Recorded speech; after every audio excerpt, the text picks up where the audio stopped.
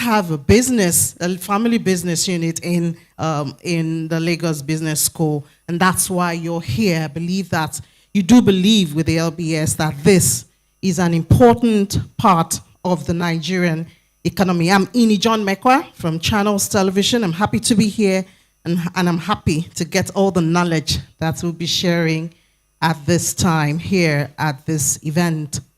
So we'll head right into it this morning with the opening remarks, and the first one will be coming from the Vice Chancellor of Pan Atlantic University, Professor Inasa Okonedo. For the opening remarks, please, let's put our hands together and start off this on a very bright note. Professor Okonedo.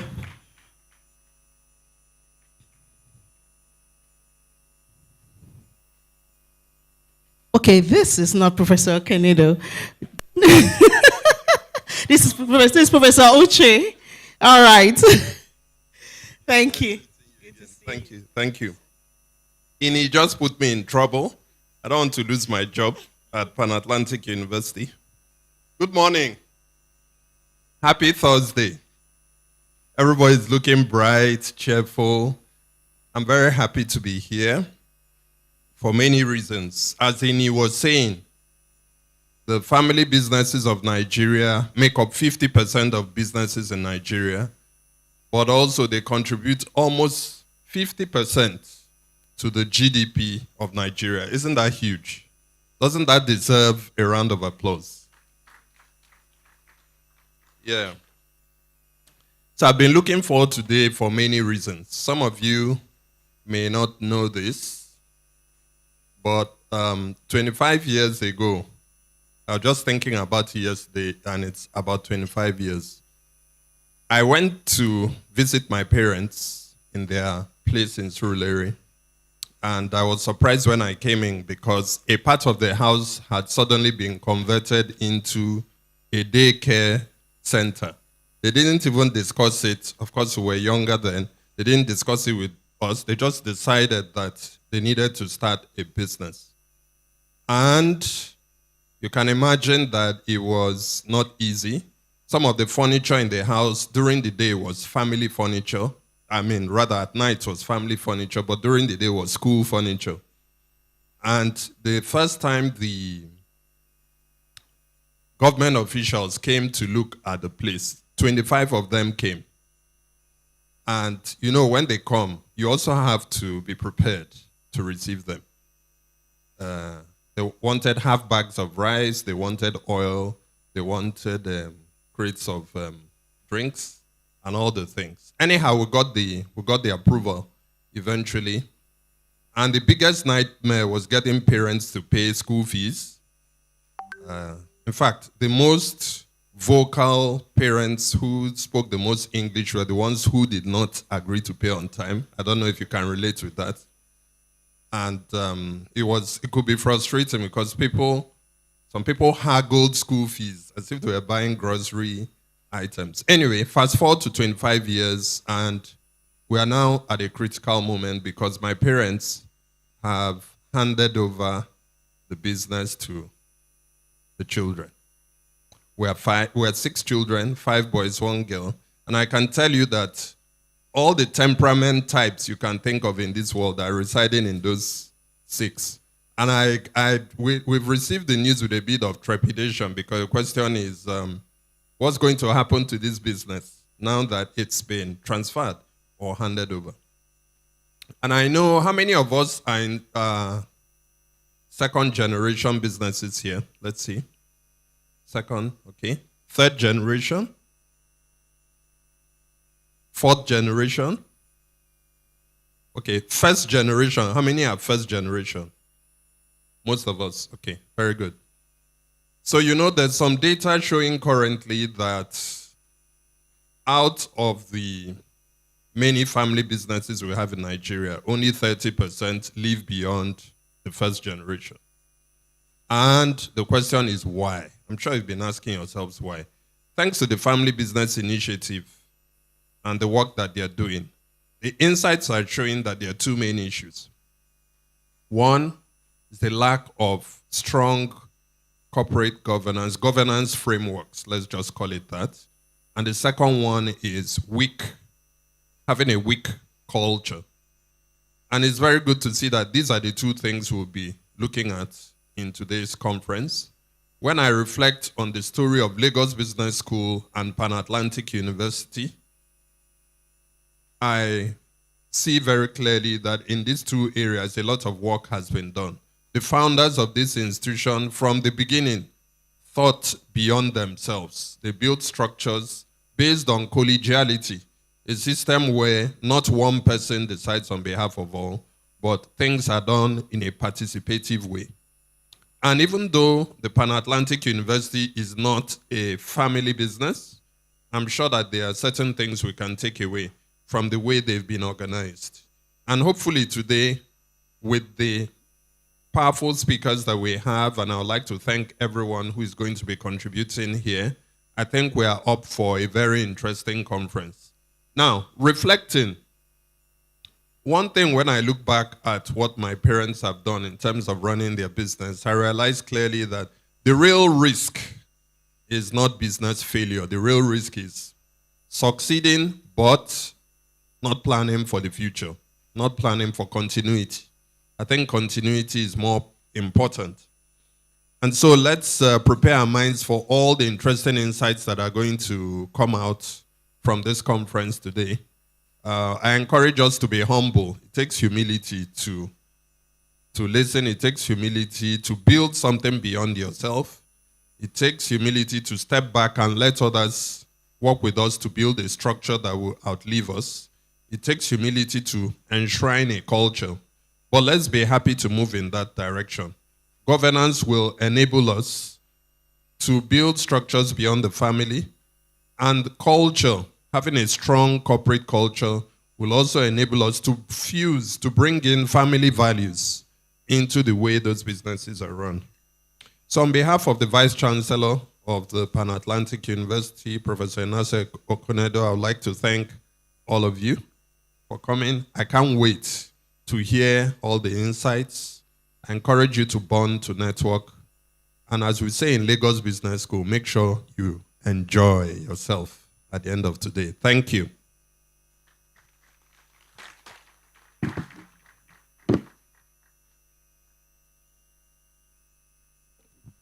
Thank you so much, Professor Uzo. Professor Uchenna Uzo is the Deputy Vice Chancellor Academic at Pan-Atlantic University. Thank you so much. We move over now to the next address, and it's by the Dean of Lagos Business School, Professor Yinka David West.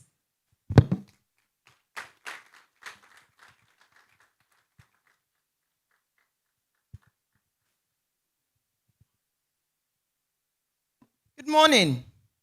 Good morning. Welcome, distinguished guests, family business leaders, next generation stewards, and trusted advisors of this year's International Family Business Conference.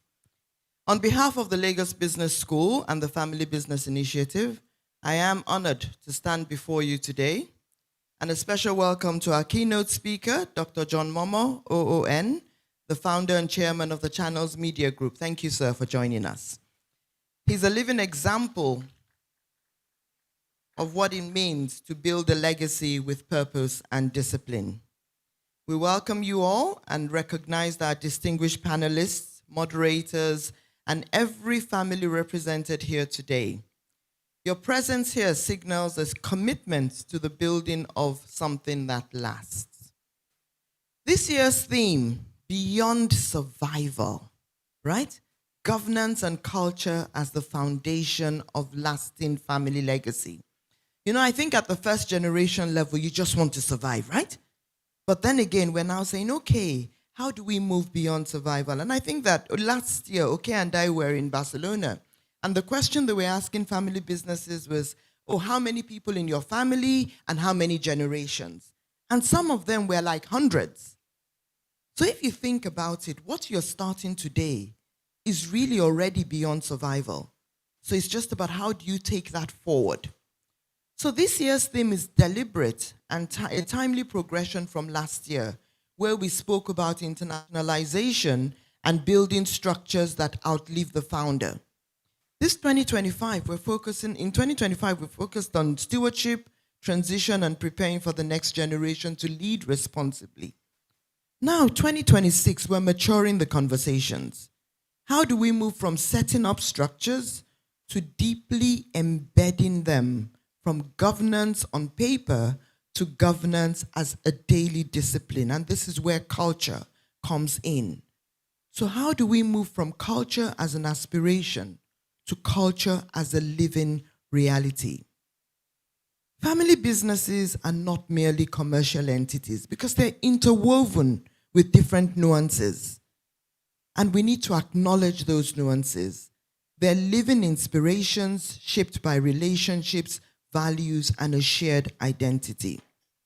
And I think another thing in family businesses is you look at yourselves based on your family rank, for example. So I'm a last born. So you can imagine I'm the errand girl of the family. So imagine my voice. What does my voice look like?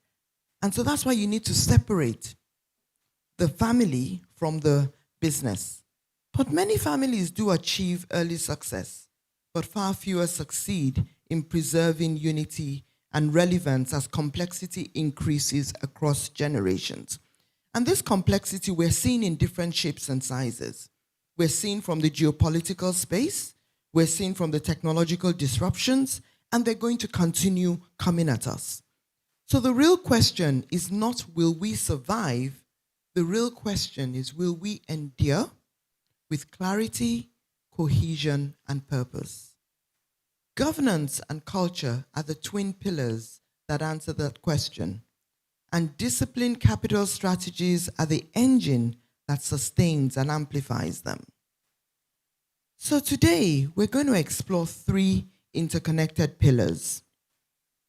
The first is intentional governance systems that create clarity, manage complexity, reduce conflict, and guide sound decision-making across generations. The second, a strong shared family culture anchored in values, identity, and purpose, providing cohesion and moral direction as your family grows. The third, aligned capital structures that support long-term vision, reinforce governance discipline, and fund continuity rather than short-term consumption. And this will be done through rich panel discussions, one on the role of boards and governance frameworks in the family business sustainability, and the other on culture as a glue that drives engagement, innovation, and longevity. So in all, the conference is supposed to also equip you in terms of what you will take away. So for us, the key takeaways, a practical family governance playbook with frameworks around structuring your family councils, defining decision rights, and planning succession. A cultural alignment framework that will help you articulate your shared values, develop a living family charter, and foster intergenerational mentorship. A disciplined capital alignment framework for structuring wealth in service to your family's long-term purpose, not just short-term returns. And an integrated legacy roadmap showing how governance, culture, and capital interact and how they align and how to align them intentionally. So as you can see, these 3 things are all interconnected, right? So if you think about Venn diagrams, right? They're all interrelated. They have their own different pieces, but they come together. And perhaps the most important is that issue of community of trusted peers and advisors who understand the journey as you go on it. So in closing, I think that for me, the foundation of a lasting family legacy can even extend beyond your family. And I'll give you an example. My parents also ran a family business.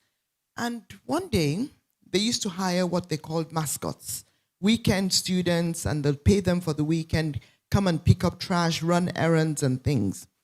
2 years ago, I was leading a session at the business school for an international organization, and I was online and they were in Lagos. And one of the participants stood up and said he wanted to say thank you and also acknowledge that he was one of those mascots.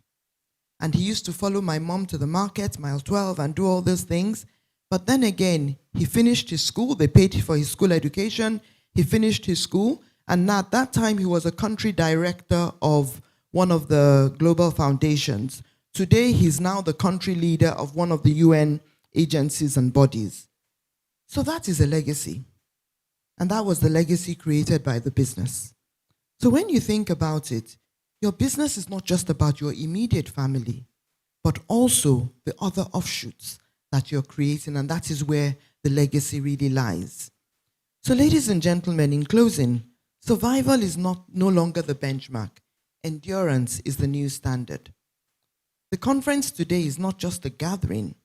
It's a working forum for families committed to moving beyond survival towards significance. So I challenge each of us today to institutionalize not just policies, but behaviors. Ensure that the legacy is not accidental, but intentionally built and can be transferred and transmitted across generations.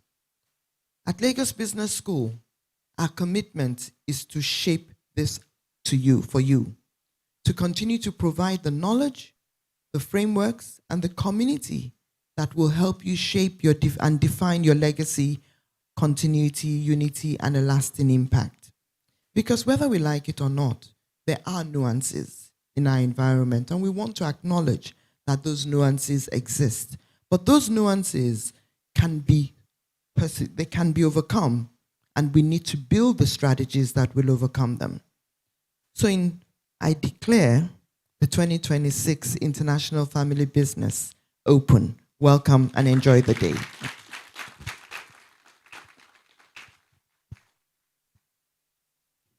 Thank you so much, Professor David West, for laying it bare. And I can't count how many times she said intentional or intentionality. I think that just points to the fact that whatever we do, going beyond business to the family, intentionality is one major factor that has to be given a whole lot of attention. We're here today because of some sponsors, some individuals and corporates who have believed in this initiative enough to support it. And so we want to give them recognition at this time. The media team, they have that to play for us.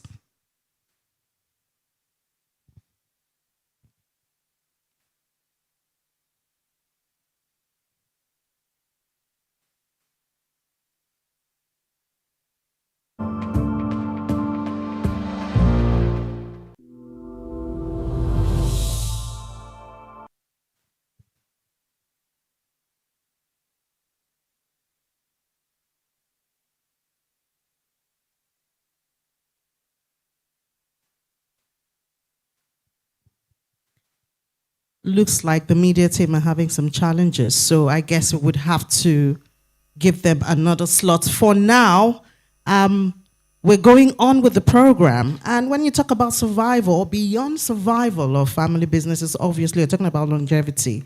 So it's the third edition of this, so it's good for us to take some steps back and see what has been the achievement or not of the earlier editions. And that's what we're going to do now with the director of LBS Family Business Initiative, Dr. Oke, giving us feedback from the family business leaders. Dr. Oke.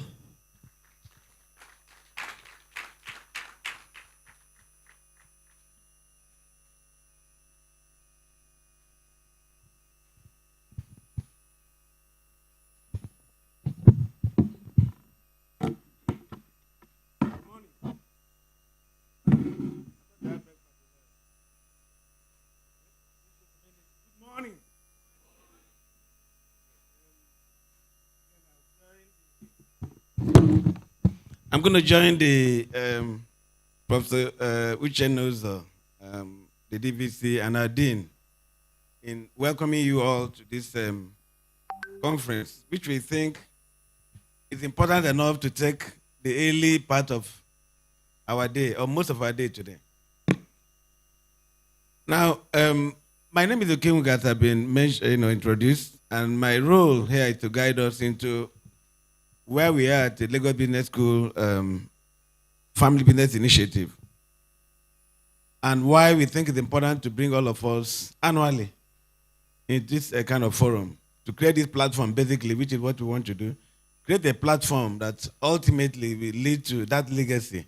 Because we're also creating a legacy where people can, over time, when they have issues or challenges, or they want to learn from the best, share experience, because the best form of learning is actually what you learn from your peers, not what they were taught in school. When you learn from your peers, they usually seem to be more authentic and more impactful in what we do. So our objective with Lagos Business School Family Business Initiative is to empower. Can you share the slide, please? I want you to participate. I don't want to read the speech.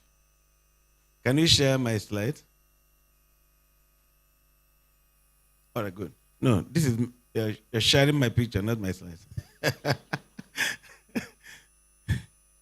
So while that is going on, again, just to set the context, we started this conference 3 years ago. The initiative itself was set up just under 3 years, in the later part of 2023. And after engaging, initial, great. I think we have the slide on. So like I said, our objective is to, on a continued sustainable basis, how do we empower African family businesses, for what I call generational success? A lot of you do so much, as have been said by both the Dean and Prof. Susan. But the challenge most times, if truly 70% of the business of your effort get wiped out in the first generation, I don't know whether, if you are sitting back, whether here or there, are we going to be happy what we left behind? So basically, what we want to do today is to share with you our objective for starting the series, why we bring you together. Now, the Family Business Initiative was set up with that empowerment objective, and to do that, how we usually look at a few key areas. We want to equip African family businesses with tools, knowledge. Underlying that tool is actually knowledge, appreciation of, what other people have done. Sometimes when you are struggling with something and one person, you don't know, perhaps other people are also going through that. But when you come together and share that, you find out it's not a challenge you have may not be, as a Nigerian sometimes say, not from your village people. It could be a peculiar business issue that perhaps other people also are going through. So when you share them together, we get better. We want to drive best practices in management, governance, and succession. Again, by sharing what each of us is doing, where we failed, where we made progress, and how we pick up from there. We also want to promote and navigate the positive family dynamics. Right? Again, that sharing also does that. All of you sitting in this room today, everybody, either you're running a business, you're part of the business, or you're a shareholder, or you're an advisor. So you have so many things to bring to the party that people can learn from.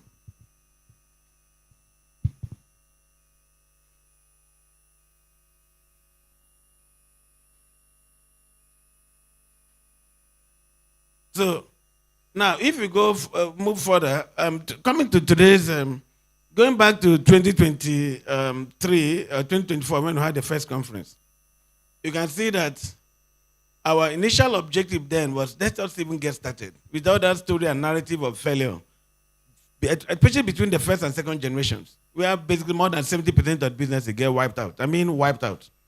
I asked some of our colleagues, friends, if you go back to when you started, even though you had 50 years or 40 years or whatever your age, ask yourself, all the businesses you used to know, how many of them can you still point at today? Not many. So this story about failure is not hypothetical, it's real. So we started the first one of, how do we ensure that,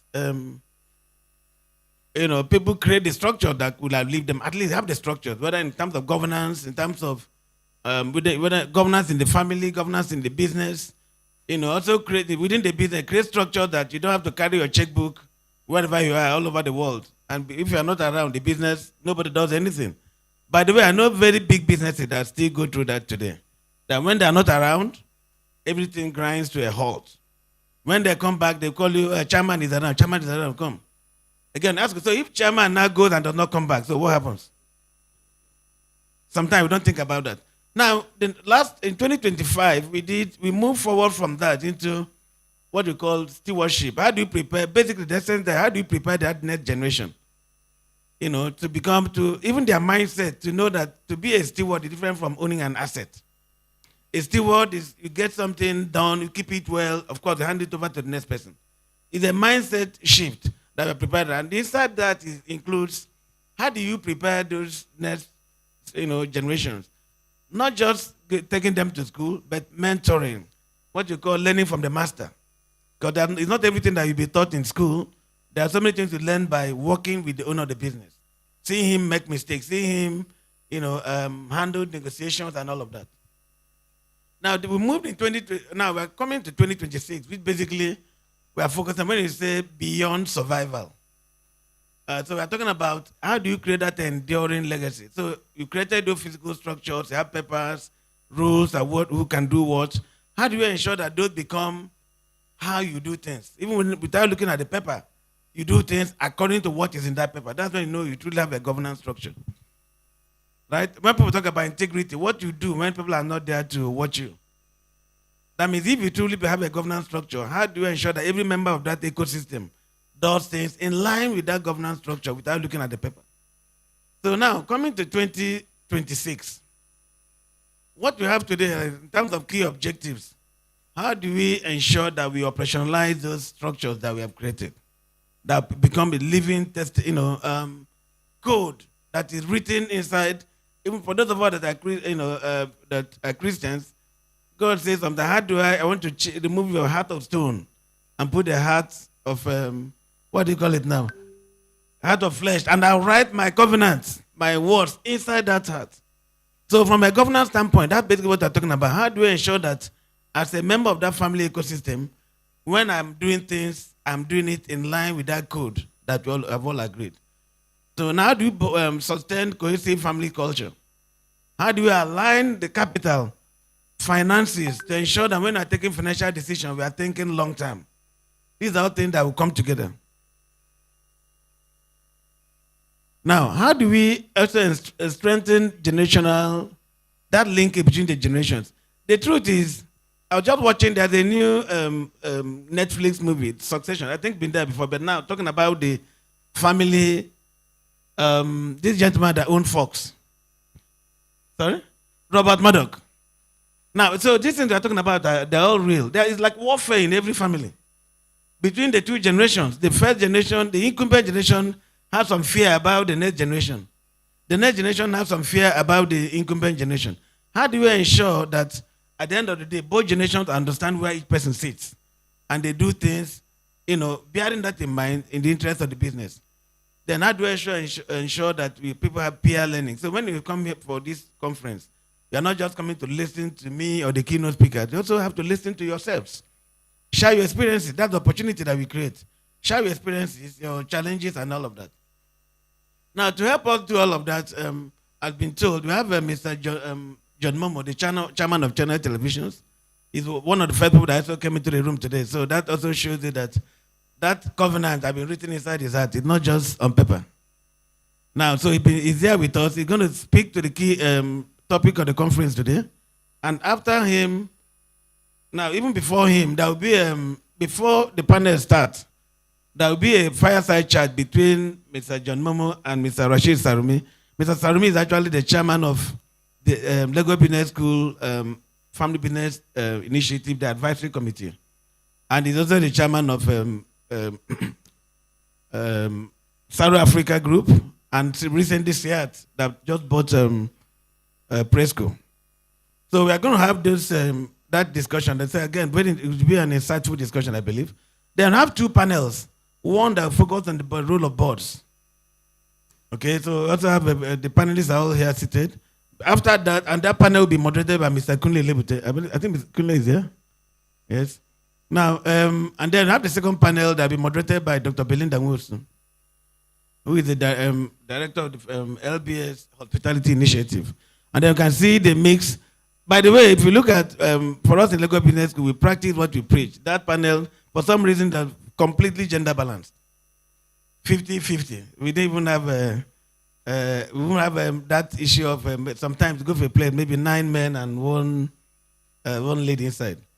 Now, to set the context for today's discussion, we normally, in Lagos Business School Family Business Initiative, administer surveys to hear from family business leaders on issues related to the theme of a particular conference. And since we are talking about governance and culture, again, we did the same thing this year. So I'm going to also share with you some of the insights we got from that survey. Now, the survey, like I said, was commissioned to get direct feedbacks from family business leaders on the role of governance and culture in that legacy we were talking about. So now, if you go further down, in terms of the objectives, I think I mentioned that earlier on. How do we know the key success factor, the key imperative that family businesses look at when they're thinking of succession? How do we also ensure we understand the key imperative if we talk about beyond survival? Because it's a very important, that is a saying in my place those days that if we say a man survived from the war, a man went to the battle and came back, and his first son and first daughter died, did he truly survive? So that's some question about how true is that survival. So we are not, if you relate that to family businesses, that the business lingers between the generations, is that truly what we are looking for? Or is that business still in that state of agility to do all the things I plan to do on a continual basis? So we wanted to understand what the key elements were. And of course, the role of governance and culture in making sure as foundation for that process. In terms of methodology, of course, like I said, we use surveys which were administered mostly online, and out of that, about 365 family businesses responded. We are hoping that next year, when we run this survey, all of us here will be respondents, and then that's how we begin to enrich the feedback. So basically, and we have those, about 365 family members that responded, and like I said, a few of them we had the physical one-on-one discussion, but mostly were all surveys that were done online.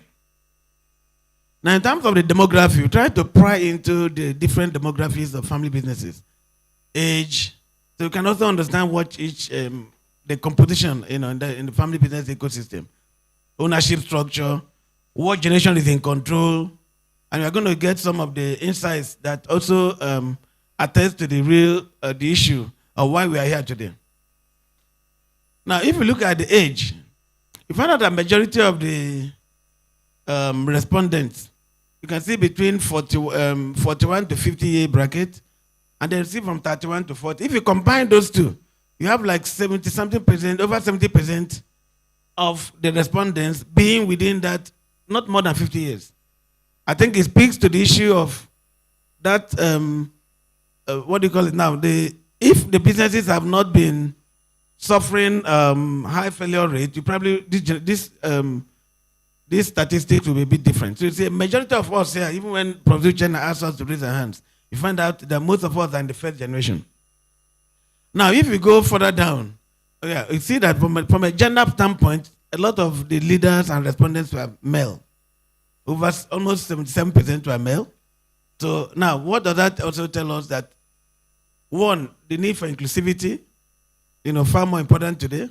Perhaps, but the more females we have, that failure rate we talk about might begin to go down.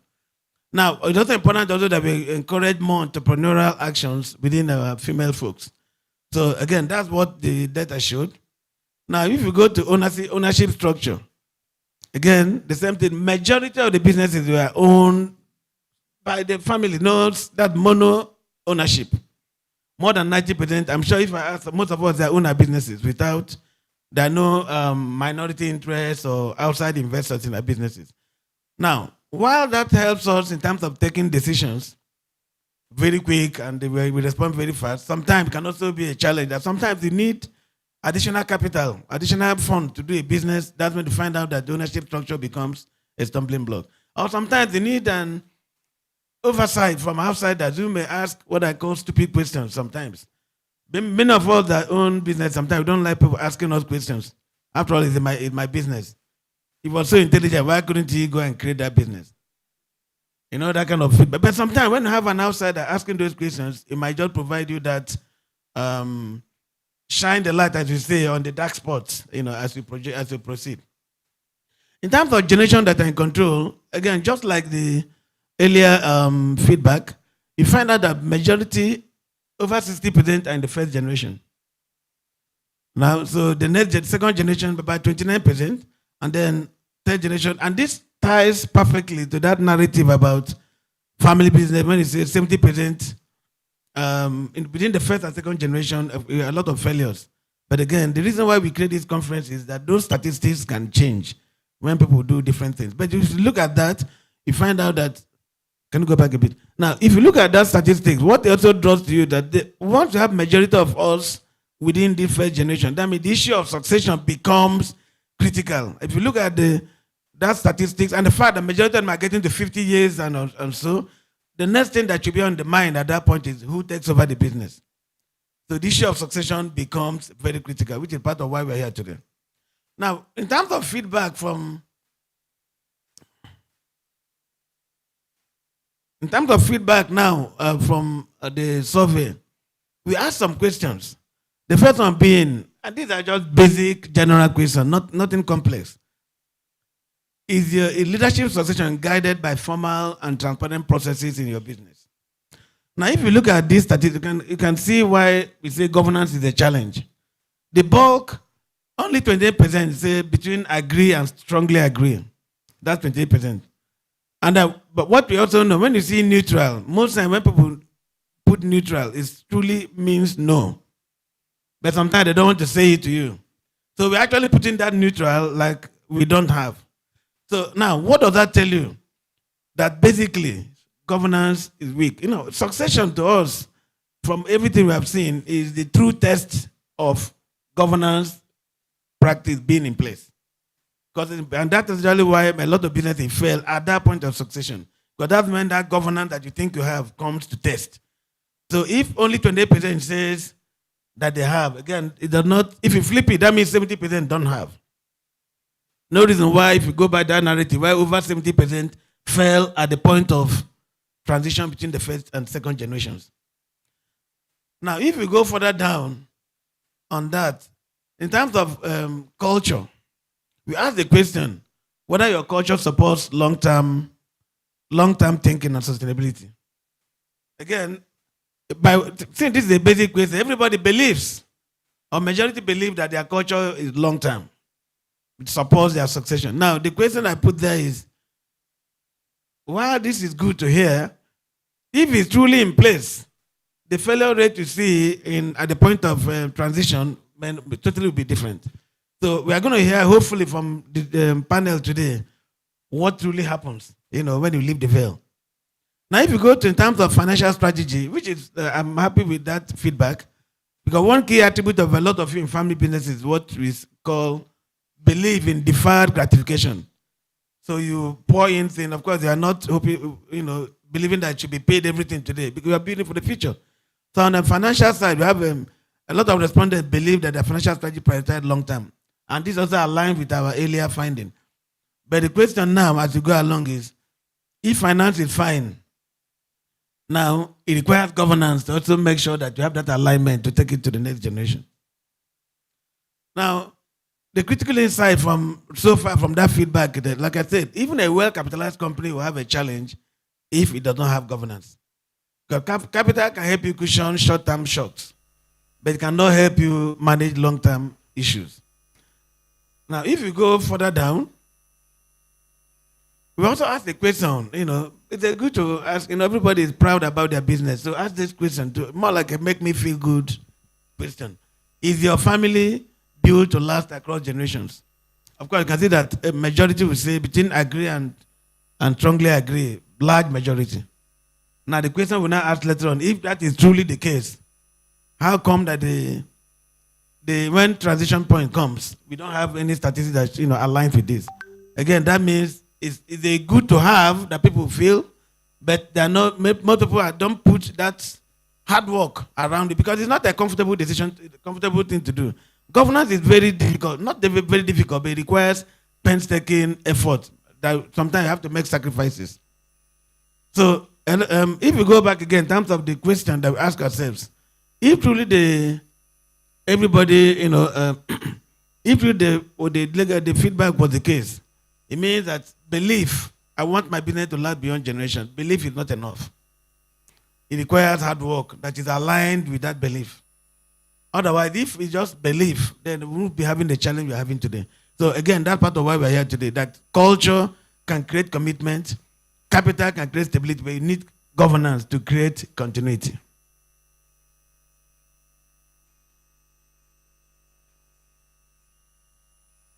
Okay, good.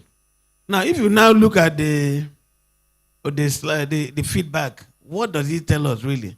Like I said, culture can help you to stay committed, but governance is weak. That's what we found out generally. And then, so we are not surprised that because of that, the importance of governance in this case is, even if you have the other factors that you don't have governance, that means there's difficulty in continuing that governance, that even the cultures will, most of us, when we are running the business, of course we are strong men and strong women. Our ability to create a culture at that point, people can fear us and sometimes we may take it for culture or continuing culture. People are afraid of you, but the day you are not around, they do totally something different. That's where governance comes in. When I'm talking about governance, that means you're bringing everybody in. It's not just a strong man that can create the legacy. Now, so these are some of the feedback that we have at the end of the day. The legacy, of course, is intentional and should be intentional, but you require something more for that to happen. You require governance. Now, we also believe that culture shaped legacy. And when you talk about culture, sometimes we shouldn't take culture as given, like a Nigerian culture. Inside the Nigerian culture, there are different microcultures. Even inside every ethnic group, every family has a different culture. Now, so it's now left for us to, what culture do we truly want? So when we talk about culture, we shouldn't take culture as given, or we want to hide under culture to take wrong business decisions. You now have to ask ourselves, what culture does my business truly need? So it's our job as leaders to create and nurture that culture for continuity. So governance determines whether a business survives or not. Like without formal, and when you talk about governance, they're not saying formal governance. The difference between oral tradition and written tradition, and all of what I've done that exercise before in the past is, if I start from Ini at the end and say something orally, before Ini gets to the end of that room, what the last person will hear will be different from what I told her. So that's what happened to informal processes. You need to codify them and then make them an integral part of what you do. It's not enough to say that we have culture or we have governance.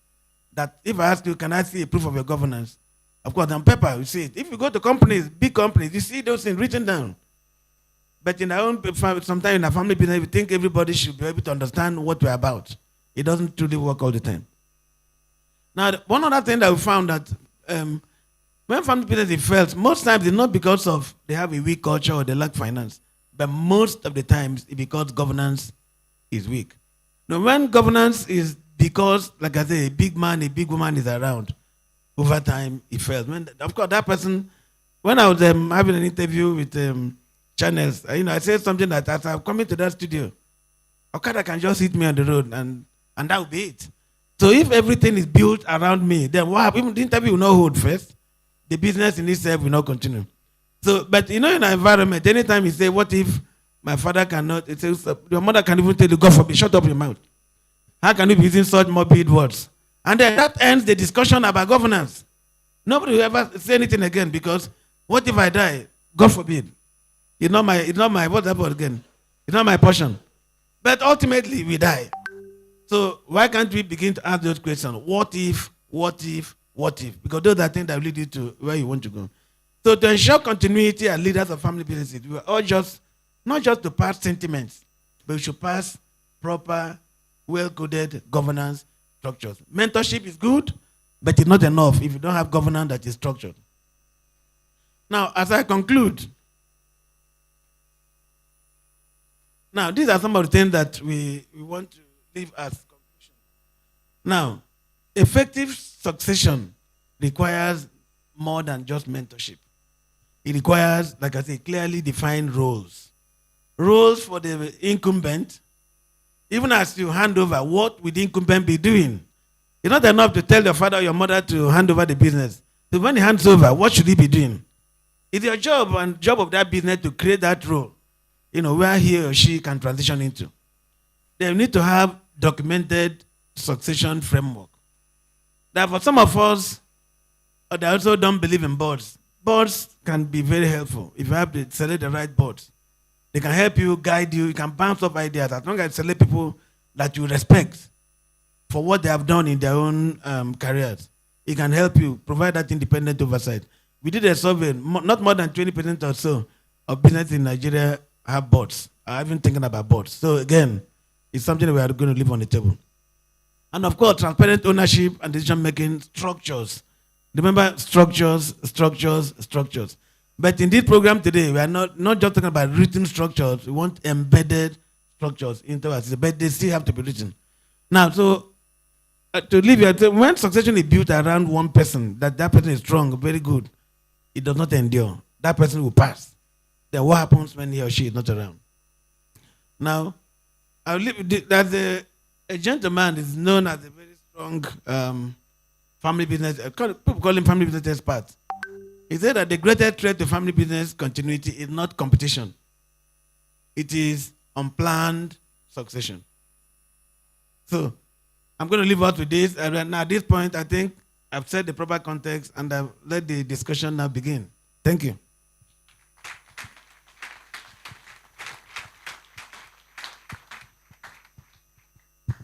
Thank you so much, Dr. Uke. And I have to confess, when Dr. Uke was on the program and said, what if Okada hits me as I'm coming? I said, God forbid.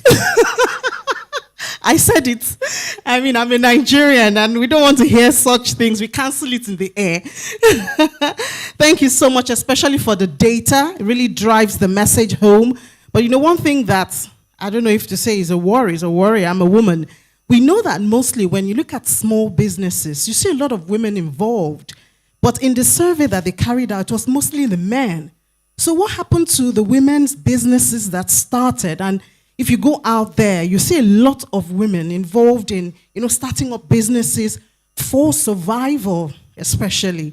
So what happens? How come they are not there when we want to talk about businesses and do surveys like this? So I think women, we have to up our games in whatever we're doing. Thank you so much once again, Dr. Uke. Please, let's appreciate him. All right. I believe the media is ready now with the sponsor, please.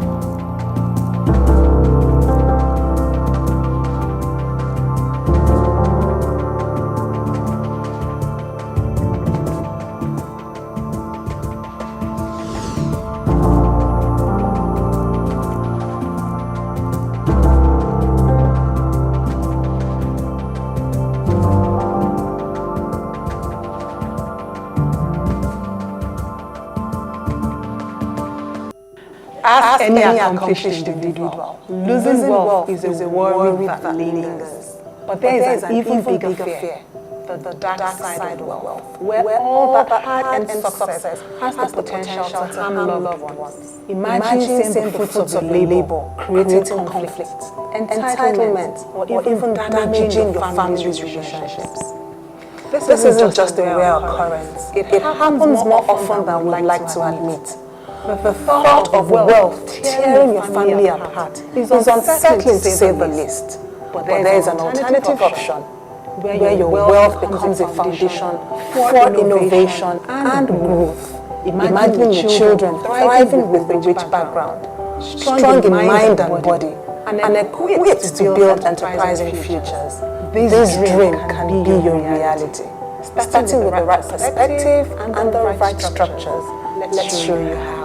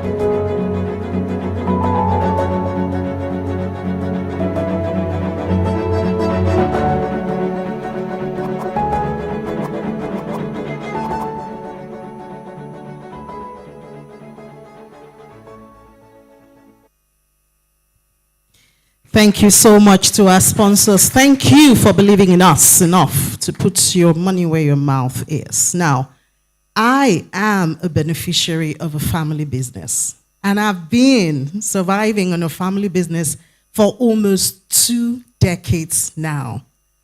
And I'm so proud to be the one to be doing this at this time. It's time to bring up the keynote speaker for this event, with the title, Beyond Survival, Governance and Culture as a Foundation of Lasting Family Legacies. I'm proud to introduce my chairman. He is the chairman and founder of Channels Media Group, Dr. John Momoh, OON.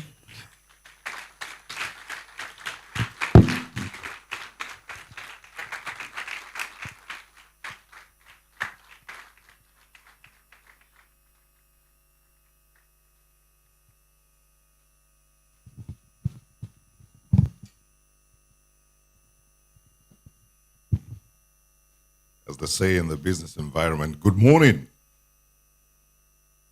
Yeah, I still remember my CEP 7 days, the very early start of the Lagos Business School in Victoria Island.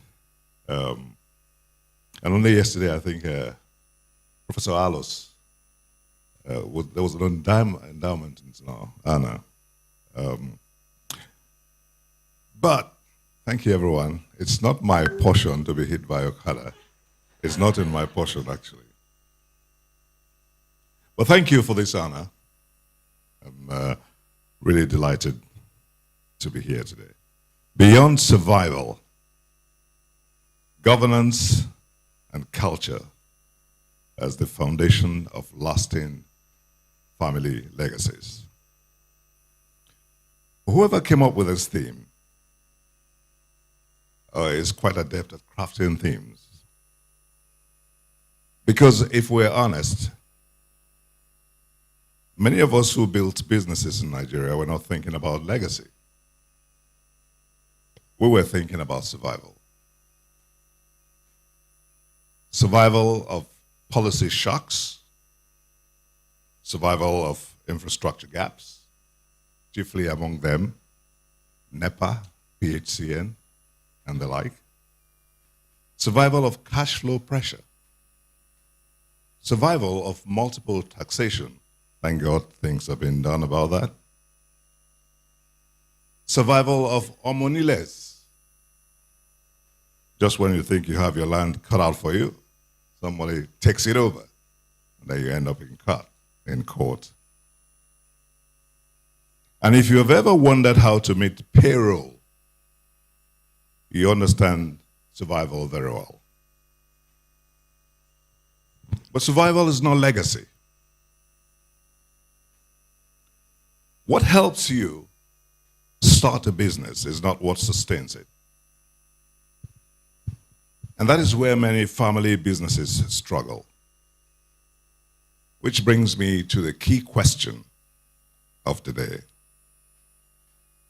Why do some families build fortunes that last for centuries, while others see their wealth evaporate within a generation or two?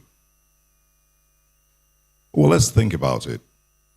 We've all heard the statistics. 70% of wealthy families lose their wealth by the second generation, and a staggering 90% by the third. Those numbers are sobering. Well, there was a time in Nigeria when certain business names were institutions. One of them was Moshood Abiola.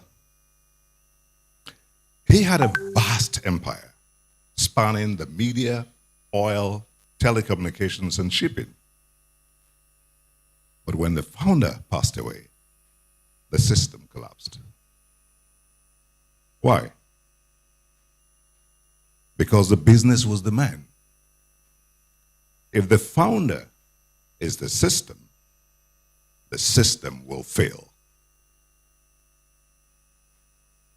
And then the national transporter, Ekene Dilichukwu, is a good example. Another one. The company was a prominent Nigerian boss and logistics company. It was once the gold standard and known for its extensive network and services when the market moved. Known for its extensive network and services. But when the market moved, the business didn't. It ceased operations in 2016 due to financial difficulties, operational challenges, and increased competition. And its collapse left many Nigerians without a key transport option. That was an example of legacy without reinvention. When a company isn't innovative, it becomes irrelevant. Examples also abound abroad. The Lehman Brothers in banking, founded by Henry Lehman. It collapsed in 2008 due to poor investments and financial management. Blockbuster in the entertainment sector, founded by David Cook, filed for bankruptcy in 2010 due to poor management and competition from streaming services. And Kodak, which I use as an example when I give talks in the broadcasting circles, because it became a dinosaur. It filed for bankruptcy in 2012 due to failure to adapt to digital photography. There's a common thread among all these companies that I've mentioned. Failure to adapt, financial mismanagement, competition, and market changes. But having said that, there are some families who have defied these odds for hundreds of years. So, what's the secret? Is it luck? Is it better investment? Is it smarter children? After studying family businesses across continents, I've come to a simple conclusion. The families that last don't just focus on making money. They focus on building systems. They focus on governance. And they focus on culture. Let me take you on a journey to understand what I mean. And some of this you know, either in school or reading up literature and all that.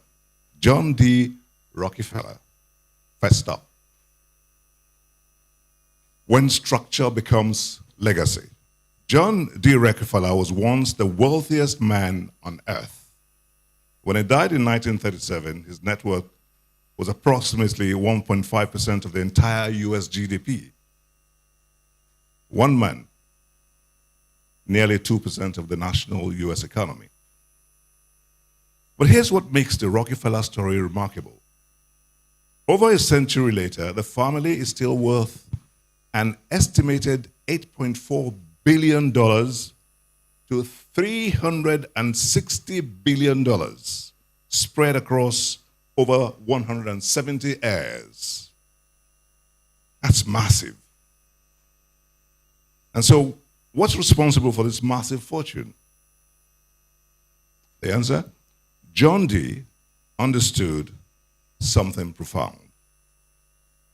That wealth without structure is like water without vessel. It slips through your fingers. John Dee established trust structures, family trusts, charitable trusts, educational trusts. He didn't just give his children money, he gave them systems for managing that money. He invested in education, not just as philanthropy, but as a strategy. He understood that the best inheritance he could leave was not cash, but capability. And you know something? He kept meticulous records, every penny accounted for, and every charitable donation tracked. This wasn't stinginess. This was discipline. It was culture.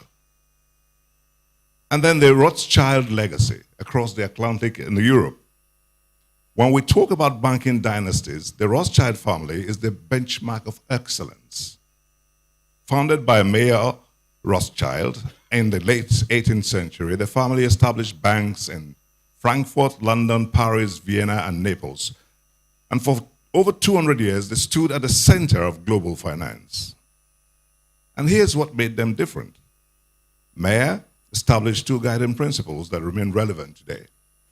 First, all transactions were conducted jointly, not separately, not competitively, but jointly. The brothers worked together, shared information, and presented a united front. Second, never aim for excessive profits. Think about that for a moment. And think about that second principle. In a world obsessed with maximizing returns, the Rothschilds deliberately practiced moderation. Why did they do this? Because they understood something that many modern businesses forget. That excessive profit often comes with excessive risks. And excessive risk destroys families. Because when you play the long game, generations, not quarters, you learn that sustainable returns beat spectacular crashes every single time. Now let me bring this home so that I'm not sounding too highfalutin. To Nigeria, to Africa, because this isn't just a Western phenomenon. And some of the most remarkable family business stories are unfolding right here on our continent and in Nigeria.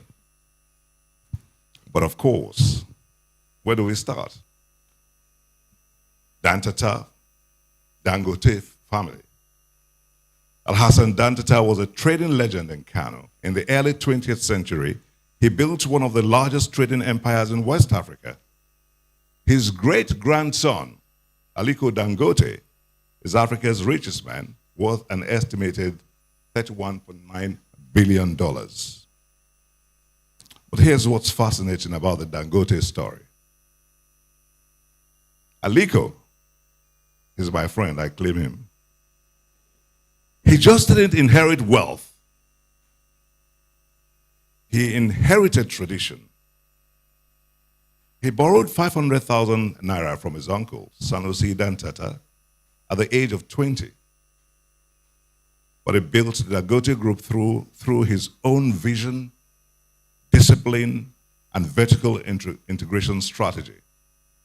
And now, he's building a legacy for the next generation. Recently, he expanded the roles of his three daughters, Halima, Fatima, and Maria. Halima manages the family office in Dubai and now oversees London operations. Fatima is taking on senior commercial roles in the energy division, including Lagos refineries. Maria is on the board of Dangote Cement and oversees commercial strategy. This isn't nepotism. This is preparation. Dangote has a vision to build 100 billion industrial empire and is preparing the next generation to lead it. Now let's take a look at one of Nigeria's engineering conglomerates, and very proudly so, and I know him too. The ACO Group, the owner is here today.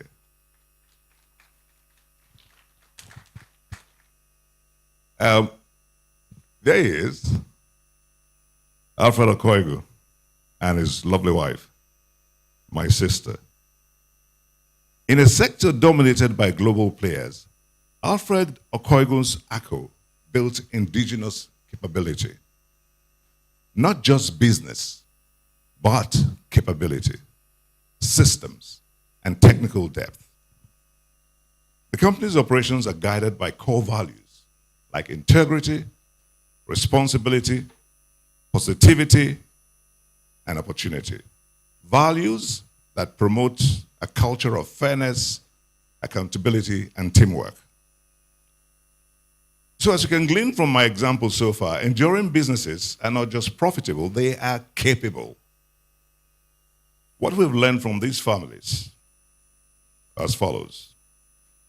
3 pillars of lasting legacies. I see those 3 pillars as follows. 1, governance structures. You need systems, you need trusts, you need family councils, you need shareholder agreements, you need clarity about who make decisions, as has been said, how decisions get made, and what happens when people disagree. The Rockefellers had trusts. Rothschilds had their joint operating agreements. They weren't constraints, they were liberations. And they freed the family to focus on growth rather than fighting over crumbs. Pillar 2, cultural continuity. You need values, you need principles, you need a why that transcends profits. And the Rothschild had their code of moderation.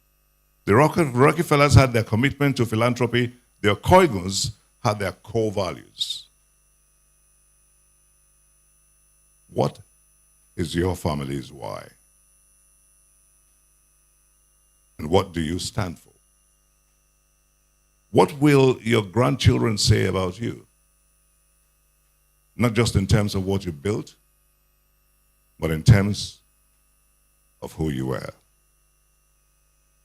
Pillar 3, succession. Just like Dangote, you need to prepare the next generation.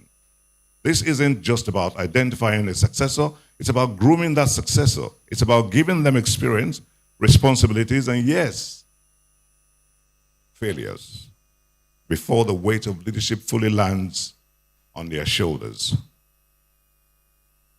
Now, I'm sure you'll be wondering in your minds, isn't this dude going to tell us about Channels Media Group?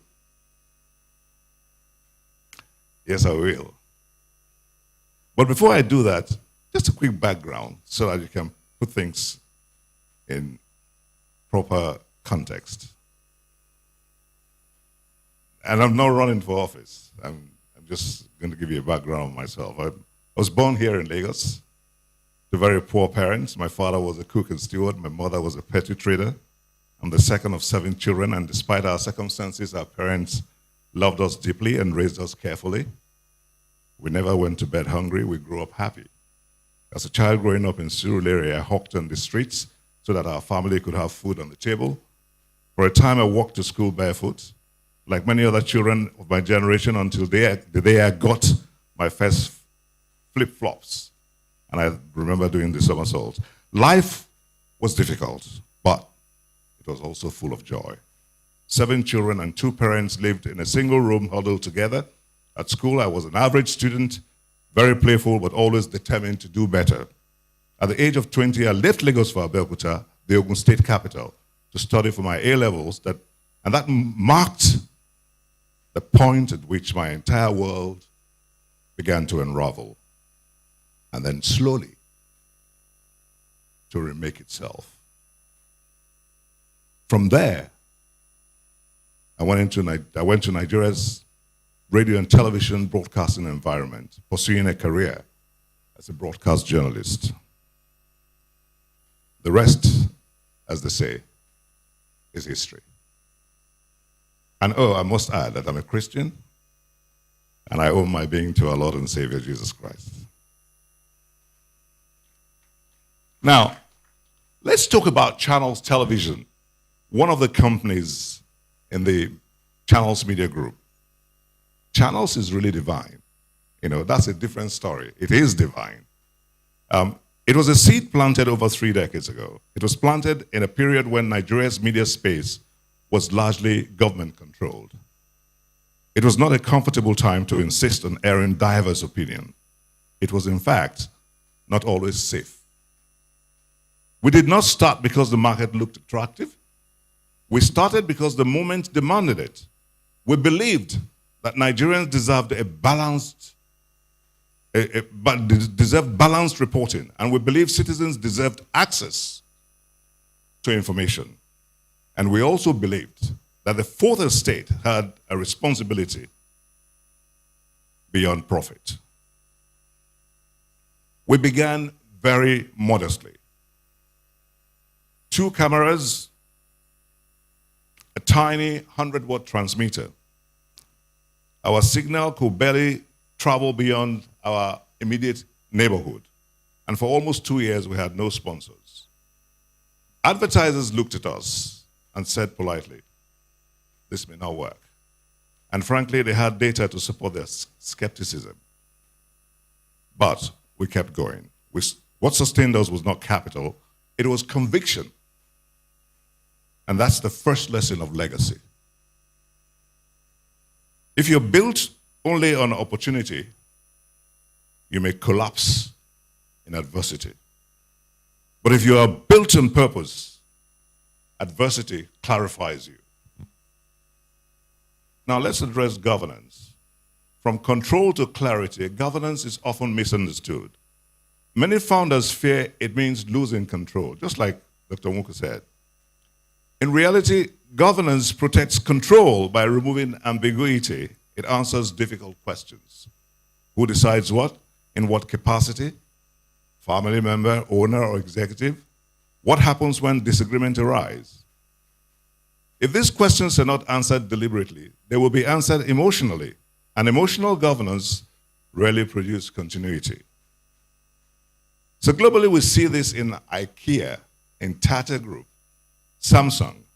Locally, we also see examples where governance discipline preserved continuity. At Channels, we made a deliberate decision early. Family membership would not automatically guarantee executive authority. That was not a popular policy at every dinner conversation, but it was necessary. Governance is not a threat to family control, it is insurance for family continuity. And if governance provides structure, culture provides meaning. Very early at Channels, we made a simple editorial decision. We would tell both sides of every story, even when inconvenient, even when uncomfortable. Over time, people began to trust us. Trust became our competitive advantage. And culture works the same way in family enterprises.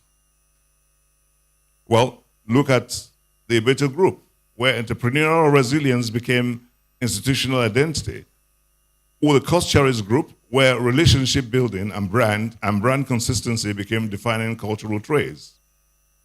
In ARCO's case, technical excellence in itself became culture. The insistence that engineering standards must not be compromised regardless of pressure. That consistency builds reputation over decades. Now, culture is not what is written on the wall. It's what leaders consistently defend. And in family businesses, culture often mirrors the founder, which leads to an uncomfortable but necessary question. I'm not going to talk about Okada, but if my behavior were multiplied across my organization, what culture would emerge? Because governance determines how decisions are made, and culture determines why they are made. In 2006, we launched our website. At that time, digital media in Africa was still emerging. Some thought it was premature. But we sensed that digital would redefine our industry. We later began streaming live 24/7. We integrated social media into our workflows. Eventually, we created a separate digital structure to protect innovation. And we learned this, that digital transformation is not about software, it's about mindset. Now let's talk about succession, the most sensitive subject. Succession is not just a corporate event. It is personal. It is deliberate, as I say. It touches identity, it touches ego, it touches legacy. But if succession is postponed indefinitely, it eventually becomes a crisis. So what have we done at Channels? What we've done at Channels is to protect family control through structured agreements that prevent hostile takeovers and ensure generational stewardship. We are currently structuring leadership transitions, and also preparing the next generation to earn leadership, not to inherit it. And we are preparing the organization to function without us. My management staff, the guys who are running the show, can't remember when they last saw me face to face. But thank God for Zoom, so occasionally I meet them on Zoom. Because our greatest achievement will be to build an institution that no longer depends on us. But let me just add one final thought before I leave the stage, before I bore you. When founders get like this, we often talk about growth expansion, valuation, and succession plans. All of those things are important. But with time, you realize something simpler. That a business is ultimately a story. It is a story of what a family believed in strongly enough to sacrifice for. It is a story of values tested in difficult seasons. And eventually, it becomes the story the next generation chooses either to continue or to walk away from. And that choice is not determined by how much wealth we leave behind. It is determined by whether we leave behind meaning. If the next generation understands why the business exists, what it stands for, and what must never be compromised, then continuity becomes natural. But if all they inherit is structure without purpose or wealth without responsibility, the institution weakens. I've come to believe that legacy is not about being remembered. It's about building something that continues to do good work long after nobody remembers who started it. That is when a business truly becomes an institution. And that is why conversations like this matter. Thank you once again. And I wish every family represented here wisdom, unity, and enduring success.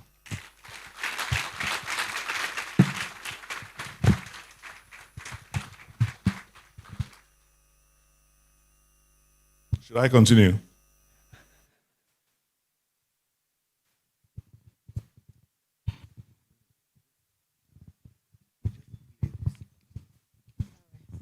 All right, thank you so much, Chairman. And I think I saw some people taking some points. I can proudly tell you that when my chairman gives a speech, in fact, sometimes we go back to the office, get the video, and you just want to listen to it because he does a lot of research. As you would agree with me, I mean, he brought the message home. The examples actually help you to connect. So it's just beyond the letters to the reality. And I'm so glad that he talked about Channels TV also, because that means I can stay employed for a very long time.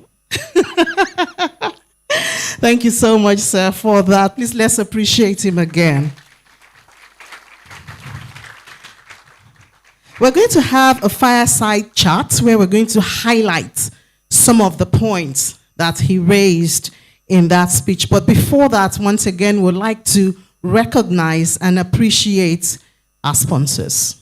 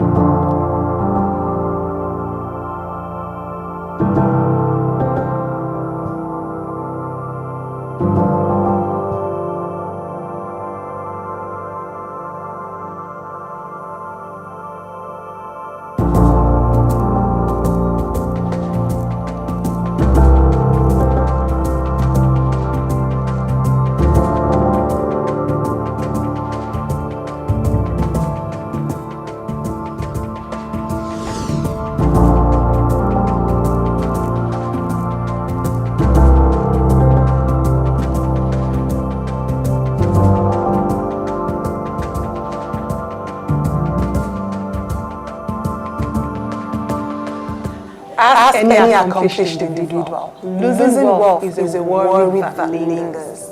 But there is an even bigger fear, the dark side of wealth, where all that hard-earned success has the potential to harm loved ones. Imagine seeing the fruits of labor creating conflict, entitlement, or even damaging your family's relationships. This isn't just a rare occurrence. It happens more often than we like to admit. The thought of wealth tearing your family apart is unsettling to say the least. But there is an alternative option where your wealth becomes a foundation for innovation and growth. Imagine your children thriving with a rich background, strong in mind and body, and equipped to build enterprising futures. This dream can be your reality, starting with the right perspective and the right structures. Let's show you how.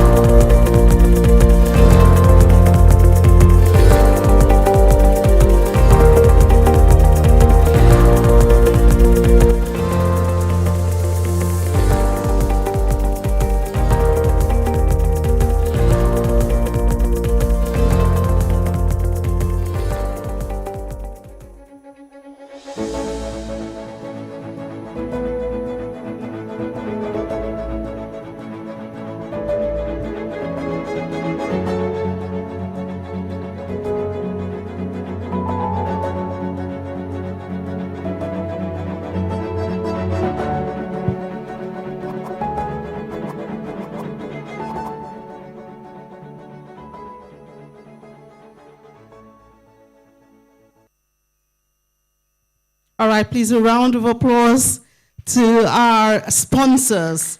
They have made it easier for us to be here today, and we truly, truly appreciate them for all they've given for this. So now, let's focus on those insights from the speech. And to help us do that for this fireside chat, we're going to be having Mr. Rashid Sarumi. He is the Group Chief Executive Officer of Sora Africa SIAT Group. Mr. Rashid Sarumi, please.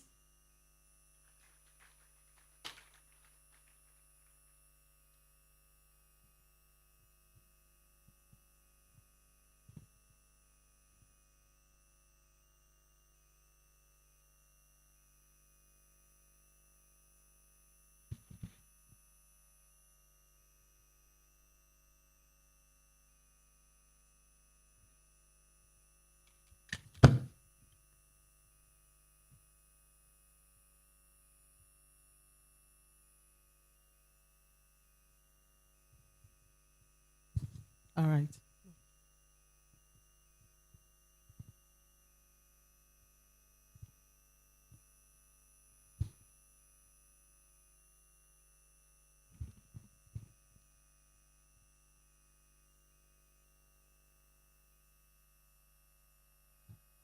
Good morning, and it's nice to have you join us again.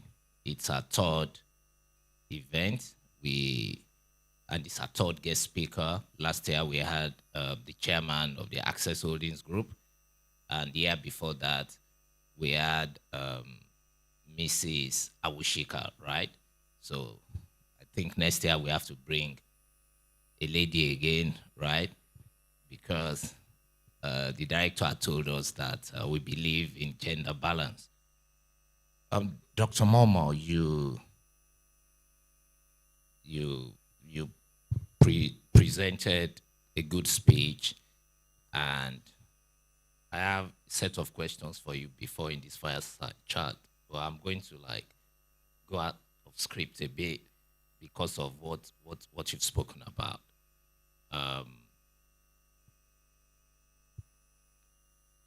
The media is quite important, especially in the developing world, because to hold power, and by power, I'm not talking about people in politics, even the wealthy, the people who can get things done their own way, accountable. And because of that, we would like to see channels in any form to be around for the next 100 years playing this role. So specifically, you did mention succession in a way that was a bit different from my understanding, and so I would like you to just exclude our eyes a bit and say the next 50 years. So do you still expect us to see channels in existence? Let me start with that. That's my portion. Indeed, yes. First of all, channels is divine, so there's nothing anybody can do about that. It's a fact, and I know so. Yes, indeed, it's an institution that's been built. Right now, as a family business, you have members of the family in the business at different levels. But I'm the only one who is in the management, along with my wife, who's the vice chairman, who's in the management committee. And we've taken one step backwards, to allow the core management team to run the day-to-day operation of the organization, and the children are on the shareholder and directors level. And what we've done with our children is that they've worked in different places, abroad, elsewhere in the US and the UK, in major institutions, just to go and test out, and they on their own volunteered to come and join the organization. But as I said, it's a job, it's not a gift, it's not an inheritance. So what we're doing is laying the structures that will govern the organization, so that whether I'm there or not, it runs. And I always tell people that channels is on a cruising level. I meant it when I said I hadn't seen my staff.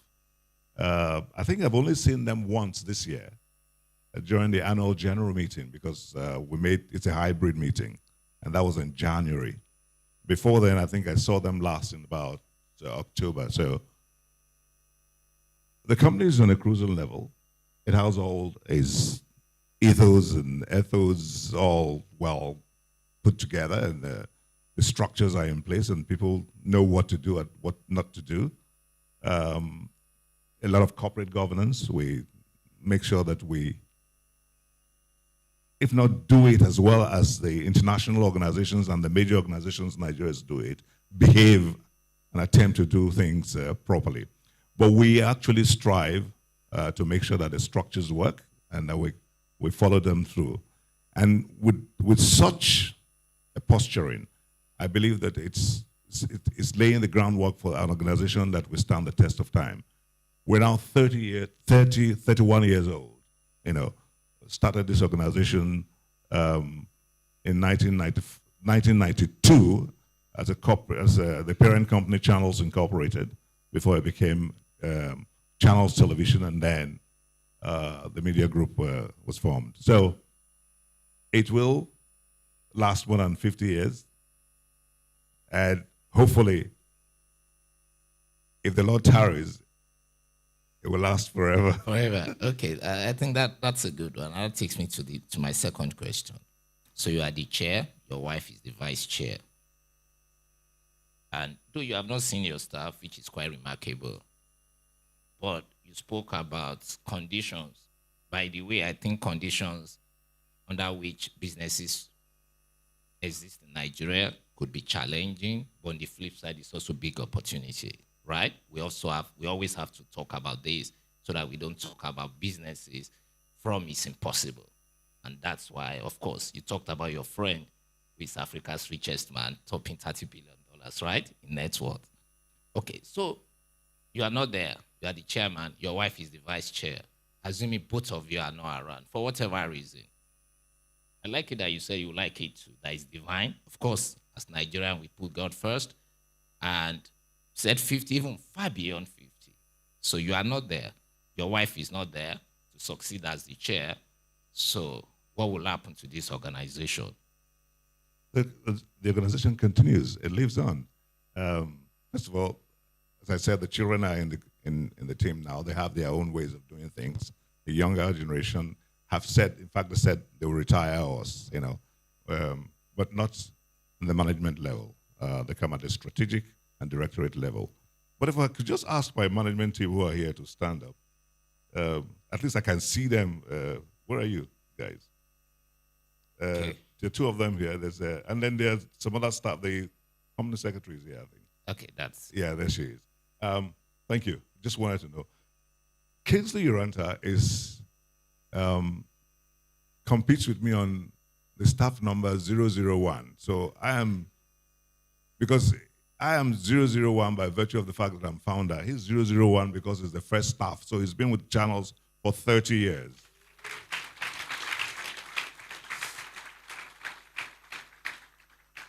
And he's the one who's running the show now. Okay. So there's a structure in place. It's working. And we hope that we'll continue to do things properly. What I have to let you know is that because of the nature of Channels business,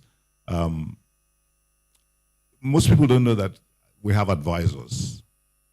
We decide to keep them away from the office and away from public glare because we don't want any interference and anybody influencing them or knowing that it could go to them, to curry favors. So the body of advisors are people who just help us to let us know what we're doing wrong or right, and from time to time, I relate to them.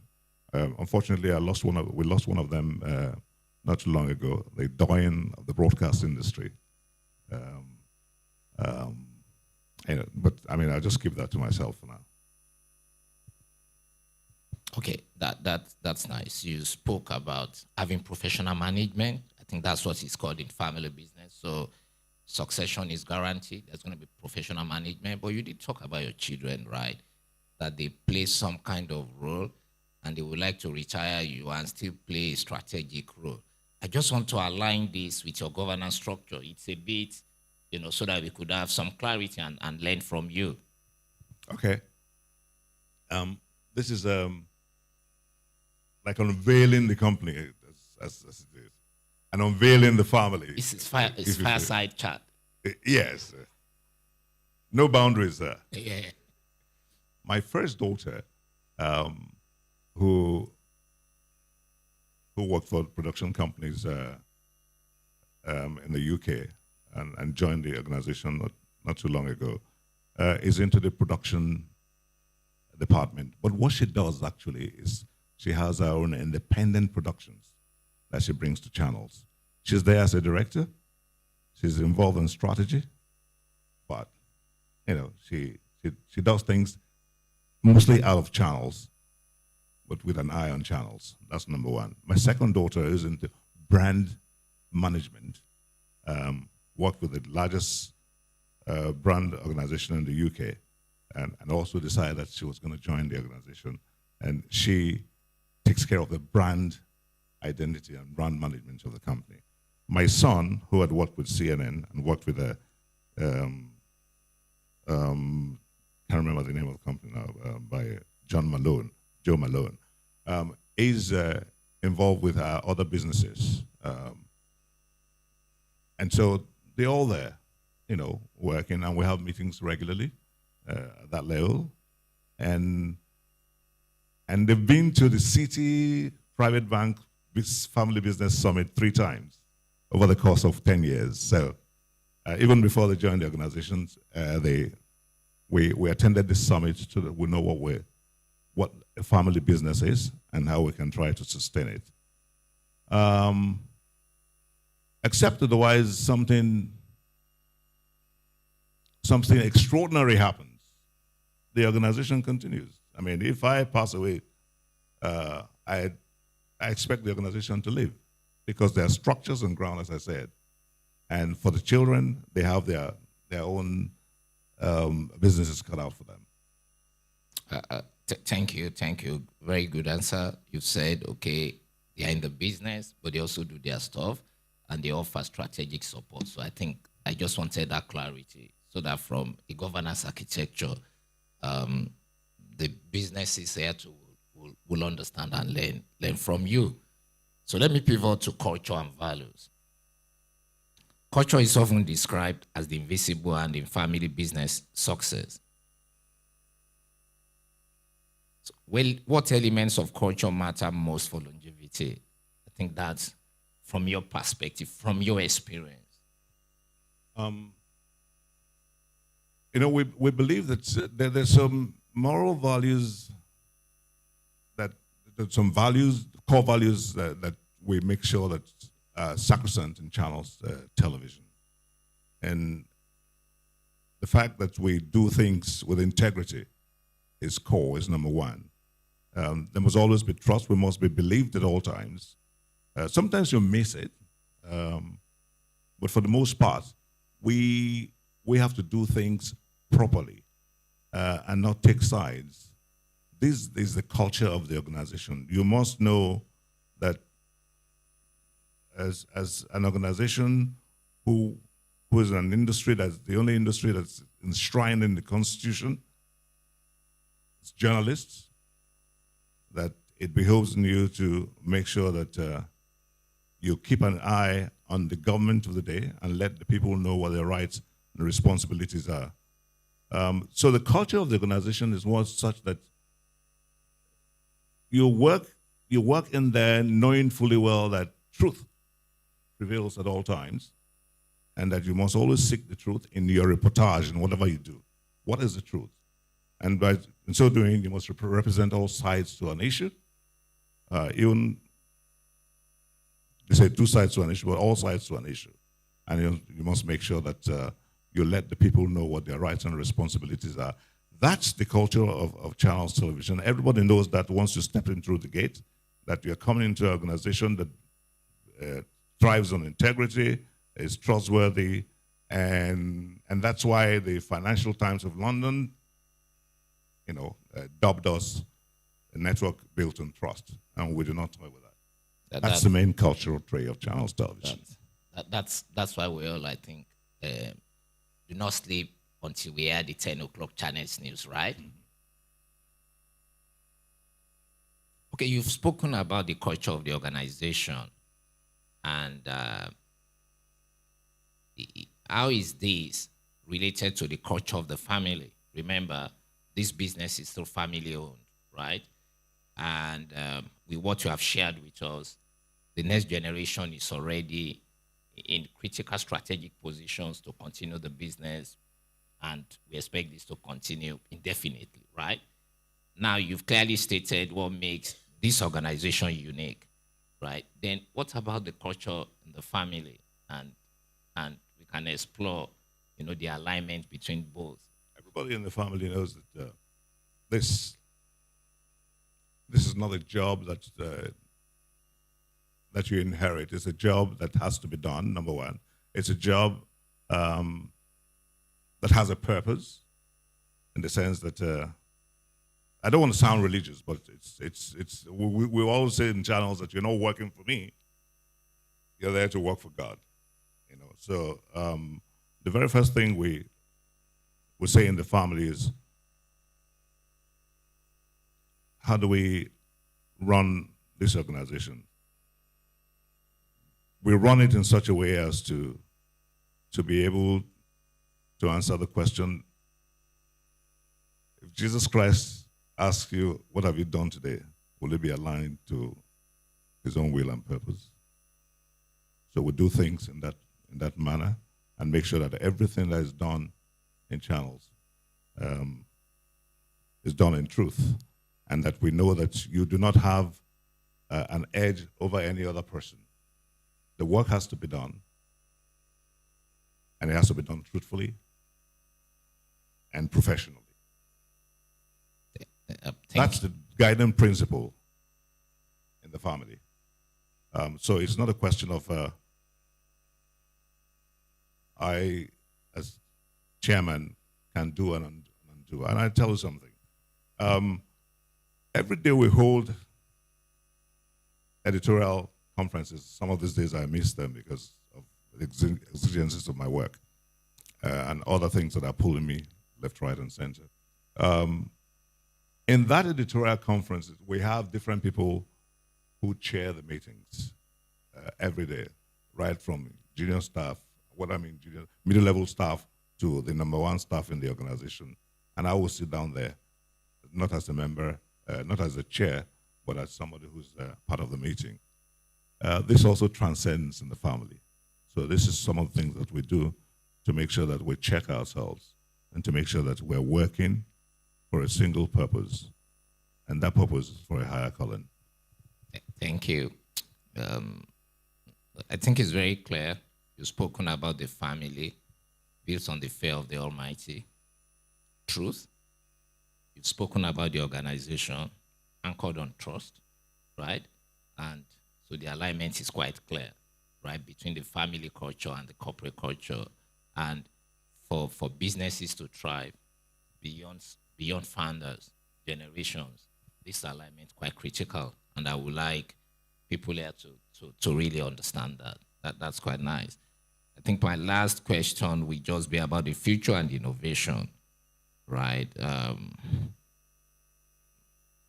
I work in a family-owned business myself. I'm second generation. My daughter, third generation, is here with me. And most times they kind of ask very difficult questions, right? And talk about the pace of growth, limitation in our vision, and inability to quickly bring a changing perspective, to our businesses. Yes. I respond and say, we work in a challenging, never have to be defensive, right?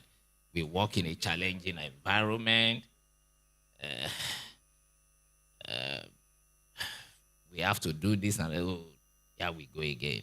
So from your perspective, right, how do you see these next generation leaders reshaping the family enterprise globally? Children are coming from diverse experience all over the world. I know they must have asked you these questions. Why are we going at this pace? Why can't we be this? Why can't we have news every 30 minutes?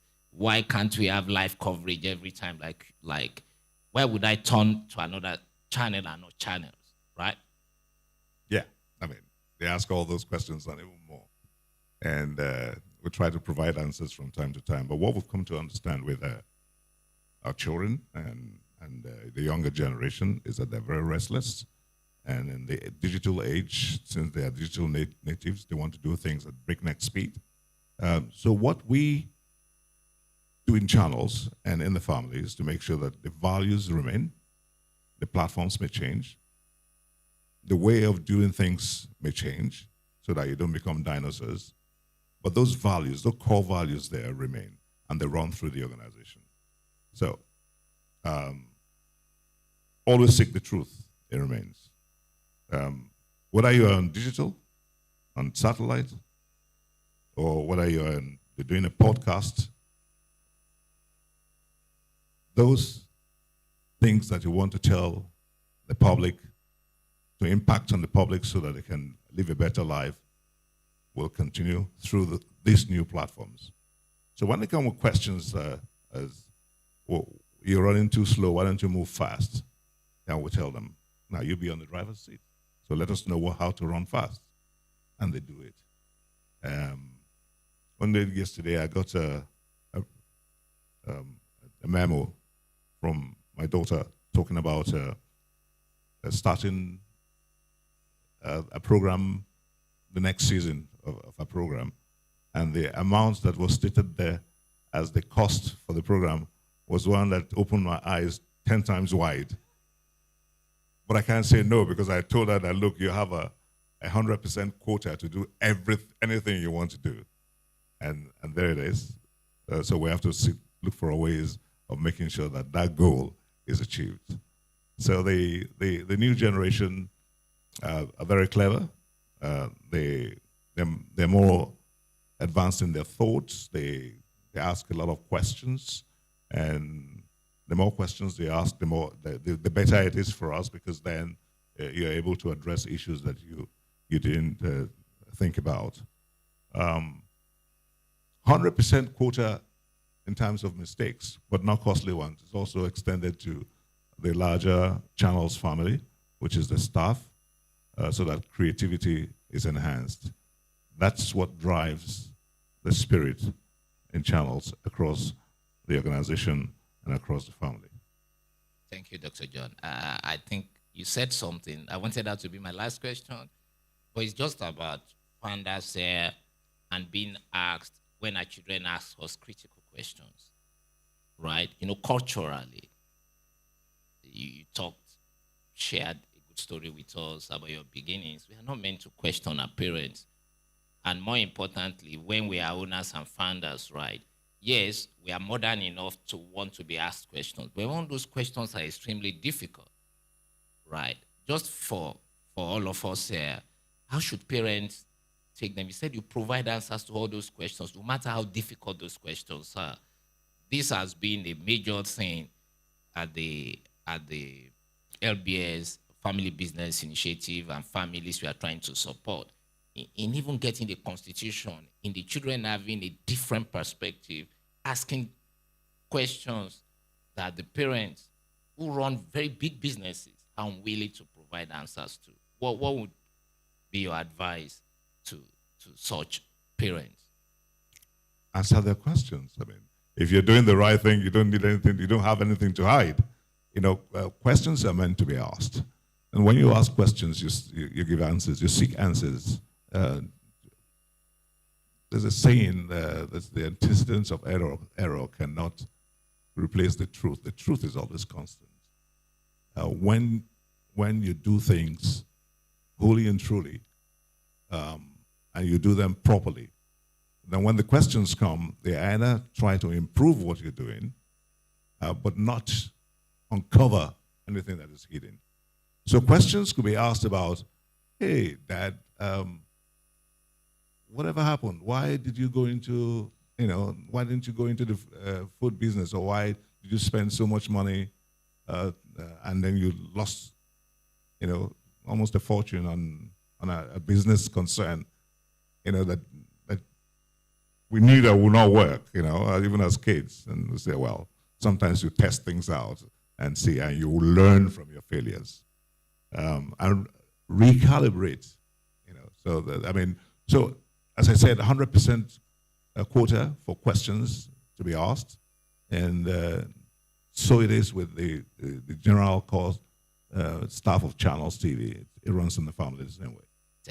Thank you, Dr. Momoh. I hope this Fireside chat is represented questions you guys would like to ask. Dr. Wuke spoke about Nigerian business owners. Our mothers as matriarchs, they are strong. Fathers as patriarchs, they are strong. But for succession to happen, we have to mellow down the image of being all-knowing to listening to the next generation, so that we can actually have people that will have interest in continuing and building the kind of legacy John wants to build. Thank you, and thank you, Doctor. Thank you very much. Thanks.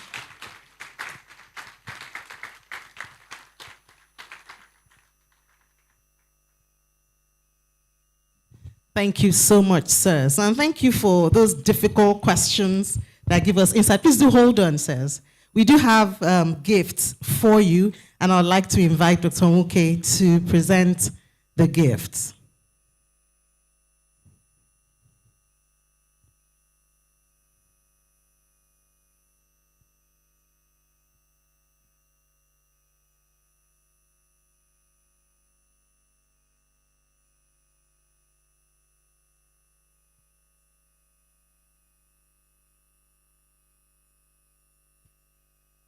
Dr. Wuke and Professor David Bryce, and I believe Professor Uchenna will also join. We'll have a picture afterwards, so please.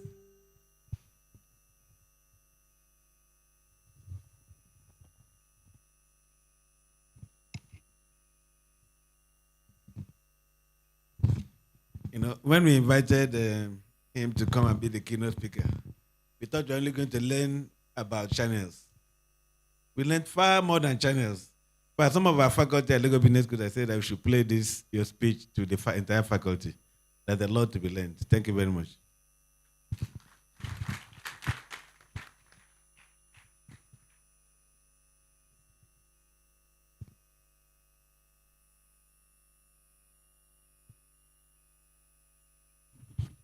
I'm prompting him to use the microphone so that we know what he's given me. As you can see, he can't open it, so there's no money hidden inside it. Even Naira is not inside, not talk of dollars. So this is just a plaque, something that I'm always happy when I go to the offices of our speakers or panelists. I always see this on their desk, not hidden, right in front. So I'm going to come to your office maybe a few weeks after this to make sure that it's the rightful place on your desk. Thank you very much. So it's just a plaque, as you can see. Thank you.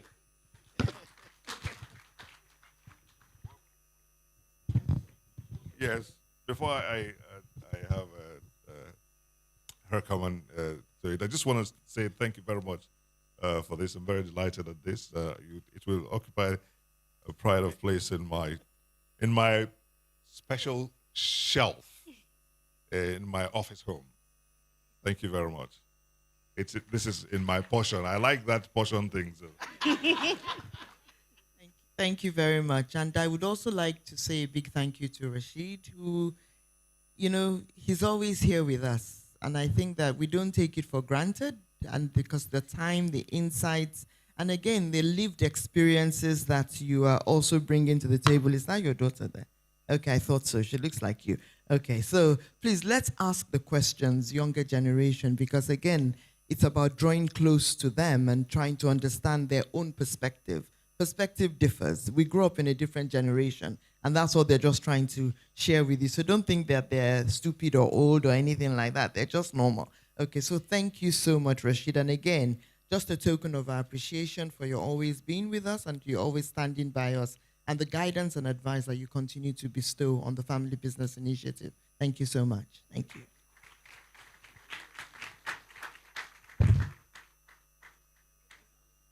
Sorry, sir. I think they want to take a picture of you together.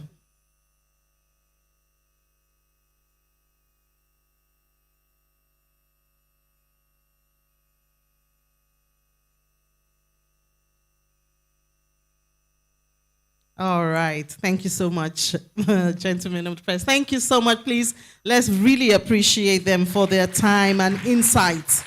The knowledge we came to gather, that is part of it, and we're so grateful for them sharing all of that with us. So now we go into the panels. We have two panels for this program. This is the first one, and as you would expect The panels will dissect the topics and drive them home. The first panel is going to be focusing on governance as a lifeline. We've been hearing a whole lot about governance, structured governance, governance at home for the business and sustenance. So this panel is going to be discussing governance as a lifeline, role of boards in family business sustainability. That's what the first panel will be discussing. And it will be moderated by Mr. Kunle Elebute. He's the chairman, Gerald Capital Advisory. Mr. Elebute, please. Mr. Elebute, please, on the stage. You're welcome, sir. Yes, sir.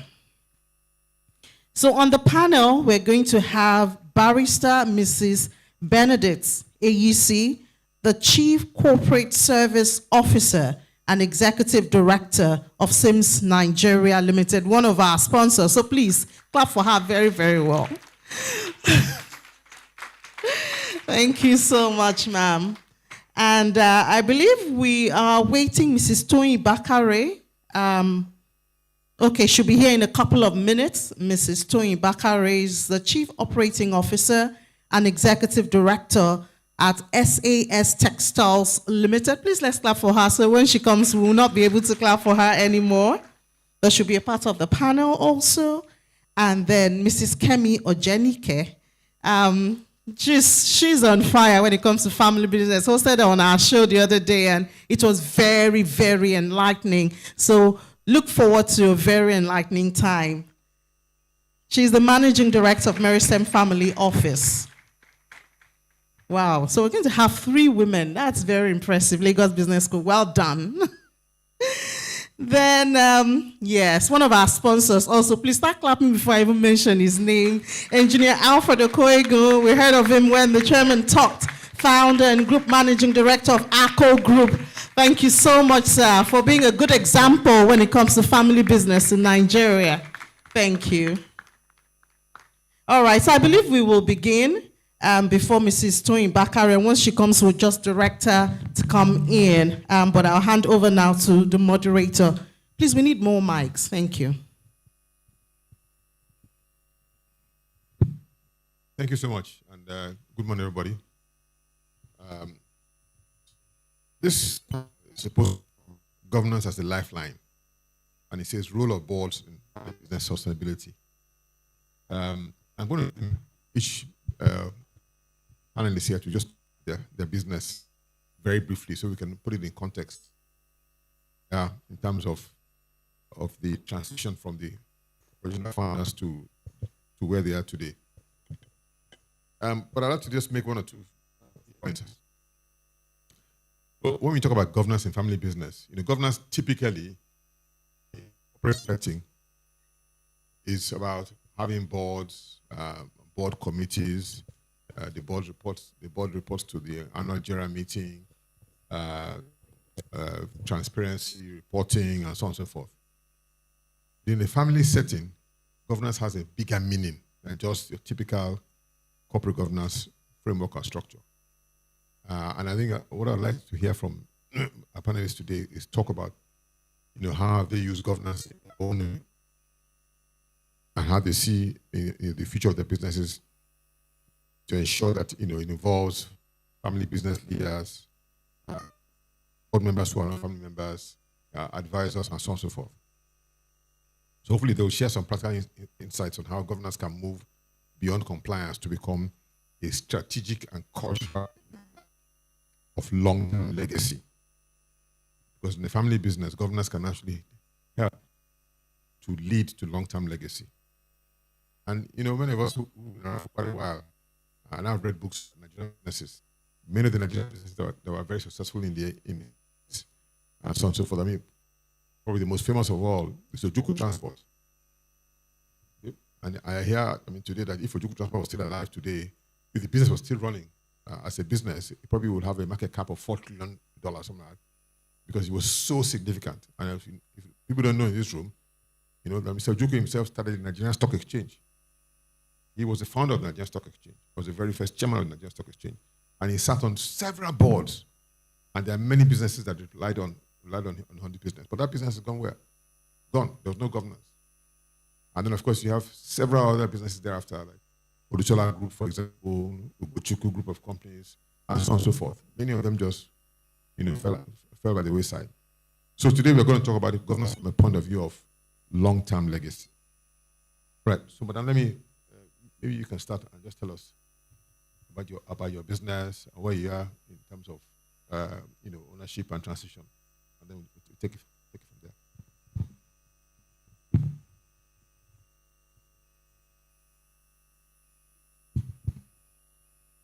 Okay. Good morning, everyone here. I'm delighted to be one of the panelists. My name, as mentioned, I'm Bernadette Eyisi from Sims Nigerian Limited. By His grace, we'll be turning 40 years next year. Thank you. Sims Nigerian Limited, we deal on electronics and home appliances.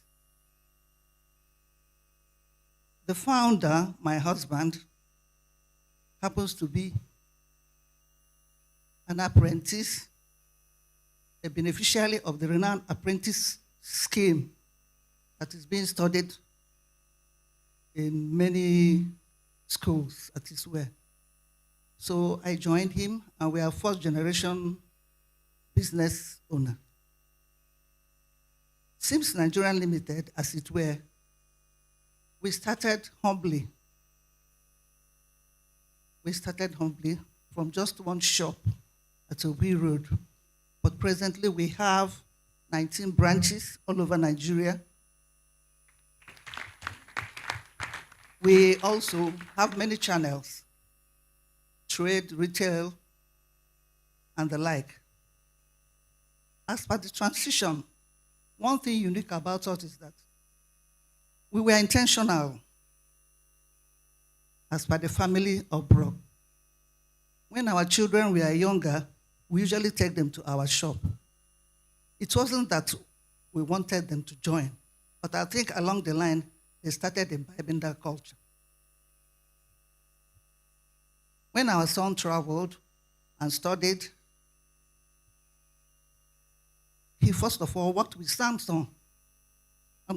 He first worked with Samsung in US, knowing what the father and the mother does back in Nigeria. So after some time, he went to Korea and also studied and worked with them, after which he came to Nigeria and then joined us. But one particular thing about our company is that when he came back, we insisted that he does his NYSC, not with us, because we wanted him to start from the roots, to learn. He went to GTB, worked with them as an NYC. Then he joined us. Again, when he joined, we insisted that he start from the roots. He wasn't given an executive position. Very important. Very, very important, because we are trying, we try to key into our core values and our vision. Because if you allow them just to become executives, they may derail. So the most important is that we allowed him to key in. When he joined, he worked with us almost for 20 years. And to God be the glory, he's now the CEO and MD of the company. But one particular point I must raise is that everything wasn't done in isolation. We consulted extensively. In 2021, we consulted KPMG, and they told us that we need to fine-tune our company and imbibe some governance, So what we did, we started. Now we have family constitution, because for the father that is here, we also have some children abroad. We also have our daughter here, whom I know by the time we finish today, she may also express interest. Yes. And there is one thing can I continue, or maybe 1 minute more? So what we've started now, we are no longer looking at the first or second generation, we are looking at the third one, because we have started co-opting our grandchildren. Those abroad, we insist they come here for holidays and join them at the shop floor, because we don't want to generate that just second generation, but the third one. Thank you so much. I think I should stop here.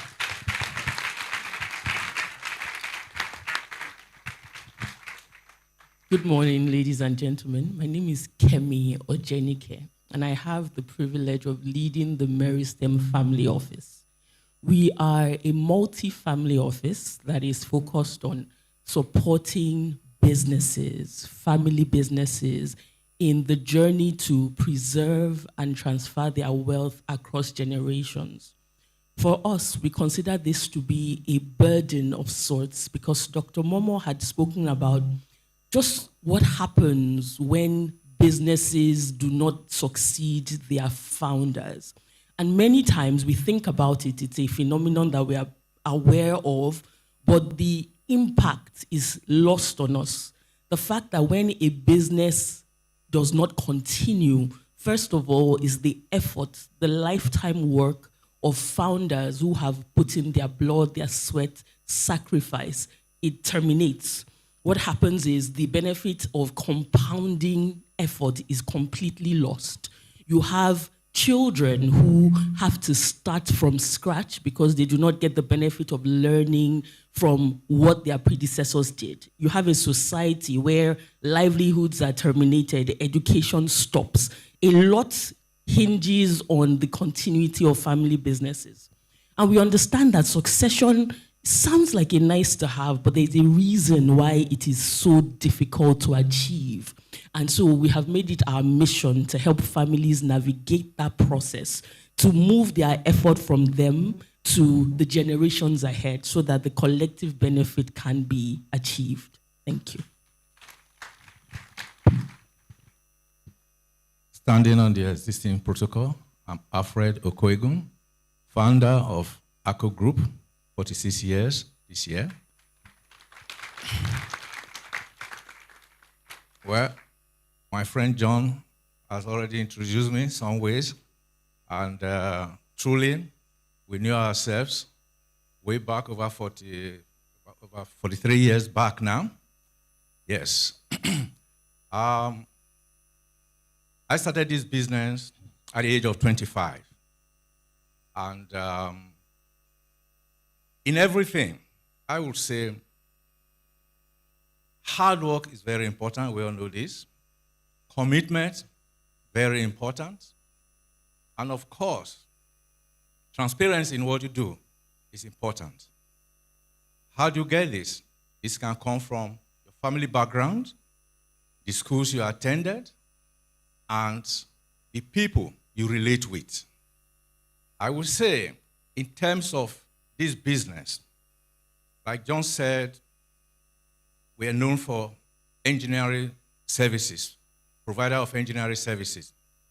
When I went to Italy in 1977, that was when I realized that family business is not just what we knew back in Nigeria. At that time, we just hear of the Dan Tata, Ekene Dilichukwu, and a few other organizations like that. And of course, the Abiola you heard about, and the Oni and Son. And over the time, which I know most of them not anymore. But in Italy, where I was on industrial attachment, we found out that family business was the trend. That means the culture encouraged it. That is unfortunately what we don't have yet in Nigeria. And that is why what the Lagos Business School is doing today is a serious value for the nation. They are creating value. Because if you do this, through this enlightenment, people will know that things they think are not possible, they are possible. And they will imbibe. So from that experience in Italy, for example, we talked about Dangote today. And when people make remarks about Dangote, this, that, monopoly, or this has always been on. When we were in Italy in 1977, Italy almost shut down. And the reason was that the group, Agnelli family group, that owned Fiat, that they were going to close shop.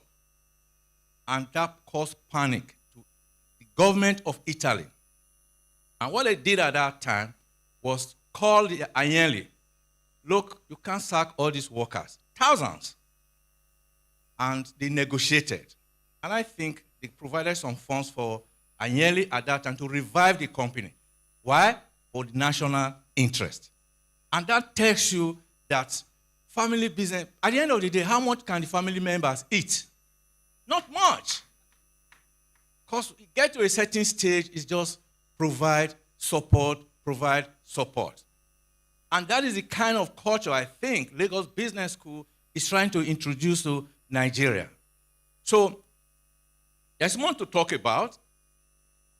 When we go at age 20, ACO was 20 years old, and we realized that at that time where it was more of me, my wife was busy supporting our children, and at 20, we looked at it, what is it going to be in the next 20, 30, 40, 50 years?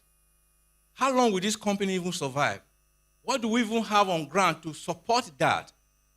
What we did at that time was to invite one of the consulting firms, at that time, Essential. Please, can you tell us why companies in Nigeria don't survive 100 years? We hear about that companies in Europe, 100, 200, 300 years. Why are we not? Why is it not possible in Nigeria? We as ACO, we want to grow a company that will outlive us. That's our dream. So what can we do? Essential told us straight, you must be ready to take the bitter pill. And the bitter pill is start with governance. Governance, transparency, and good culture. At that time, we just migrating from survivor level. Survivor.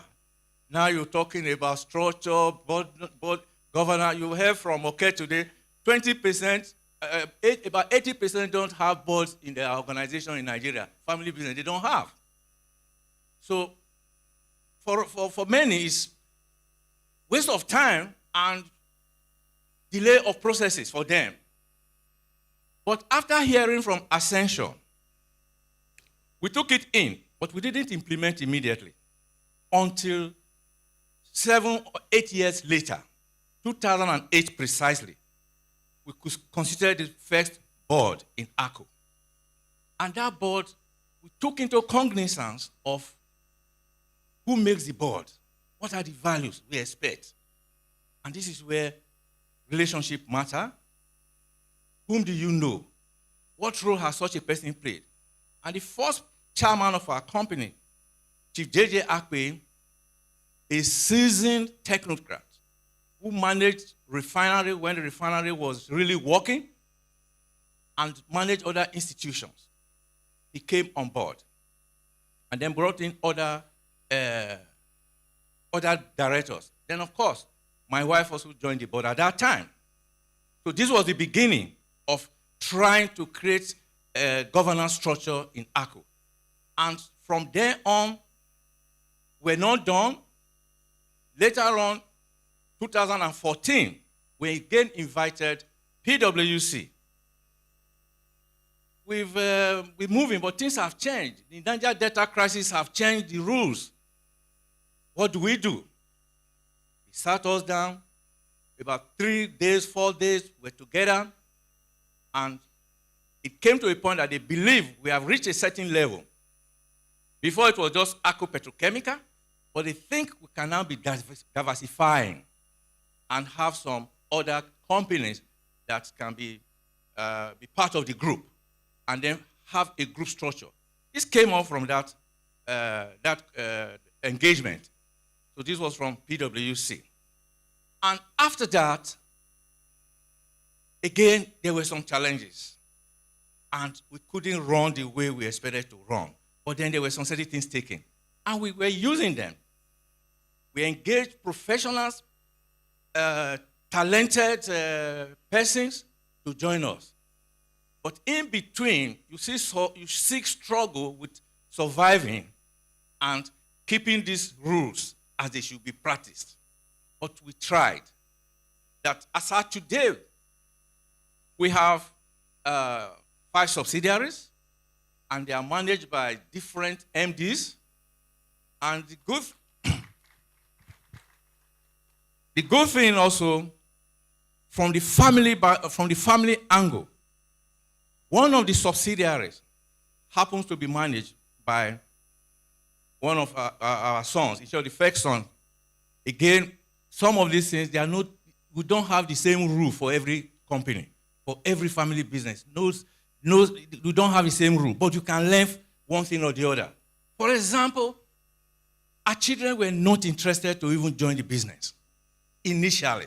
And I think this is the same with many companies here, many family businesses here. They were not interested. And we tried, for example, I went to visit a friend, and our son was there at that time, and they asked him, what do you want to do? He said, music. What will I say at that point in time? I'm building a business, I'm thinking he's going to come into it, and he said, what he wants to do is business. So, but of course, just as been advised, you don't force some of these things. Just let them play out, advise, talk to them. And along the line, we're associating with other family business members. But I think what changed that narration for that my son who said was music. When we got an award from Ernst & Young, I think 2014 or thereabout, then there was this program they sponsored in Monaco and invited family members to come. Maybe out of holidays, let's go on holidays, but there is a family business talk there. So we all went. And in that Monaco, behold, they saw family businesses that have 4, 5 generations. And on the same table they see children from either Louis Vuitton, from Marriott Hotel, Hilton, different like this, chatting. And these are young people, and they are the 5th generation of their businesses. And they talk about it freely. And what they brought out from that was that they were proud to be part of the family business. And they were also telling us what they have achieved since coming into the business. Took the business from level A to B, from millions to billions, and by now, maybe trillions. So I didn't know they were taking notice or they were taking anything from that conference. I didn't know at all. But later on, I was pleasantly surprised that they started to show some interest. And of course, when they started to show that interest, it was also not that very easy. How do you navigate? How do you tell them it must be this or that? How would you tell them that they will not do what they think they want to do? So those were all challenges. But I think the purpose of this chat now is, what do we take from this? All of them will not be the same, but we must be intentional. We must be patient to guide through. So I always tell people, I will not, this is what I say, know my word or sources, because I won't be alive at that time. Yes, this is the truth. Because that goal of getting to 100 years, the company getting to 100 years, I won't be alive at that time. Not even if I'm Donald Trump.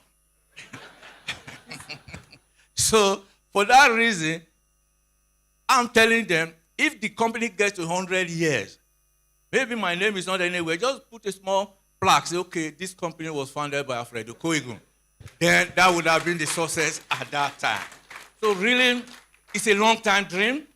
It's tedious. It's tedious. Like Asensio said, be ready to take the bitter pill. We have been swallowing the bitter pills. Thank you. Thank you so much. Good morning. Good morning, distinguished ladies and gentlemen. I'll stand on existing protocols as well. Thank you so much, Dr. Oke, for all you do. We truly celebrate you. Thank you, Dr. Momoh, as well. So my name is Oluwatoyin Inumidu Bakari, and I'm an executive director with SAS Textiles. And so our own family business is a very interesting family business because it was trust on us.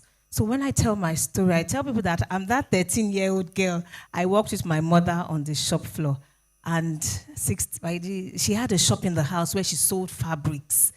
And it didn't even have a name. It was just called Yara Itaja inside our house in Shomolu. At the age of 16, I followed her to the bank. I followed her to the Lagos market. I followed her everywhere. I would carry her money bag. I felt she was taking my youth out of me. And by the age of 18, my mother passed away tragically. She was just 48. And when we talk about our own family business, I tell people that the first generation, which was my mom, was a story of hope in adversity. Now for us, the second generation, we talk about how we can be creative, how we can be innovative, and how we can be resilient. And so in 1995, which is 30 years last year, the second generation actually became 30 years. And so my sister, I call my sister my MD. She was doing her NYSC then, she was 21. Now, I think the most interesting part, that my mother had done, she had laid a very good foundation. And so in that family house, my mother didn't bring in any external staff because of security. So we, the children, were our staff. Of course, all the house helps were our staff. Everything was internal. We had lots of people coming into that home. And so in 1995, we said, let's take this business out of the house. We had to continue because, we share the common heritage. We knew that we had to continue because the family had to survive. We're not even thinking of anything. We just knew we had to survive because we still had little ones that were 10, that were 7, and said, are we going to look and, see everybody look down? But we opened our first store in 1995 at Surulere Super Plaza in Akerele. And what we did was we just did it by faith. And of course, there was no social media then. We took the store out of the house. And so I tell people that for us, business for us is about system structures and processes. So the first thing was, we're taking the business out of the house because my mother just loved our little space. And we began to grow the business, began to expand. We were first one store, and after a while, we now became we're about 6 stores now. And now for us, like what he said, I think it took me to go to what Mr. Okoegun said. I was on a trip about 3 years ago, and there was a company I was going to meet in Italy.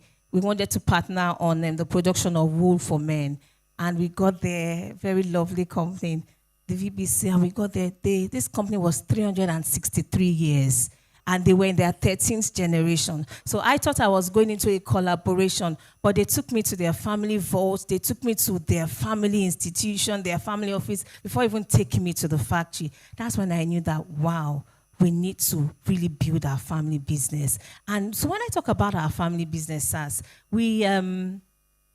tell people that for us, family business is about your values, your trust, your shared responsibility. And so we were initially just 2 siblings, my MD and I. I was 18, she was 21. But the honest truth is that my mother had taught us everything. So we knew everything about our business. We knew all our stakeholders. We knew our bankers. We knew our suppliers. We knew our creditors. We knew our debtors. We knew everything. And so we built on that foundation. And, we continued to do the business. Of course, we started to do some personal development. I remember I had to come to Lagos Business School. I did the OMP, and I knew that after we went seeing some of our customers, and they said, oh, we don't do bridges. I said, I think it's time for us to expand. And so about 20 years after, we believe so much in organic growth. So we opened our second store in Awolowo Road. Now, it was just 2 siblings, with our other staff. Now, some of my other siblings have now gone abroad. They had gone to do their masters. They had gone for school. So on coming back, they say, Tony, will you tell your customers to get me a job? I said, okay. So I will tell, Mrs. O, please, my brother wants a job. And there wasn't any job coming. So after that, I said, I think it's time for us to start expanding. And so we opened our second store. But, before we opened our second store, our first store in Akirele, then we had really expanded. And, by the time we opened our second store, I just called him. I said, okay, Rotimi, would you like to work with us? And he said, okay. So, he started to work with us. After a while, some other siblings that actually worked in the corporate, my senior brother, so he too comes in, and I said, why don't you come and join us? Now, the good thing is that when he comes to join us, it brings in his strength. It brings in, it brings in multiplication. It brings in, maybe things like our stock, we couldn't computerize it. It brought in a lot of intentionality, computerization. We were online, we were real time. We could see our stock, across all our branches, and gradually. So I tell people that today we are a family business. We're 7 siblings. We all work together. Our family business is over 50 years, from my mother. And now we are the second generation. We're over 30 years now, and we're still standing. We're growing strong. We're expanding. We're being very intentional. We're working with a lot of, we're outsourcing a lot of our functions. And because there was something I said at the beginning, I said for me, the family business is based on the values of excellent customer service. And those were things we got from our mom.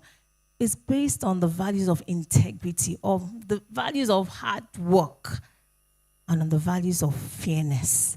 And when I talk about fairness, I tell people, some people say, oh, if we go to your Ikoyi or your Lekki store, it's not going to be the same price with your Sules. I said, no, all our branches, because we have a vision of, where we're global.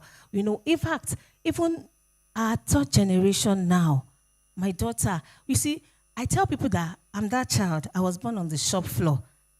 So right from when my daughter too was, she started following me very early to the store. Once she comes back from school, straight to the store, because that was what we grew up in. Once we come back from school, you meet your mom. So the best way to get an inclusion is to involve your children early. A lot of people come and meet me. A lot of people say, oh, how did you achieve this? How come you people are all working together? I said, involve them early. There's so much we could talk about, but for us, a family business is based on the values of trust, excellence, shared responsibilities, and your values. Thank you. And of course, Mr. Alibute's mom. I served her for since I was young. Thank you so much, sir. So you've heard from them. I have a whole list of questions here, but I thought let them speak about their business. Let them tell you their experiences. And virtually, they've almost answered all the questions I have on my yeah.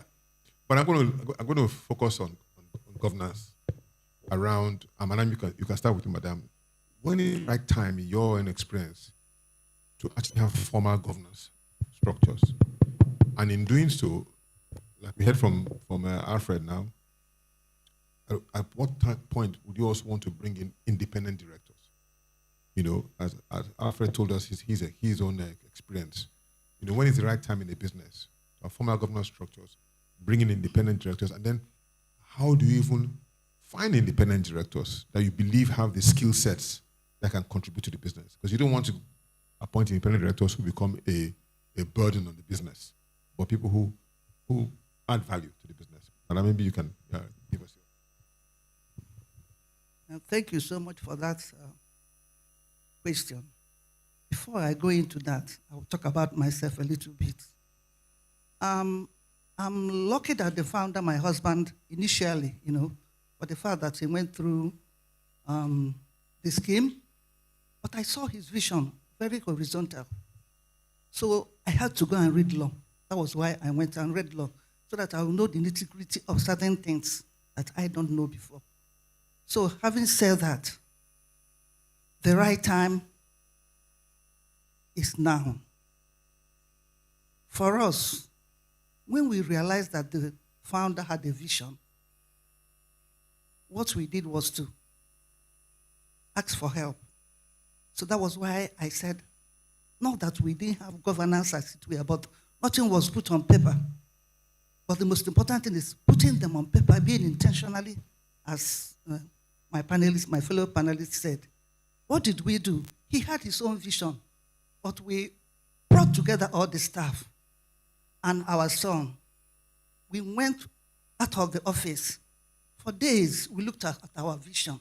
And finally, we came up with what we said, this is our vision. This is what is our vision. And then we came out with the values. Having done that, we also came up with the Constitution.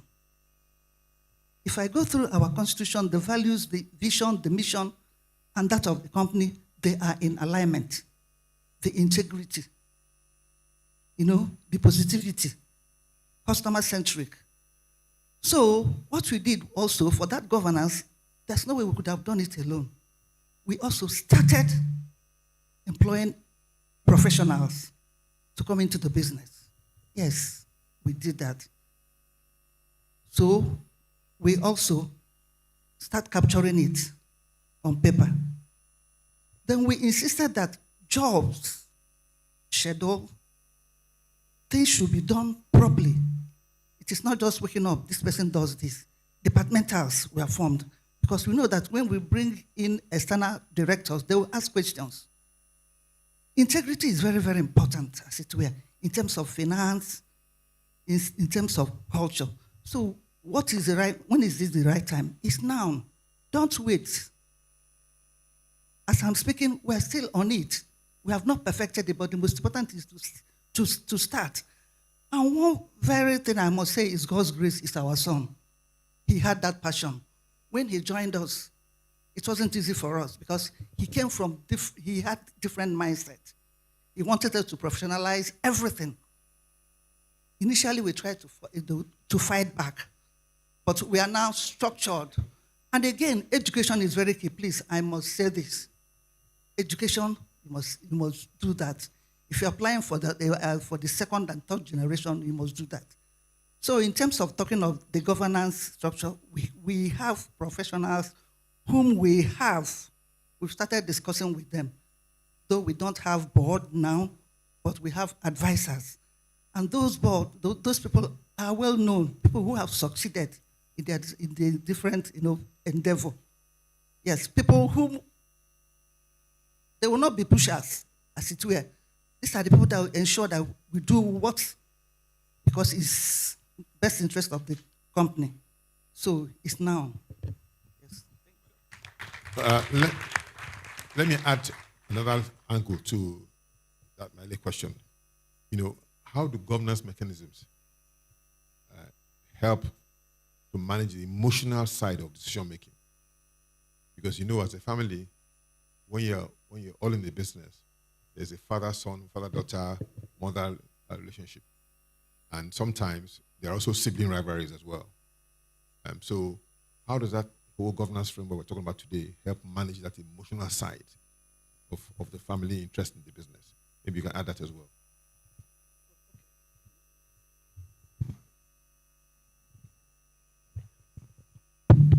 Okay, thank you very much. As my colleague said, in terms of governance, start now. Start now also means if you're starting your business today, at least you have Lagos Business School to tell you what is happening. We didn't have Lagos Business School at that time, so we have now.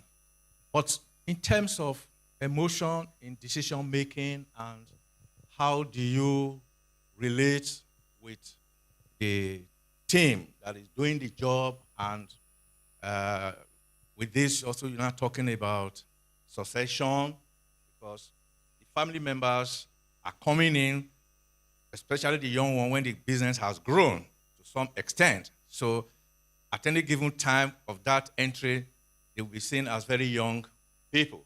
So how do they command some respect that they can deliver, they can do the job? I think that is important. And if you are able to do that, that is, let them prove that they can deliver on the job. I think you would have solved the problem to a very great extent. I share an example with you. We have our first son who joined, and first he started as uh,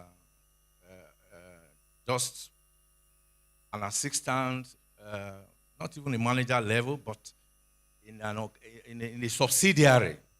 So he started there, and along the line, they were beginning to notice that he brings on certain values, and which were not foreseen immediately. And then another occasion came where another subsidiary at this time was making losses, but one of our client, major client, international client, we're relating with, spotted him and said, "Why don't you bring this young man to this place?" Because he thinks he can bring some value. Because he only just attended meeting with them for some meetings. And from that meeting, somebody spotted him. For me, I was still young. What can he really do? So, but we brought him to that department, and gradually, we see that he was able to demonstrate on some of the key issues. And at some other point, just about 3-4 years ago, really, we said, okay, he managed that subsidiary. And this subsidiary, at that point in time, was making losses. But one thing that is important was, besides the fact of what they were telling me outside, that yes, they can see him capable of doing that. But when I sat him down, look, how do you want to do it? The question, he said, look, what is the company today? First, tell me the depth of this company. What is this company owing? What is it owing? At first, I was not so comfortable to tell him that the company is owing so much. If I tell him, will he not run away? So I was managing that. He said he needs to know that information. And with that, he will know the business and know how he can grow the business. Because first you have to clear those debts and then begin to grow it. So but somehow, I said, well, we're family, whatever you want to.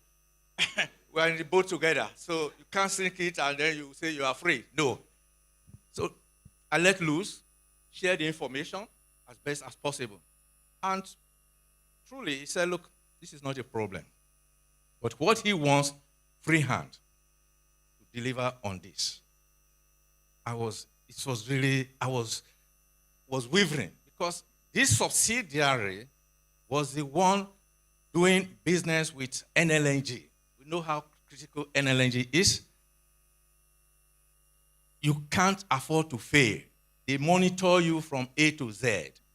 If you are working in NLNG, not only do you deliver on your assignment of maintenance, we do. They monitor. Did you pay your taxes? Are you paying your workers when you should pay them? Are you all the statutory requirements? They mark them one by one. And he started with them. And behold, in 2 years, he turned that loss position to profitability.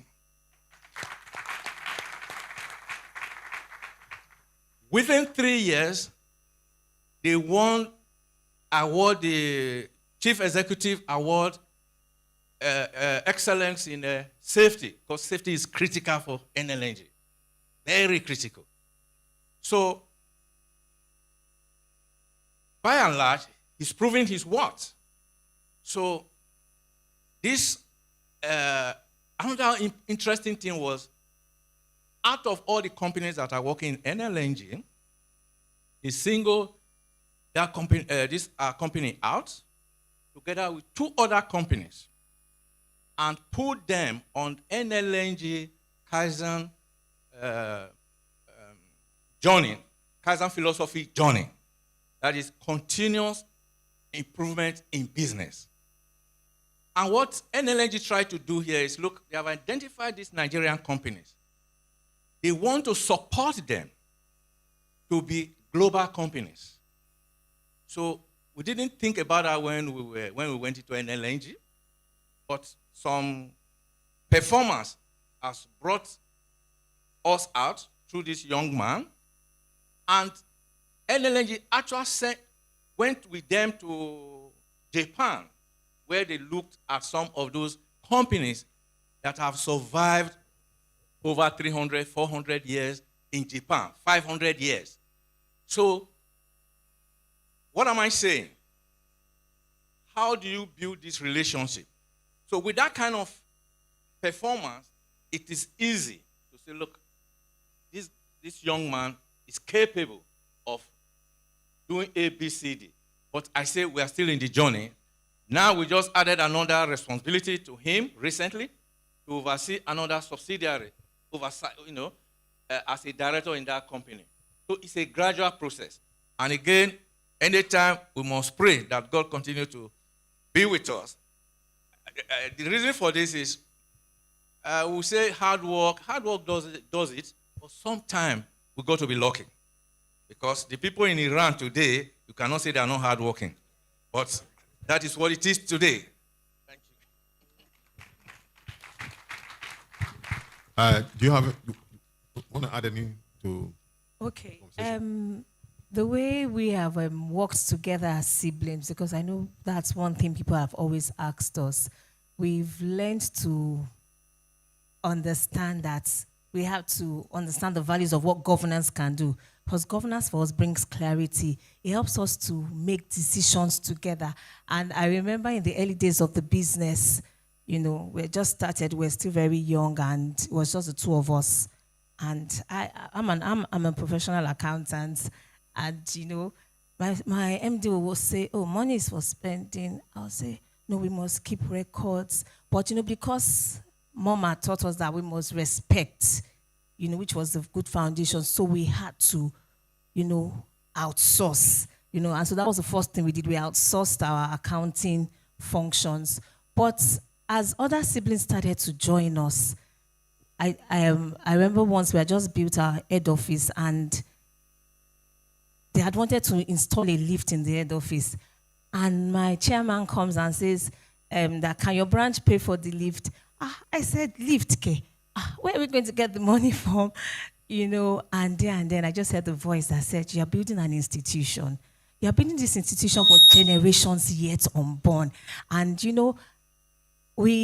another interesting thing, talking about how governance has really helped us, helped us it has helped us to strengthen succession planning. It has helped us to know that, this family has to go beyond ourselves.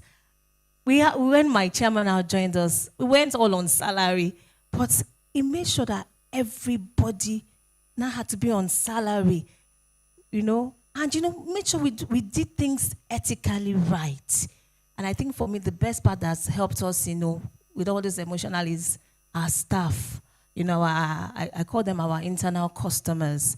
We've had some of them have been with us for over 30 years. Our oldest staff, she worked with my mom. She turned 80 last year. She still comes to work every day, even when we've told her, you need to retire. Our father is still very much alive, and he gives us, the emotional support as well. And we've had staff that recently we had like an award ceremony for them. So we all make sure we work together. They know that we work with total responsibility. We are very ethical, and we follow the organizations, what we have to do, and do it excellently well. Thank you. Okay, we only have less than 10 minutes to go. But maybe you can give us what governance mistakes have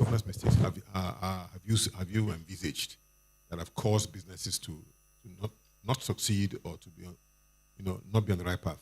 Thank you. I will talk very quickly about two things. First is intention setting.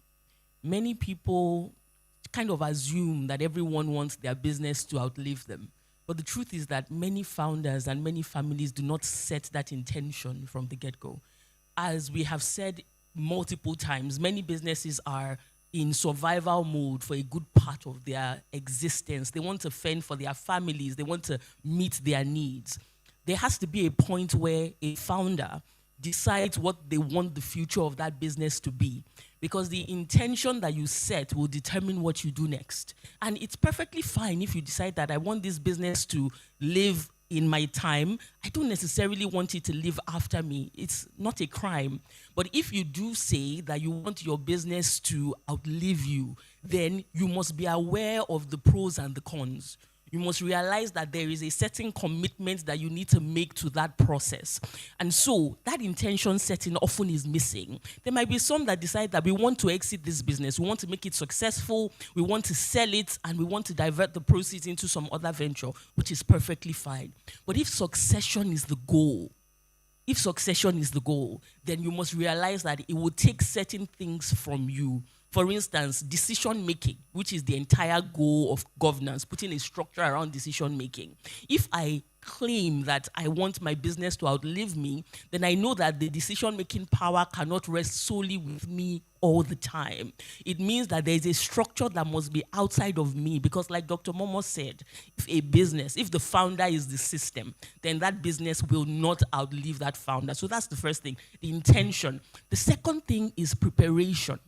Many times when we talk of preparation, we are usually focused on the next gen.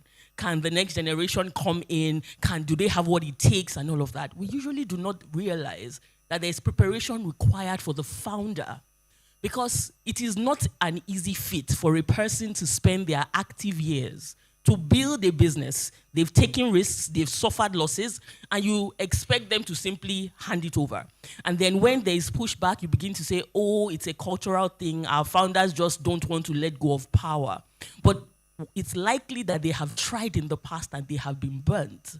There is an entire psychological preparation that is required for a handover to the next generation. It also requires the synergy between two generations, because the conflict is real. It's two different people with two different worldviews. You have a founder who probably started from nothing and built from the ground up, versus a next gen that has had their needs met. They will not see life the same way. And so they are standing on the same mountain, only on two separate sides. The goal should be to bring them together. And in bringing them together, each party must realize that there is some bending that is required. So the next generation must respect what has been built. They must see the value in it. They must understand it, and they must see their identity in it. And the founder must transit from seeing the next generation as their children. Those people that, they were tiny. It's hard to get out of that frame, but if you are building a lasting business, you have to get out of that frame, and you have to respect their voice. And ultimately, the goal is to find a middle ground that helps to propagate whatever we say our objective is. Thank you. But let me add another dimension to our conversation here. Maybe LBS should also consider this another side of the conversation. Is that, when a founder has a vision, and the vision is a large vision, and at the end of the day, the next generation is not interested, or they don't have what it takes to take that vision to even the next level, and you run the business very well, business has done excellently well, sell the business. Let the business survive you. Sell the business. And that's one thing that we don't have to do in this market, to advise owners that if you don't want this business, if your family children are not interested, or even if they have the interest, they don't have the vision that you have, sell the business. If you have something to sell, that is it. Okay? Absolutely, yes. Now, I'll give you a good example. When my late parents started hospital business, and that hospital business was bigger than their vision. They didn't have the money to build a hospital. They went to a firm to help them with the numbers.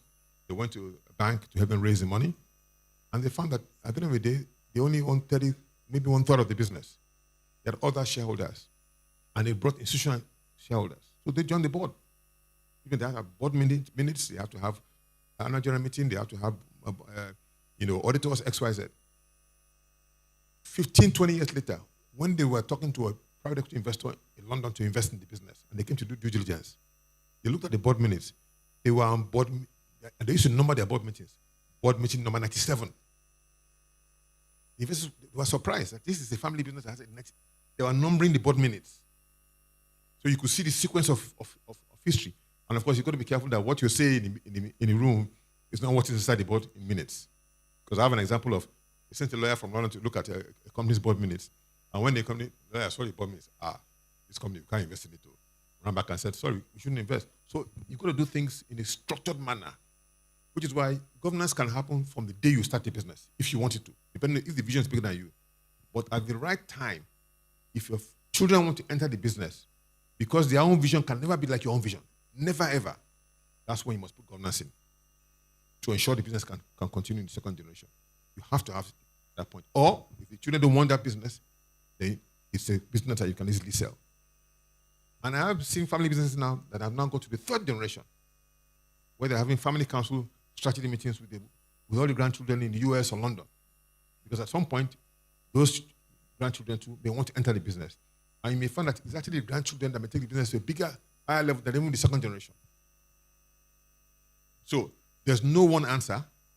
But the thing about it is that, as Madame said here, when you need help, go and ask for help. Everybody on this table here, on this panel here, has spoken about the help they got from various consultants. Not that the consultants are the only people that can help you, but they have objectivity and independence.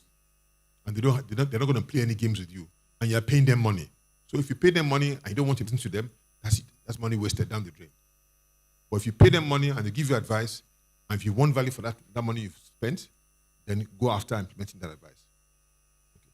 So does anybody here on the panel have any last minute? Madam, just 1 or 2 minutes.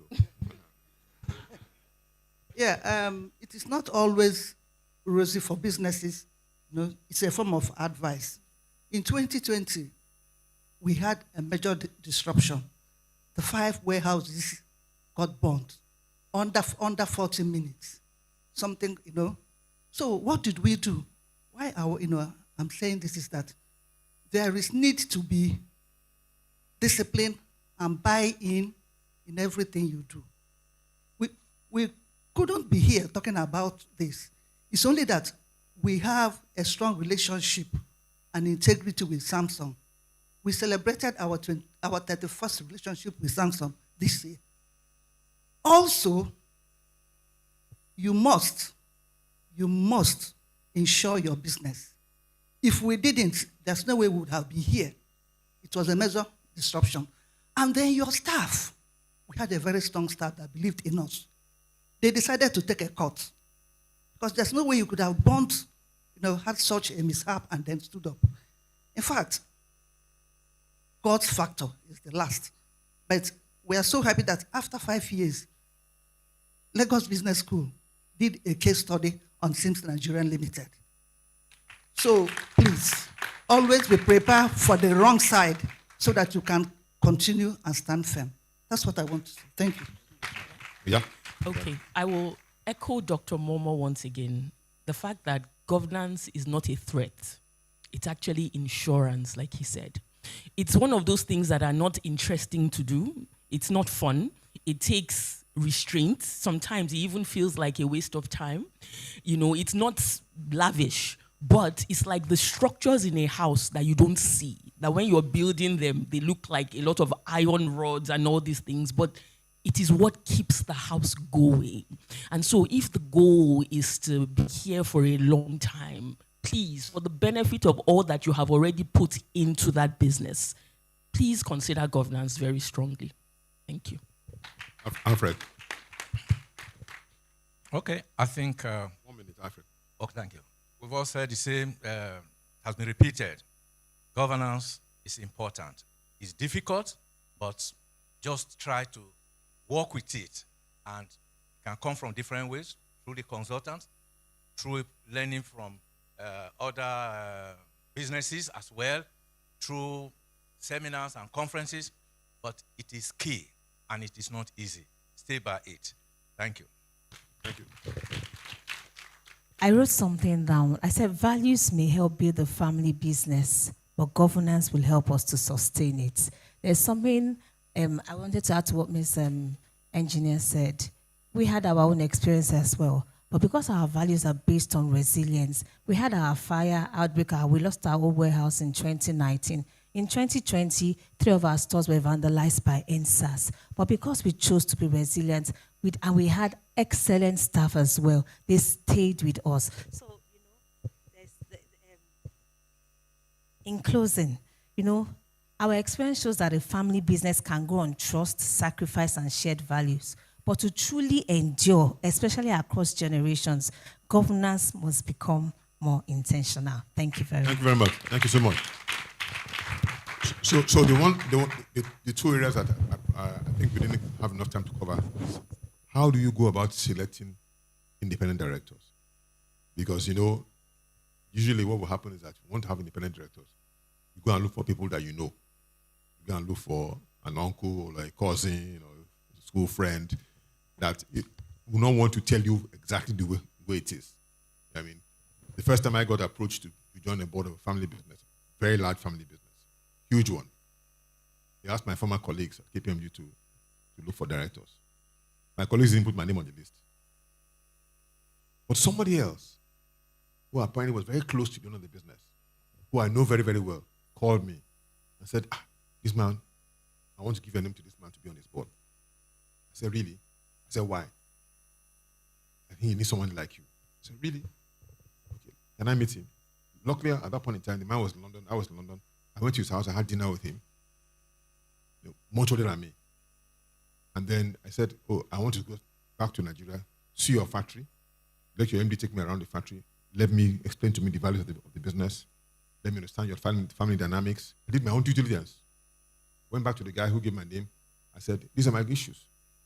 And the guy gave me answers to my issues. I've been on the board now. This is my third year. Okay? And that business is expanding. We have a target of $1 billion revenue in 4 years' time. Okay? So there are many things we have done to the business that the man would never, ever have planned to do at all. We've strengthened the talent bench. We went to our first retreat in Dubai last year. We went to another one again in Doha this year. And we're just doing things that the man ever, and the man is 83 years old. He's still a chairman. So intentionality, one key important word. Vision with the second generation, like you described. They're on two different mountains. But my own is that if the second generation are not interested in the business, don't force them. Because if you hand over to the second generation that are not interested in the business will just go south. Okay? If you run the business properly and you have right governance, as you said here, and put in place the right structures, the business becomes a business that you can sell to a third party. Put your money in your pocket and do what you want to do with the money. And my last point, to tell you how important this thing is, one very large company globally, based in the US, I think they're in the third or fourth generation. They invest very heavily in conservation. And they're coming to Nigeria to invest in a national park because they're working with some people. And the guys are arriving next week, and they want to invest $25 billion of their own money in a national park in Nigeria. Because they have so much money, they don't know what to do with it. But their own vision is conservation around the globe.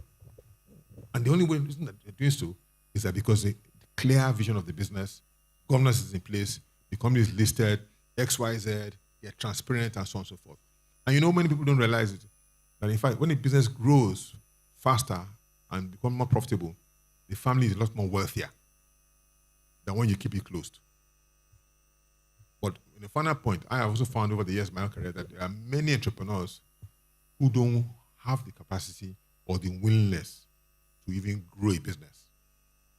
As far as they're concerned, once they built a house in the village, the children have gone to good schools, maybe they have one and one wife, they are okay. If the children want to go and work in a bank, that's their problem. I started from zero and I succeeded. Let them go and find their own way. So on that note, thank you very much, everybody.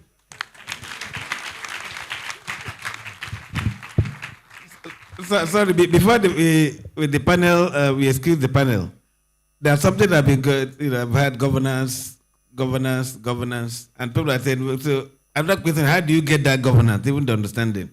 By the way, the answer is not too far. 30th June, Lagos Business School has a program, Governance and Succession in Family Businesses.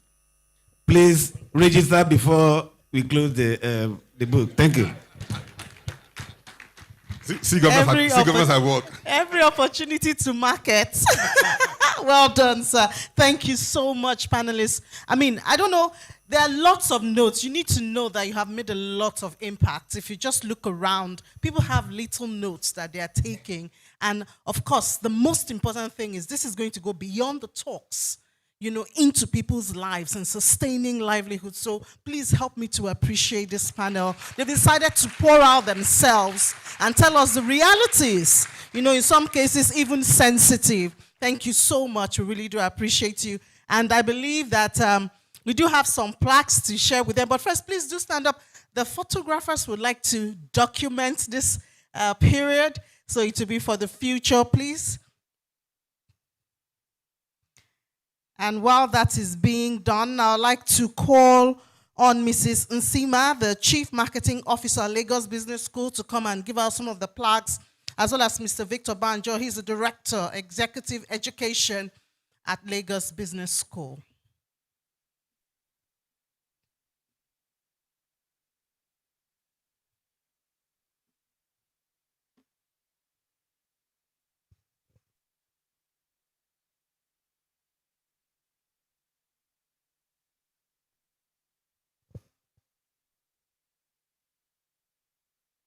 All right, thank you so much. The plaques, please.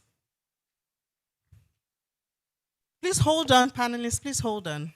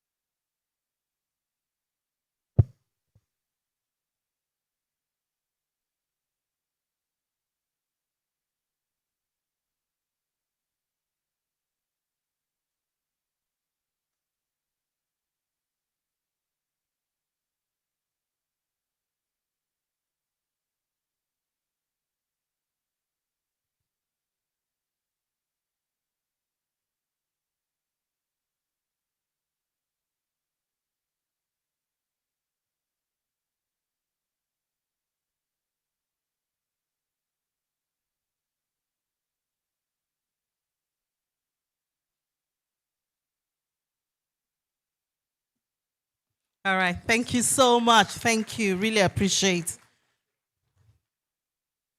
All right, and so I know that you've had a lot of information, a lot of thoughts running through your head. So we'll just give you a couple of minutes to digest it, go through your notes before the next panel, because the next panel is not going to be different. It's going to really blow your mind. So you want to have a few minutes while we also appreciate our sponsors while you go through your notes. And we are back in 5 minutes. Thank you so much.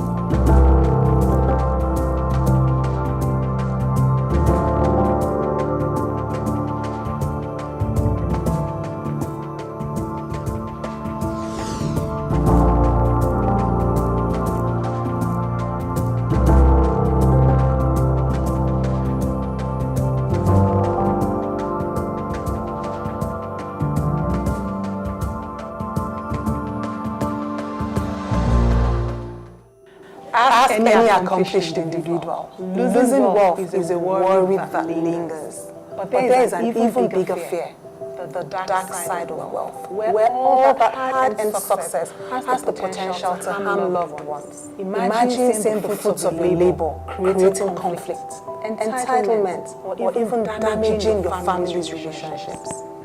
This isn't just a rare occurrence. It happens more often than we like to admit.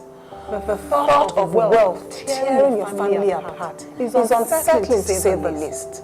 But there is an alternative option where your wealth becomes a foundation for innovation and growth. Imagine your children thriving with a rich background, strong in mind and body, and equipped to build enterprising futures. This dream can be your reality. Starting with the right perspective and the right structures. Let's show you how.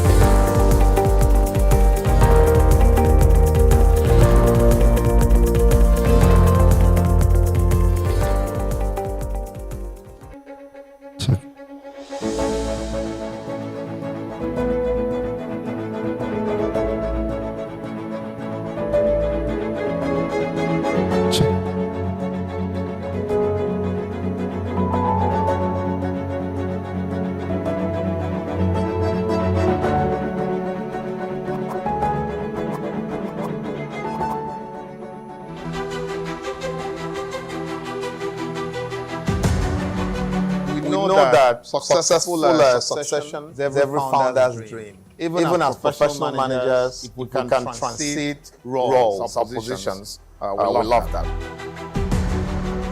The timing for succession is not in your hands, but you believe it is in your hands. We all believe it is in our hands. It's not. Anything can happen. And the choices we make early on could actually make or mar the plan. We know family business is a bedrock of economies like Nigeria. One of the things we're engaging our founders over is just to understand the need to be intentional about how they plan succession planning and how to start early on. In this particular course program, I've found out a few things. One of them is that communication is very key to any succession planning. Making sure that all the stakeholders are carried along. But very importantly is understanding the framework within which you can do this succession planning to ensure that the family enterprise is able to move from one generation to the other. All right, everyone, it's 5 minutes. Please, let's settle down for the next panel. Of your family well. It may be that word that will save that business when something happens. Please, let's get back to our seats. Thank you. The fear of succession, I can tell you now. Can we please go back to our seats? It's time to go to the next panel. Of what I should do, and knowing fully well that the success of my business really depends on what I do today through this succession plan. All right, everyone, it's time for the next panel. So please, let's get seated so we can get into the program and we can do all the networking after that. So that's been a lot of strong learning points in terms of formalizing the way we plan what the next generation is doing, and our family businesses, structure of it. The program, Family Business Initiative, is an outstanding one. It has exposed. Please, let's go back to our seats. It's time to continue with the program. And when the transition should start. So the takeaway for me is that we should ask questions. I guess I'm just going to have to start calling the panelists. Okay, so let's go. The second panel He's going Governance and succession seminar. It's a road from out. All right. So the second panel is where we are heading to now, and it's going to be focusing on culture as the glue, driving engagement, innovation, and longevity in family enterprises. And I believe it's going to be another interesting time if we all return to our seats so we can continue with the program. All right, I believe the panelists are here. So I'm just going to call the panelists so that perhaps that will force us to get seated. So I'm going to first of all call the moderator. The moderator is the director of the Hospitality Initiative at the Lagos Business School, Dr. Belinda Nwosu. Dr. Nwosu, the moderator for the second panel, please. Please, can we appreciate Dr. Nwosu as we return to our seats? Thank you. The moderator of the second panel is already here. Thank you very much. You're welcome. I think the edge. And then the first panelist I'll be calling to come up stage is Ms. Kenechi Chidolue, the Executive Director of Chelsea Hotel. Thank you so much. Just next. And then we have the founder of Ashgrove Group, Mr. Mahmoud B. Tukor. Mr. Tukor, can we have you up here? Mr. Tukor.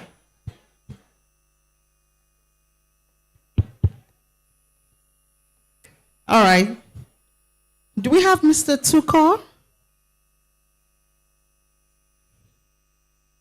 Okay, we don't have Mr. Tukor yet. And then we have Chief Kingsley Okechukwu Ikoro. He's the chairman and managing director of Camilla Vegetable Oil Cooperative Limited, also joining us. Mr. Ikoro, please let's welcome him as he comes. Mr. Ikoro, or Chief Ikoro, I beg your pardon. Chief Ikoro, you're welcome. And then we're also supposed to have Senior Advocate of Nigeria, A.U. Mustafa, the principal partner at A.U. Mustafa and Company. Unfortunately, he's unavoidably absent at this time, but at least we have the other members, but we don't see Mr. Tukor. Do you have? Okay, we hope he would join us real soon. Meanwhile, this panel will be discussing culture as the glue, driving engagement, innovation, and longevity in family enterprises. So the first panel dealt with the governance factor. Now we're looking at culture, which we know from earlier speeches. Family culture, business culture, it could be real sensitive, but we have the experts here to dissect that. I would like to plead with you at the back there, please do have your seats so we can continue. Please do have your seats, please. We've been having a great time, and I know you would agree with me that it's worth your time. So let's make the most of it, and then when we're out, we can network all we want. Thank you so much. Really appreciate that. Moderator. So good afternoon, everybody, and welcome to this second panel session. At this stage, we have learned and heard so much, and we want to take it further by looking at the concept of culture. Good afternoon to my panelists. Nice to have you here. We are too short, but we are going to give you more questions, which is a good thing. Governance, so this is what we've heard this morning. Governance builds structure, but culture is what gives meaning to the structures. We talk about this a lot at the business school. You know, people drive culture. That's the area that I work and research in, organizational behavior. People drive culture. And it's actually people who will turn your strategy on its head, right? So if we're not working at intentionally building the people who make up our business, we inevitably are harming our business. And I think tied to that is the topic of culture. You know, people and culture, that's something we can't separate. because people actually drive culture. So how can we build sustainably through people? That has to come through culture, our values, our beliefs, etc. But starting this conversation, our task is simple. What is culture, first of all, right? What do we understand culture as, and why does it matter to your specific businesses? Let's hear from a second-generation family business owner and a first-generation family business owner. What do you understand by the term culture, and how does it look like in your business? So let's start with you, Kenichi. Awesome. Can everyone hear me? Okay, good afternoon, everyone. Thanks, Belinda. So, I can define culture as, a set of values, beliefs, everything that Oxford Dictionary will tell you. But from my perspective, I've learned that culture truly is what speaks when your founder is not around, right? Culture is what you've embedded into this system, into this business that you've built, that tells people what's important to you when you're not there saying that for yourself. I hope that. Okay, all right. And what does it look like in your business when you say culture? What can we touch that's part of the culture? Okay, so I'm in hospitality. As Ms. Belinda mentioned, I'm a second-generation hotelier. And when my parents were building our hotel, they wanted to embody a culture of excellence as one of the many things that they valued. And so they ensured that in every aspect of the service, from how the food is prepared to how the beds are made, that there's excellence in that. And that when people came into this space, they didn't feel like they were just at some mom and pop institution.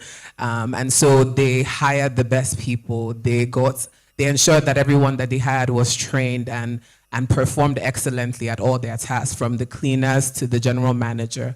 And so that culture has stuck with us, a culture of excellence. So you can actually pick out artifacts, concrete things that speak to the culture.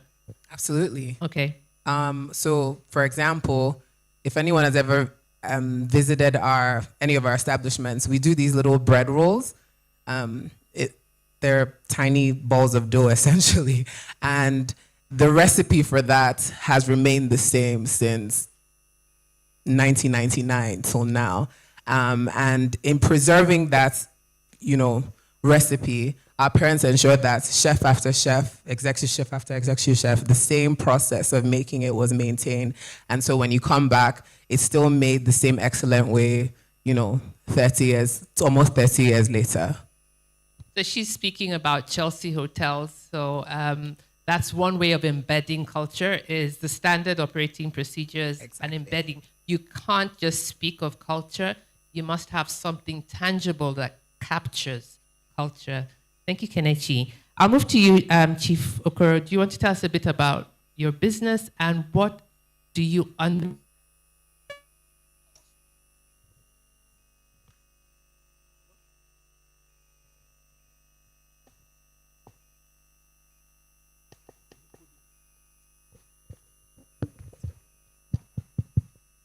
Hello. Good day.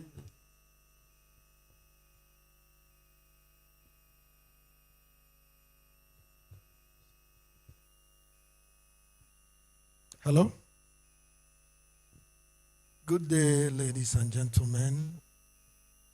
Well, I will say that we've learned a lot today. And I would also like to say that culture, when you hear the word culture, it seems so simple. But I think culture is actually the backbone that determines whether a family business succeeds or fails. It's not just governance, it's not just anything. You can have the best experts, you can have the best strategy, you can draw the best cash flow, but culture is that which determines whether those things will come to fruition. So people look at culture as something soft, but culture is actually the backbone of all family and other businesses. In institutions, corporate institutions, you will see that they have financial experts, they have people draw up program, they have people arrange everything. But when you come to family business, even if you have all those things and you have a bad culture that's already entrenched, those things will not work. They will not come to fruition. And culture also, we view as, you know, when people say, that is how we do it here. You know that slang that people always say, no, no, no, that's how we do it here. That becomes the culture of that company. So if it's a wrong culture, it's already embedded. No amount of cash flow can change it. If your culture has been said that anybody that comes into from the family can join and become a manager because he's coming from the family. If you laid that foundation, it has become a foundation for that business. Any other person that comes will join. That is when culture becomes a trap. It will never allow that business to excel because it has been established that this is the way we do it. So culture is very, very, in fact, it's actually just like the chief panelist said, the glue that holds everything together. A bad culture kills business gradually. A good culture grows business. I think I will leave it at that for now.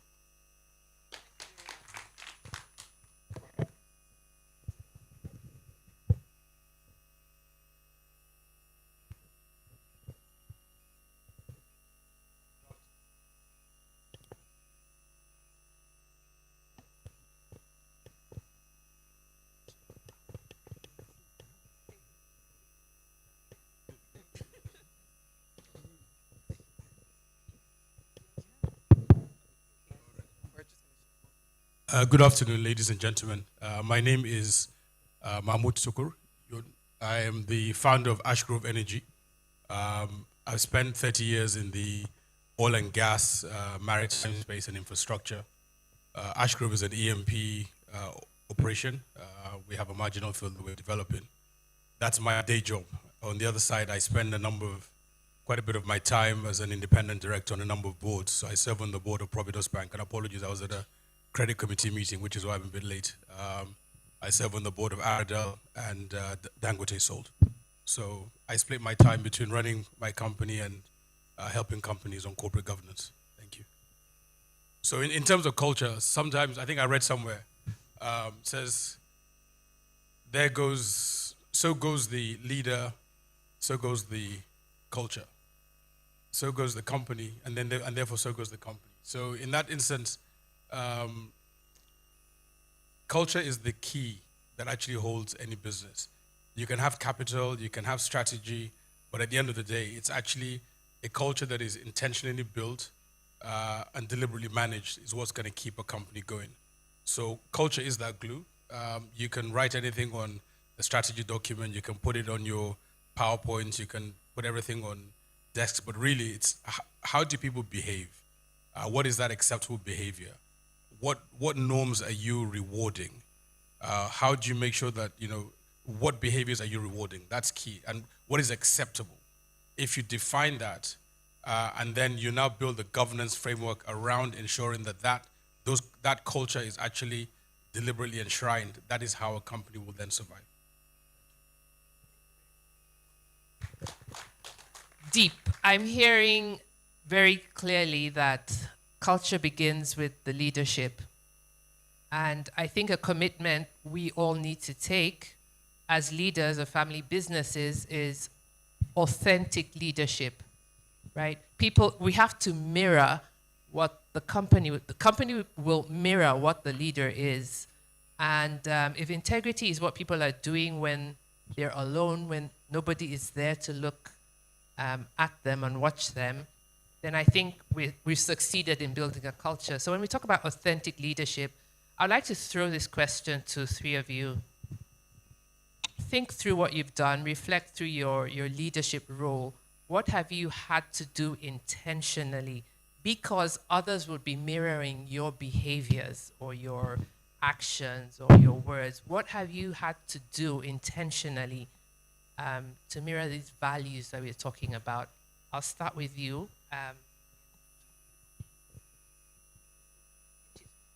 All right.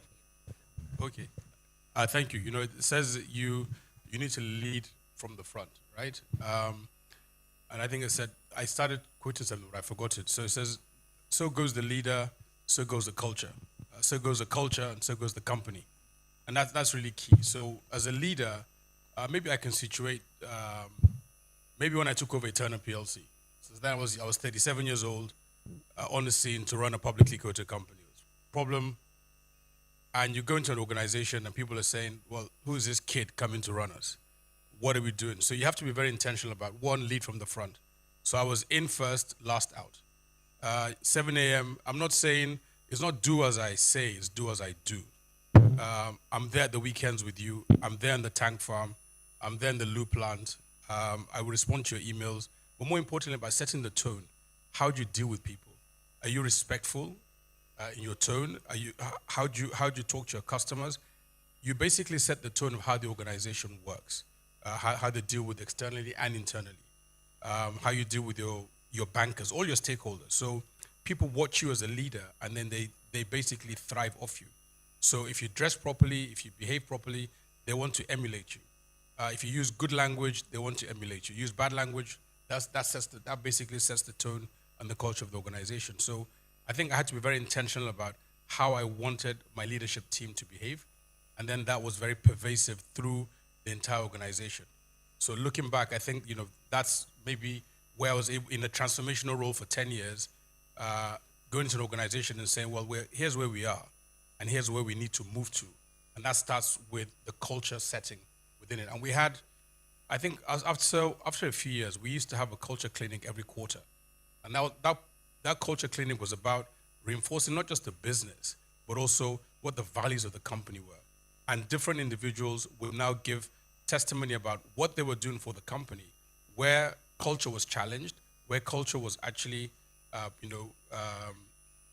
shared with colleagues, and then said, okay, this is how we're going to react, and this is how we're going to work. And over time, it developed. So that became our way of doing business. That's great. So for me, being second generation, I moved back in 2021. And I think at that point, joining the business, a lot of people expected, oh, you're just going to sit in management and start dictating how things are going to go, right? The Oga's daughter. I very quickly learned that if I was going to continue the culture of, or I guess, carry on the value of giving people dignified work that my parents started, I had to get my hands dirty. And so for me, practically, what that meant was, first of all, breaking certain toxic communication chains that had been built. So in hospitality, and I think even just, in our country in general, we don't see certain roles like cleaning and, housekeeping, gardening as like very dignified work. And it was part of the dream of my parents to make sure that people in this role felt like professionals and they were doing dignified labor. So I would go out and do that work with them and have conversations with them. I'd eat with them, chat with them, give them my number, And I think that helped them feel among. It made them feel like they were truly part of the business. It made them open to, listening to me and accepting my leadership. And it also taught me a lot. And so for me, I think that practically setting the tone for me in the second generation was not just coming in and wanting to change everything. It was fully embedding myself into the system, seeing what worked, seeing what didn't work, learning from who I could learn from, and then bringing external expertise where necessary. Yeah, I hope that answered. That's perfect. So, Chief Okoro. I would like to say that initially, while I was battling with microphone, I didn't introduce myself. My name is Chief Okoro. I'm the founder of Camela Vegetable Oil Company Limited. and I've run this company for about 36 years today. And I would say that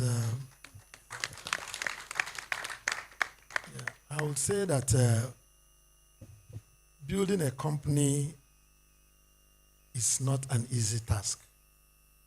And all the things we've learned here today about governance, being intentional about it, it doesn't happen overnight, actually. Building a company, you must lead by example, definitely, because everybody is looking at you. I remember when we started, we made an initial mistake of bringing equipment from China, and we are battling with it every day.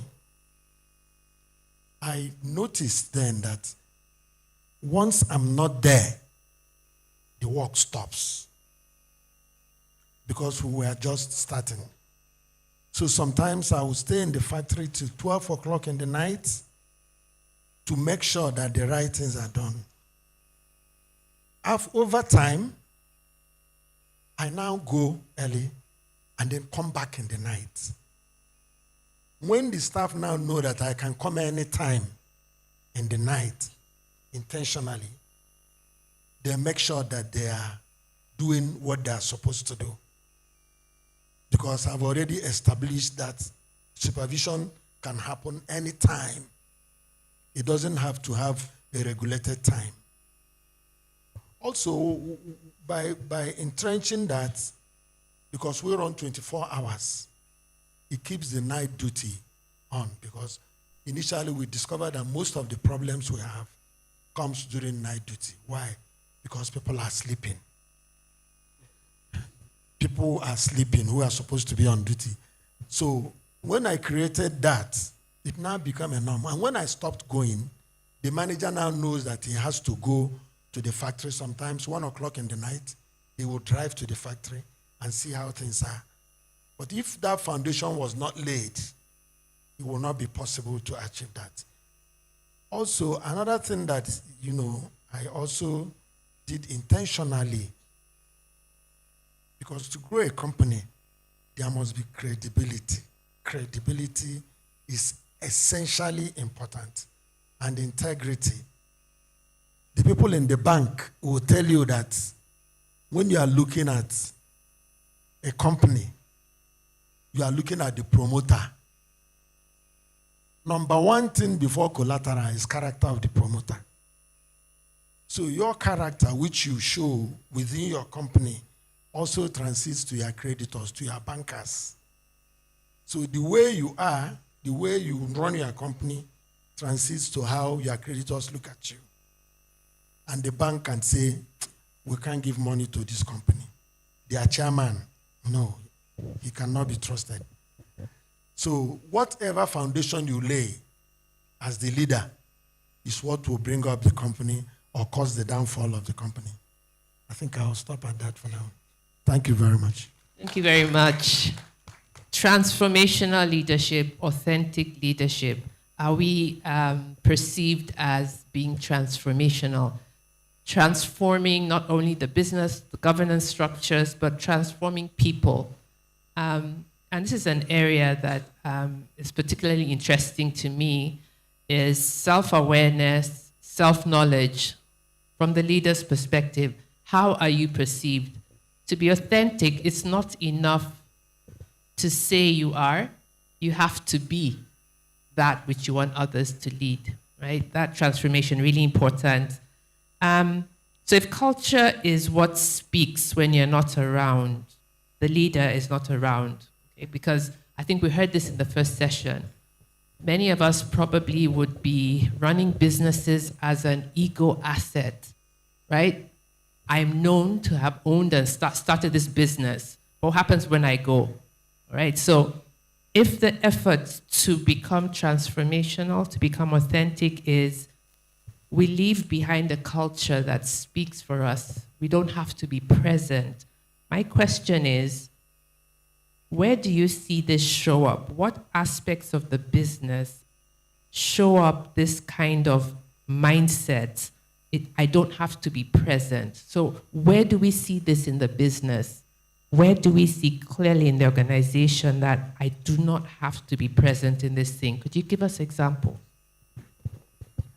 Yeah. So goes back to what do you reward? What are the processes? If you reward a culture of people coming to suck up to you, or people only work when you're around, eye service, then that's what you reward. If you structure that, people's KPIs are very clear, processes are very clear, people's delegations of authority are very clear. So you marry governance with the culture, and you reward the right behaviors, then you don't need to be there for people to do their work. That to me is basically the fundamental. If you get that right, everything else will follow. So nobody gets promoted simply because they carry your briefcase from the car to your office, right? Those are the people you see, and those are the people who benefit more. So that's a no-no. Okay, thank you. Kenichi? I absolutely agree.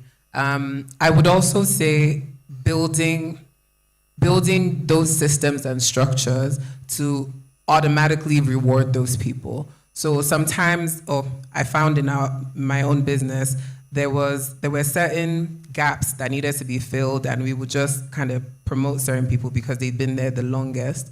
And so I find if you take the ego, take the emotion out of it, and look at people's actual competencies and look at their capacity to grow and actually handle that position for what it is, what is needed in those spaces, and build the structure around that, then the system will automatically, train and groom people to be in the right places.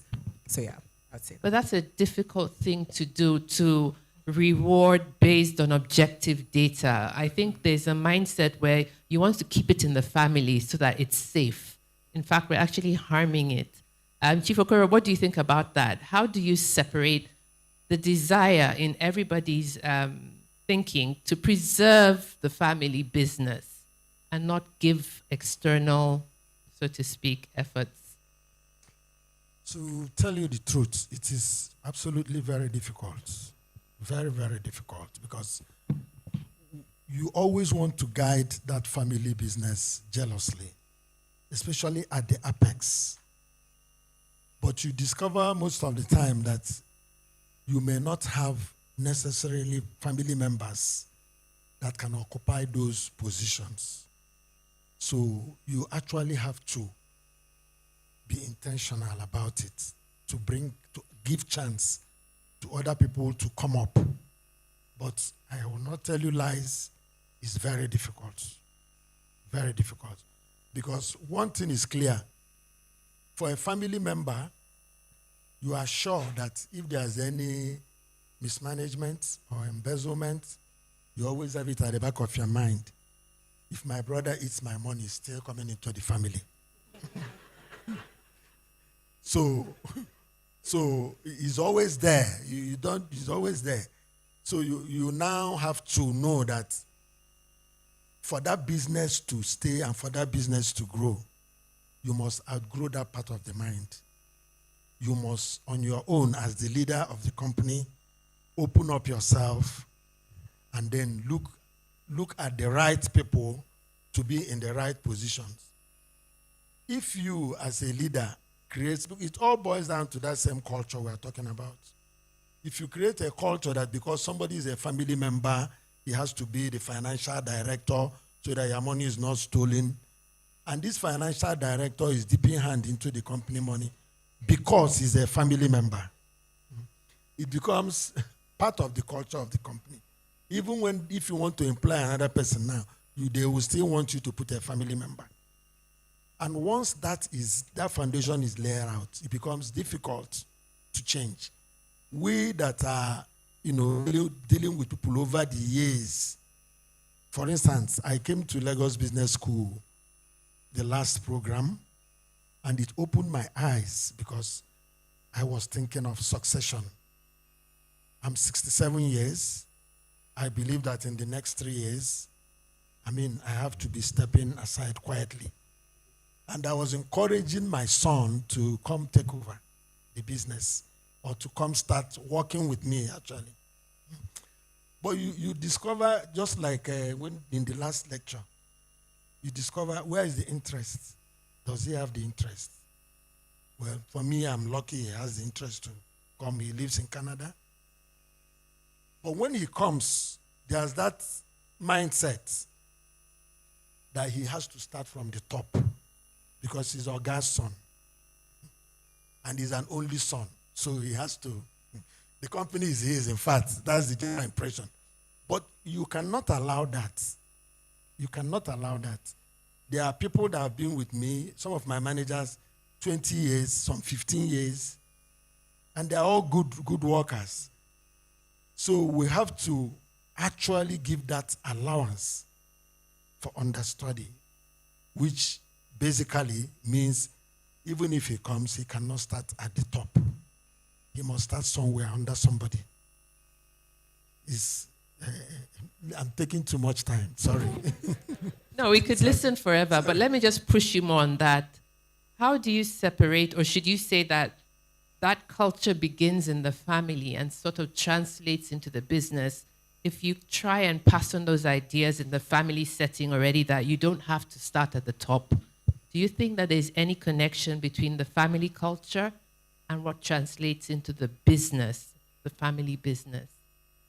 Yes, actually there is. There is.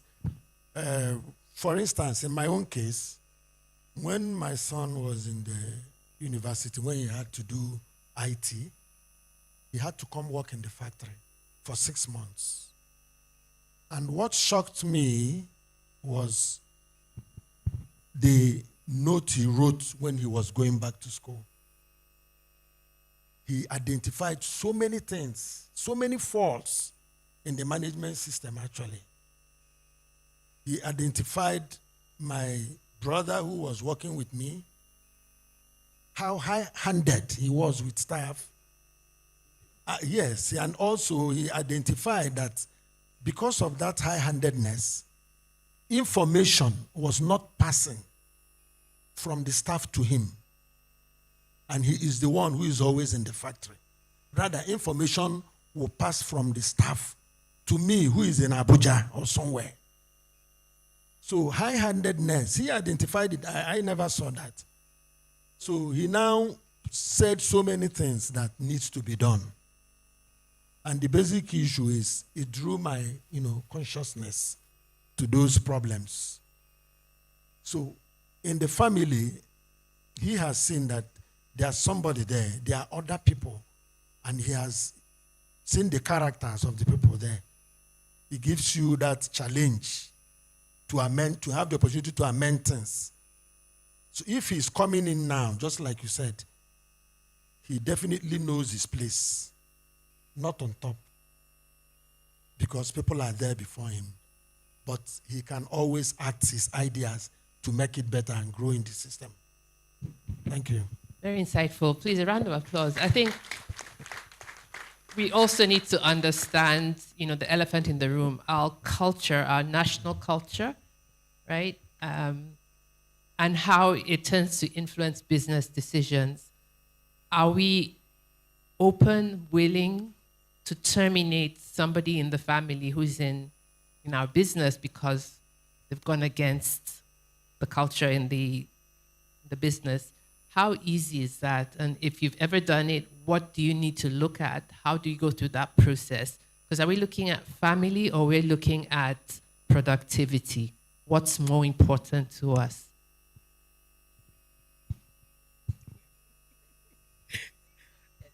I feel like that question is very targeted. You're on the spot. Yes, absolutely. So I think that being second generation, I've learned that the culture or the mechanisms that you use to establish a culture are very different than what you use to preserve them. And so our parents might have founded the business, with their brothers and their friends and uncles, and at that time, made decisions very centrally, and it made so much sense and enabled them grow so quickly. And then coming into the second generation, you're thinking about scaling that business, taking it international, allowing it to, survive another 4 decades. the tools that you need at that point in time have to, they have to come out from somewhere that's not just sentiment. And so, to answer your question, yes, there are some people that no longer align with the organization that might have been there for a very long period of time. But I think as opposed to just terminating or taking certain drastic measures, you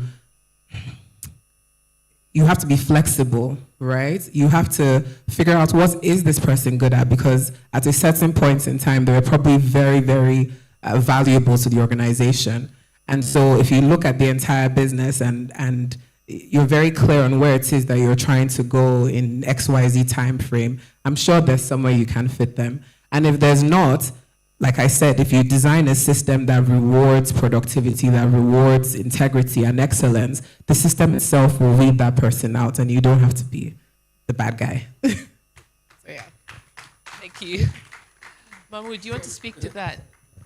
Sure. I mean, I'd even also talk about, in terms of succession plannings, I think it's a very important point around what do people do. I founded a business, I'm scared, but what will my children do? First of all, do they want to come? Secondly, then, are you training them to take over? That's very key. It's not just because he's your son that he's competent. And then you're not setting the ceiling based on family. You're able to attract the right talent. So governance and culture come together to make sure that the business is sustaining. I think we can pick up FCMB as an example. So late Otumba Balogun founded the bank, right? Great investment banker, stockbroker, and he was very intentional. Laddie is my friend, so he was very intentional from when we were young in training Laddie. Put him through right schools, right internships, right exposure, and what did you see? The bank, first of all, I think merged with 4 or 5 banks. Then they bought Bank or Inland Bank, first Inland Bank. Now they've continued, they've grown from step to step, but Laddie, he's at the top, but they have a lot of professionals running the business. So it's that mindset where you say, we're going to have independent directors, we'll have family, but there's an intersection point between ownership and management. And owners are not always the best managers. If you recognize that, right, what do you want? You want an enduring business. We celebrate GT Bank today, but you can't take away the fact that late Tayo and Mr. Adiola founded the bank, but they've gone through succession of management and they continue to grow and grow, but the foundation and the culture was set then, but the governance framework, right, has been institutionalized to ensure that the culture remains the same. We're a bank that does the right thing, we're a bank that is the best at what we do, etc. But we'll always be run by the right people. It doesn't take away the fact that we have shareholders who are foundational, who may have been majority shareholders in the past, but they're now still shareholders, but may not be the only ones. So to be able to say, let's institutionalize a business so that it outlives us. Which comes first, governance or culture? Chicken or the egg? When you set up a business, you set up a business with an idea, right? So business is made up of people. So you will naturally, culture comes first. You bring the culture into the organization, and then you bring the you bring the governance framework to ensure succession. Where do we get this culture from now? Let's speak practically. How do I start today to build a culture that will ensure sustainability? Where do we start? How you act. It's how you behave. It's what you think is important. How do you speak to people? Respect. How do you do business? Integrity. Again, I remember back in the downstream sector, for example, everybody knew this was a cutthroat business, right? You go in, people pay for products, you can't load a product, or they'll sell cargo twice. Tell you, please come back next tomorrow. We have another cargo coming. That was just a normal culture in the downstream. But we had to say no. If we sell a product to you, we'll ensure the product is in tank. If we agree a price with you, even if the price goes up, we will not change the price. You will take that market upside. So that reinforces that this is how you do business. And people then start to say, you know what, I would rather pay a little bit more to buy from you because I know I'm guaranteed my product and I'm guaranteed it on time at the right quality. Not because Tank Farm B next door is selling ₦1 cheaper. So I think culture comes first before everything else that follows. Okay, so how do we codify it? Let's ask. Yes. How do you codify Kenichi? How would you you act, but we need to think about sustainability, right? How to pass it on to the next generations. How do we codify it? This is very interesting.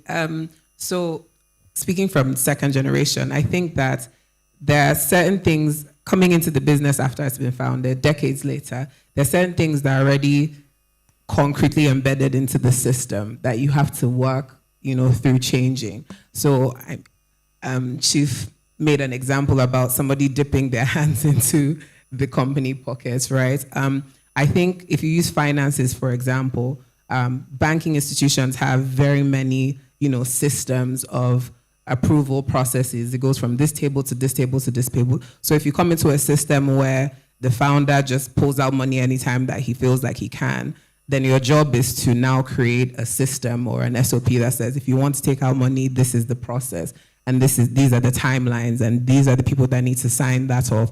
So that no longer exists. So back to what I was saying initially, the culture, in order to sustain that culture, in order to preserve it, you need to actually come into reality and see what tools and systems, from technology to even just paper processes, can actually ensure that this value that our founders have dreamed of or that we've created can actually be implemented in real life. Does that answer? Yes, it does. I'm just thinking that example you gave. There's a family business, an owned hotel here in Lagos, where if any member of the family comes into the hotel with friends to have a meal, they pay. And I think maybe that's a concrete way of trying to build the culture. Just because you own it doesn't mean you can eat for free. Absolutely. Right? Everybody has to.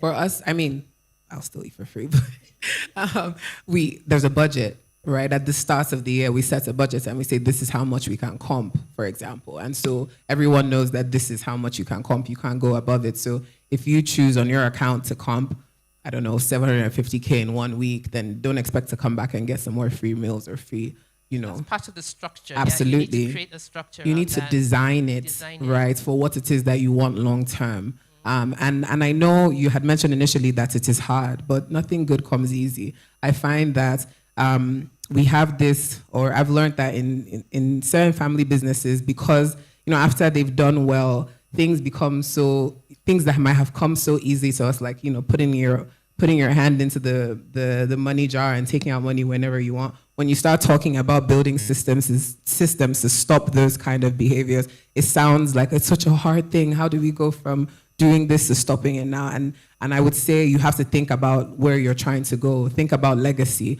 This business has survived 30 years, 40 years, but do you want it to survive 30 more? And if you do, then you have to make some hard decisions. And then it goes from being a hard thing to being, okay, this is where we're trying to go, and this is why this is important, as opposed to, something that looks like a punishment. Thank you. Okay, Chief Okoro, I love that point that you made about this is how we do things here, right? Quite common. That stifles innovation. How can we balance a culture of innovation with history? Business history does count. How can we balance innovation and history? Well, most businesses, in my own case, I'm very practical about, the way things are. Before I go to this, there was a question you asked about what you do to a family member, whether you terminate the family member or you will do this. Actually, I've had that experience of a family member who was not behaving well in the company. If you sack him, when you come back to the village, he's there looking at you. So we actually had to have a discussion. What else do you want to do? And we give you support, but you have to exit from the company. And I sincerely believe that approach did not only solve the problem, but also maintain the peace in the family. So it's very, very important. That was wisdom. So I think our aim of being here today is to learn what to do, because all of us are learning.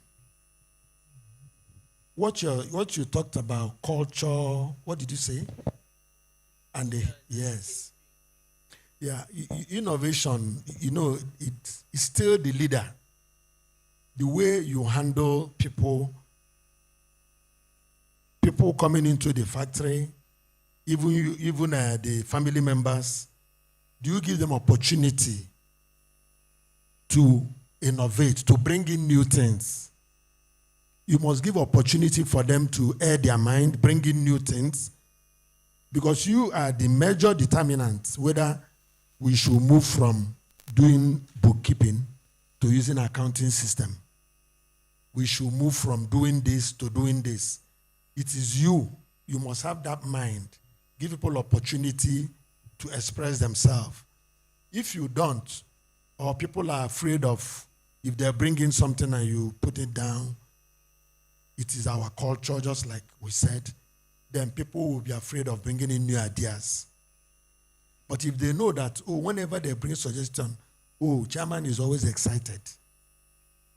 If they know you are open to suggestion, you are open to new ideas will come. So you are the one that will create that leeway, that open window for innovation to grow. Once you close it, people will stop making suggestions.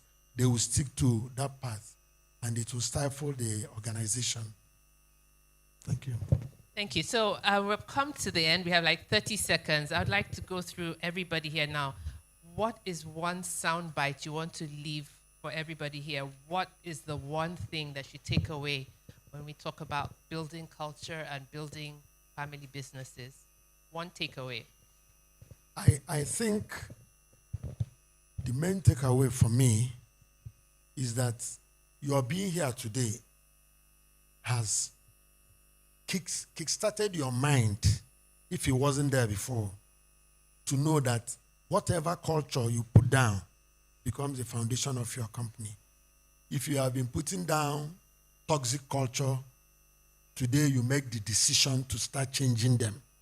At least you know what toxic cultures are now, after today. Employing wrongly, giving family members more opportunity when they are not qualified, and letting people, promoting people who are not qualified to be promoted in your company because they are relatives, not allowing professionals to excel in their... You just bring your mind from now that I have to change this culture, because culture will come. It's only when you are standing on your two legs that you start thinking of governance. I've run my factory for 36 years, but to tell you, it's only this year that I started thinking of governance after coming to Lagos Business School. So you don't know everything. We are doing well. We have grown. We have built multiple, lines and all that. But governance, I only learned it here. And since I learned it, I've set my mind on changing things a lot.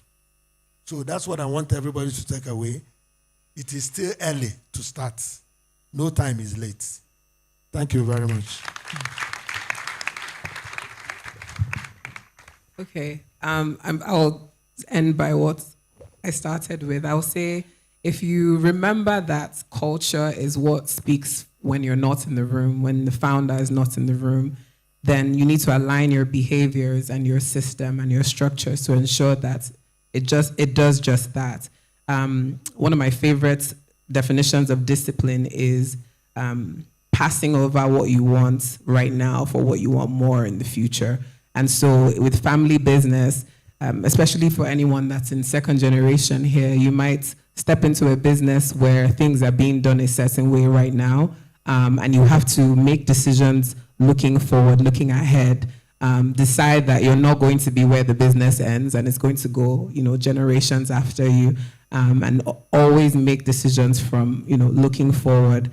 What do I want my legacy to be when I leave this business? I might have been handed this down by my parents, but when people see what it has become in my own hands, what story does that tell about me and who I am as a person? So yeah, I'll just leave. Thanks. I'll keep it short. You can say that governance will build the structure, but culture will determine whether that structure lasts the test of time. Thank you to all my panelists. I hope you have gained a lot of nuggets from this, and thank you.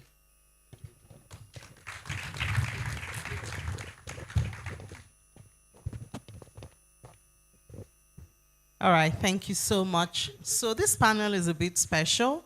We'll be able to take some questions, so please do have your seat. We'll take a couple of questions.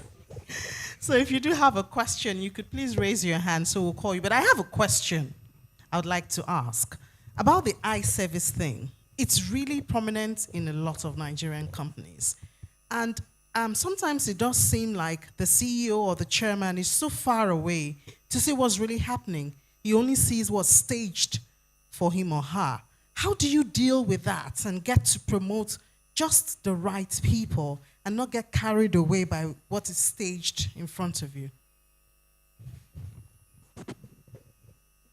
I think if you have a proper performance management framework, so you're setting strategy, you're setting performance management, everybody has their KPI, and you know what's rewarded. And typically what organizations do around culture and basic behavior, you'll have a certain scorecard for that, right? And then it can become positive or negative. So you can be a high flyer, achieve all your targets, but actually have negative scores that will bring it down.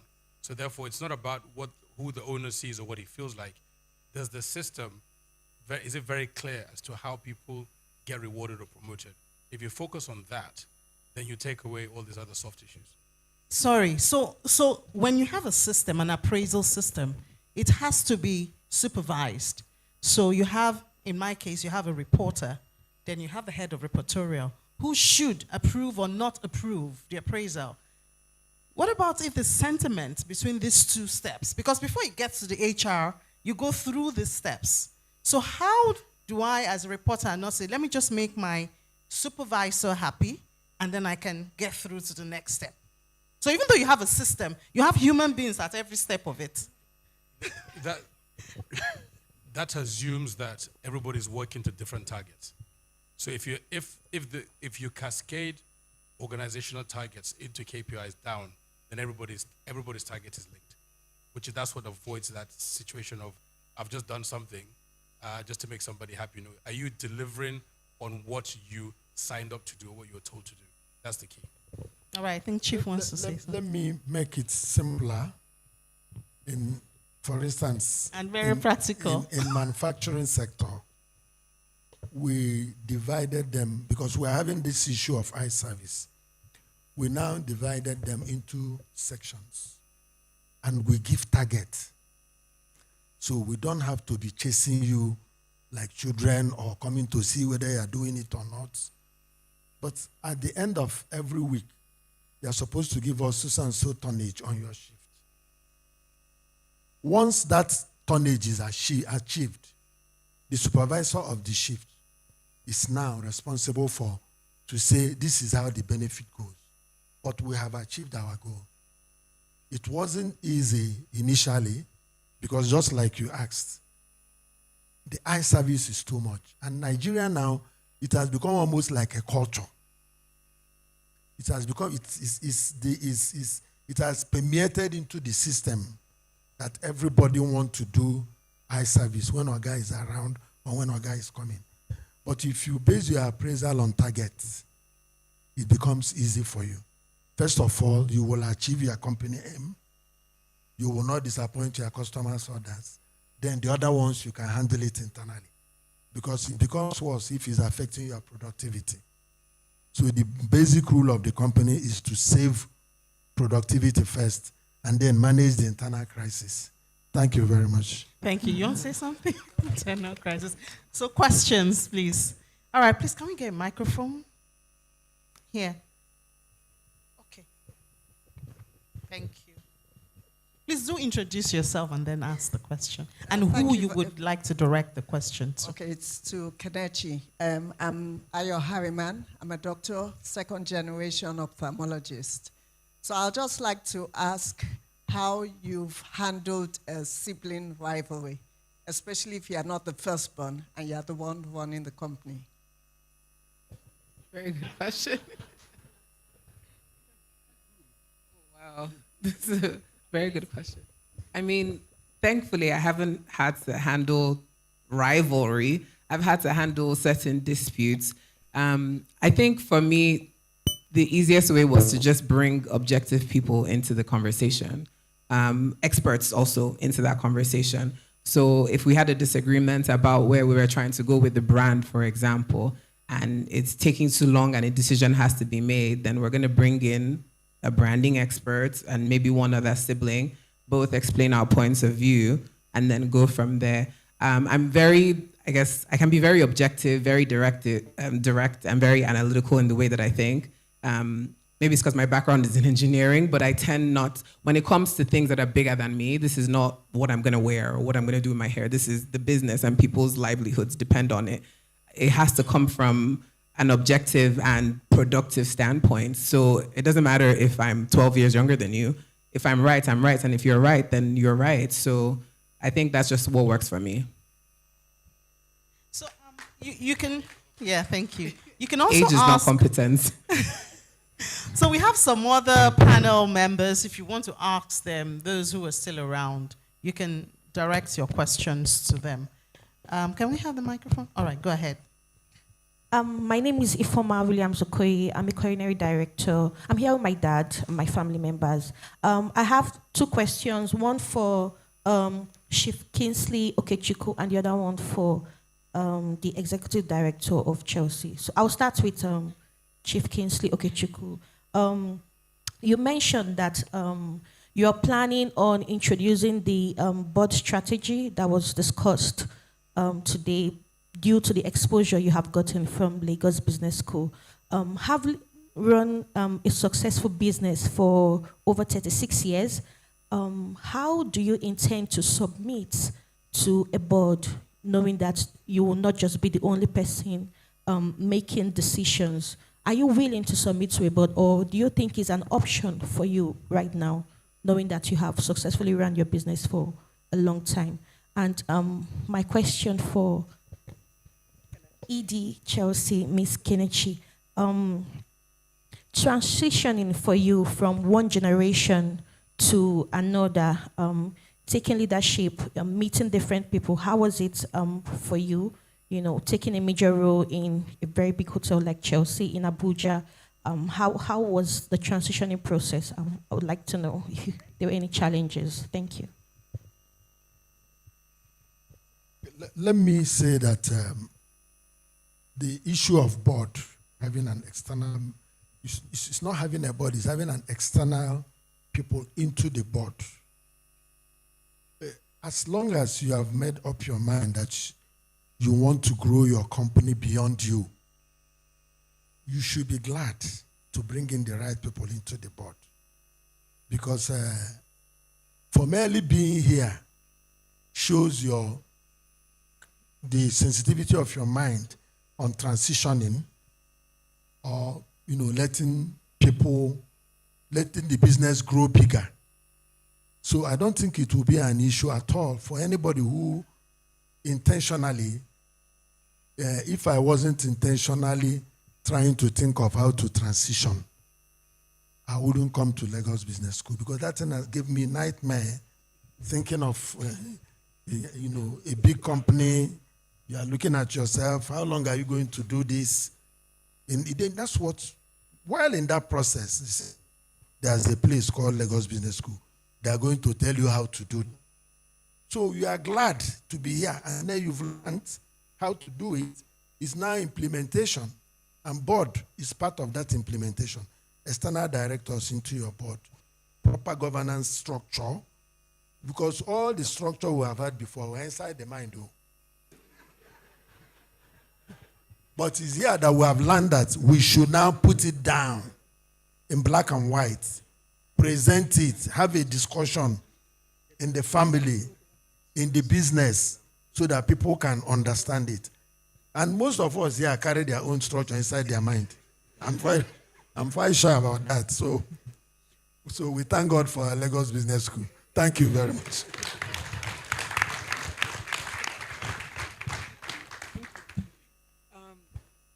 Okay, so you asked how it was. In the beginning, it was very difficult. I have my background is in engineering, so I know nothing about hospitality at all. I've always known of the hotel, obviously, because from a very young age, it paid my school fees. It afforded me a certain lifestyle growing up. And so coming back, the transition, I'm not gonna lie, was very, very, very difficult in the first year and a half. It was a massive learning curve. And then you also have to think about, seeing certain things that were not put in the right place or had been put in the right, were put in place when the hotel started, but now have just become something else. And I think what the turning point for me was remembering why I was here. Like I said, your family business is not you, right? You could come from this family and have this name, whatever it is, but that's not you. When people see you, when they interact with you, who you are is what speaks, for you. Your family name can only take you so far. So I decided, who do I want to become in this system, right?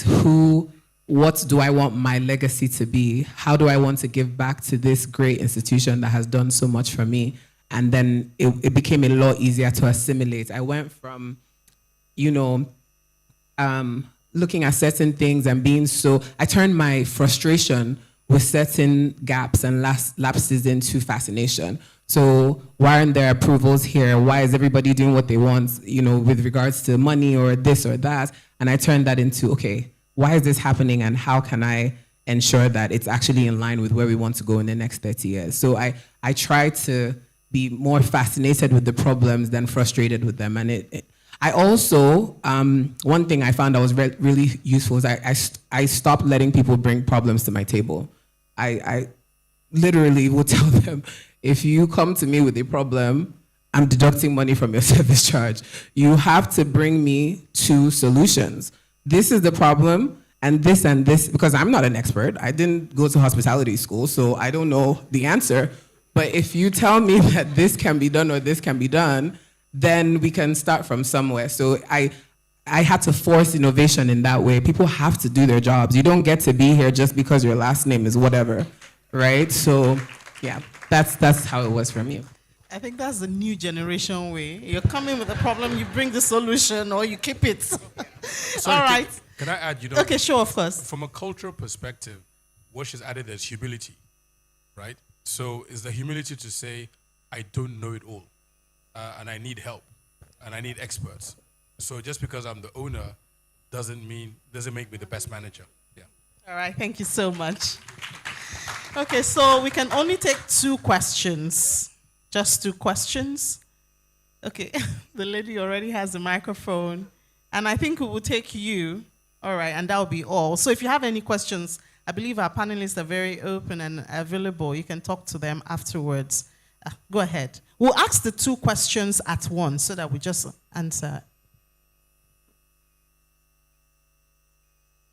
I don't think the microphone is working. Thank you. Good afternoon, everybody. My name is Fumila Ishola. I'm the founder of the Hydrator Hub, which is my own business. However, my mom also has a business in vegetable oil distribution, and she's been doing this for 40 years now.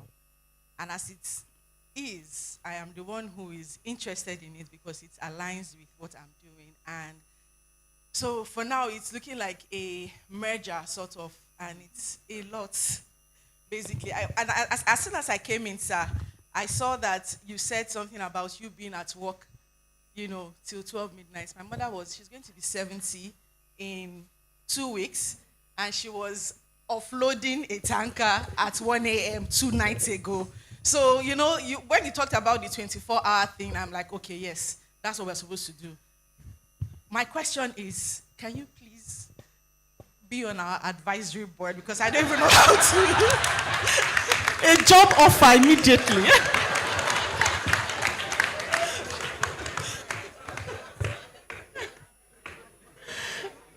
I think, Chief, do you want to answer that publicly, or that will be in private? Sounds more like.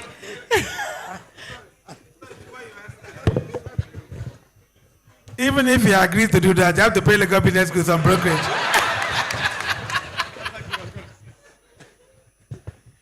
Okay. Okay, Chief, let's take the second question so that we're able to manage time.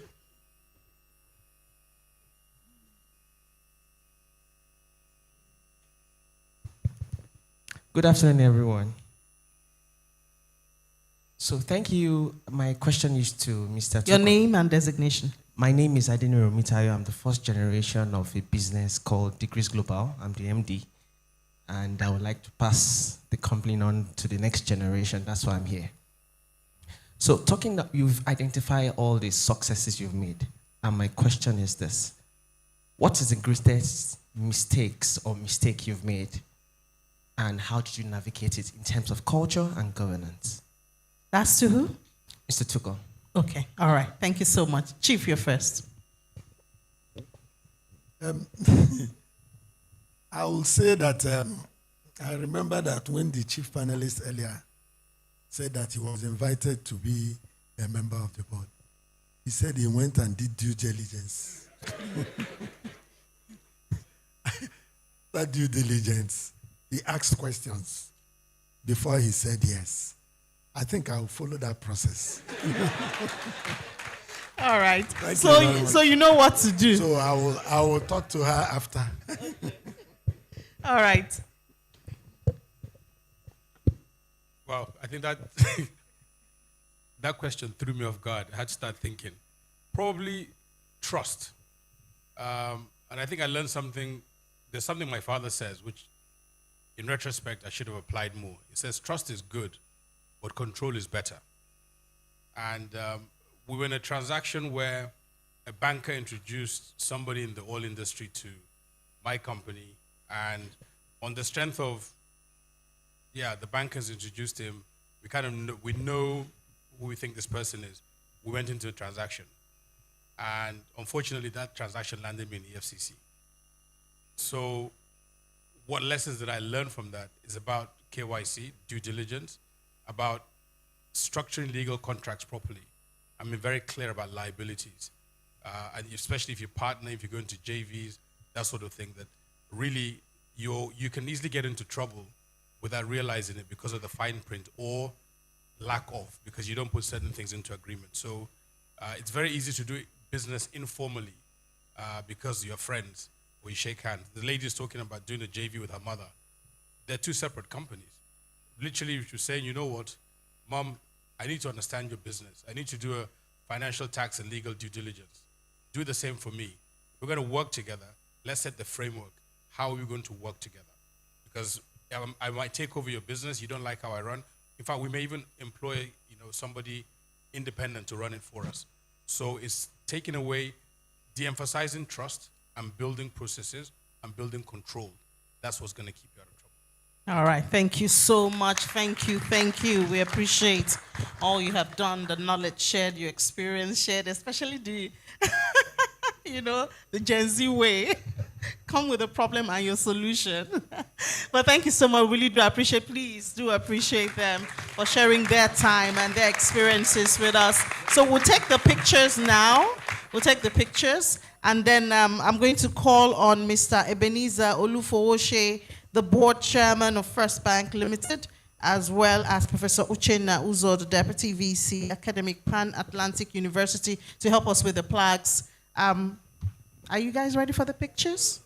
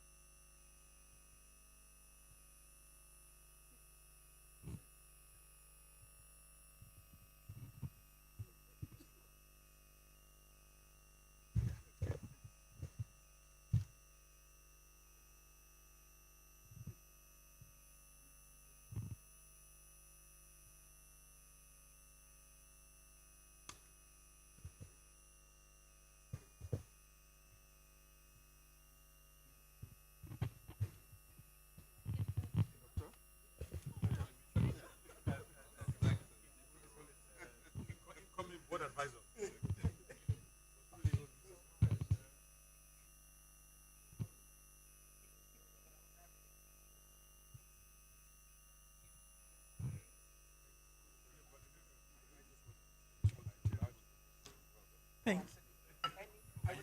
All right, once again, let's appreciate them as they get back to their seats. Thank you so much for all that you have shared with us. And if you think this is all, I think this is just the tip of the iceberg. I believe that Lagos Business School has a whole lot more in the Family Business Initiative.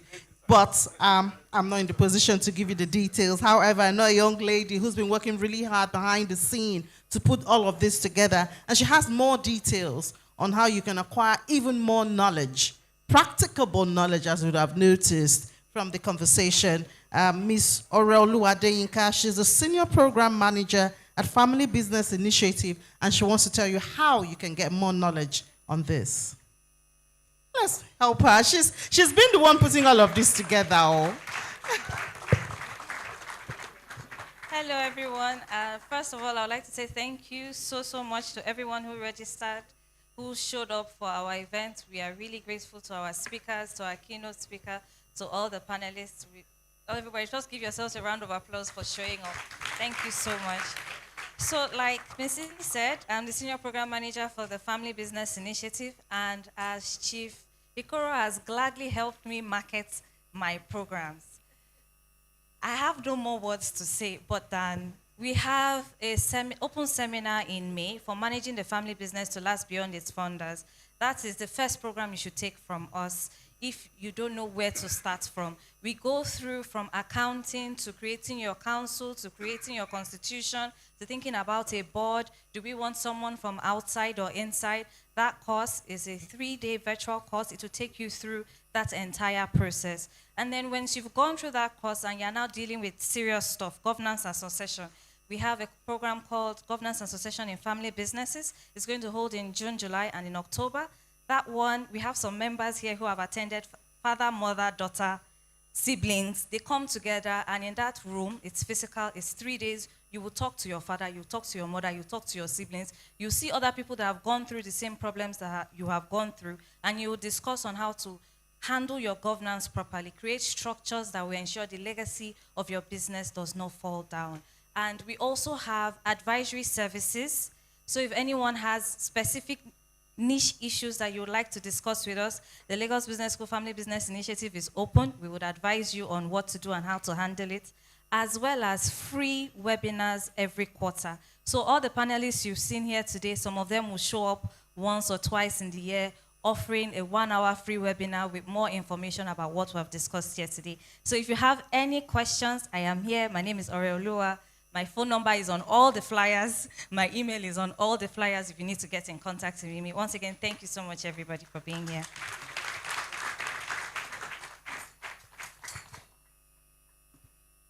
Thank you so much, Oreoluwa. Please do contact her if you enjoyed or you think the information you got here today is useful.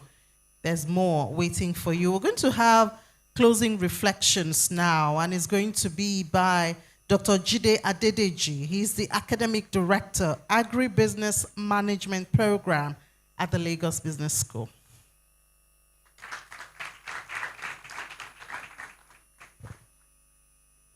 Thank you.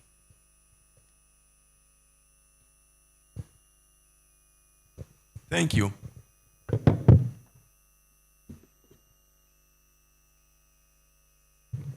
Good afternoon. Good afternoon, everyone. I'm Dr. Jide Adedeji, and I will be brief, mindful of its launch time, and in also what we call item 7. And I come to the podium wearing 3 hats. One, of the academic director for the agribusiness management program of the Lagos Business School. I should also say that the enrollment is ongoing, and all I will say is that it's the best executive education agribusiness program in Nigeria. And also, I'm adjunct faculty at the Lagos Business School. And what is also interesting, I think, is that I'm a founder and CEO of a family business, an agribusiness enterprise called Easy Sources Nigeria Limited. We manufacture and sell sauces in B2B, that's business to business, and business to consumers in local and international markets. My children, however, are in the US, and they are not interested in the business. Clearly, there is no question that this has been a huge success in Family Business Conference and the significance of survival for many generations. This also highlights importance of governance and the founding culture of the businesses. While Dr. Momoh was speaking about businesses and their survivability, I was having palpitations, understanding and knowing all of what it takes to be a founder and the difficulty and the hard work that is required. But really, we need to commend and appreciate the tough, hard work of founders creating and setting up family businesses. Please, let's give them a round of applause in recognition of each and every player in family business represented here today. I'm going to join you in doing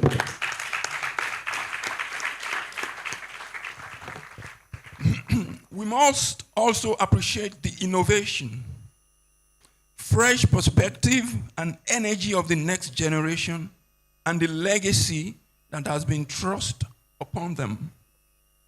You got your work cut out for you. For judging, cut out for you, judging from the discussions here today and the complexity of what it is to take over a business, most of them doing very well, and now, in most instances, it's in your hand and everybody is watching and looking at you. From the very deep, comprehensive, and spirited discussion today, governance and culture is really and truly the foundation of lasting family legacies. I have to say I particularly enjoy what Mr. Ikoli said when he said he has the structure of his business in his own mind. Finally, in family businesses, let us remember we are colleagues by day, but family forever. Thank you very much.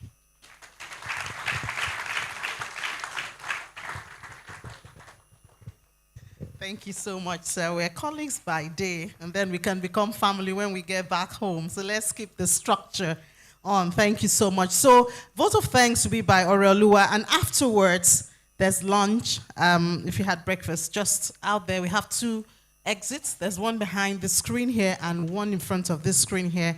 That'll be for lunch. But I would really, really like to thank you so much for being a part of this.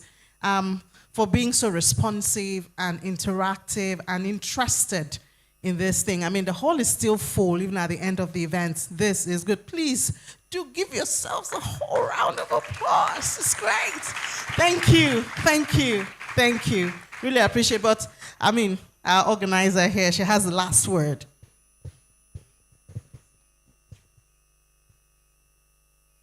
Thank you, everyone. I'm just going to read.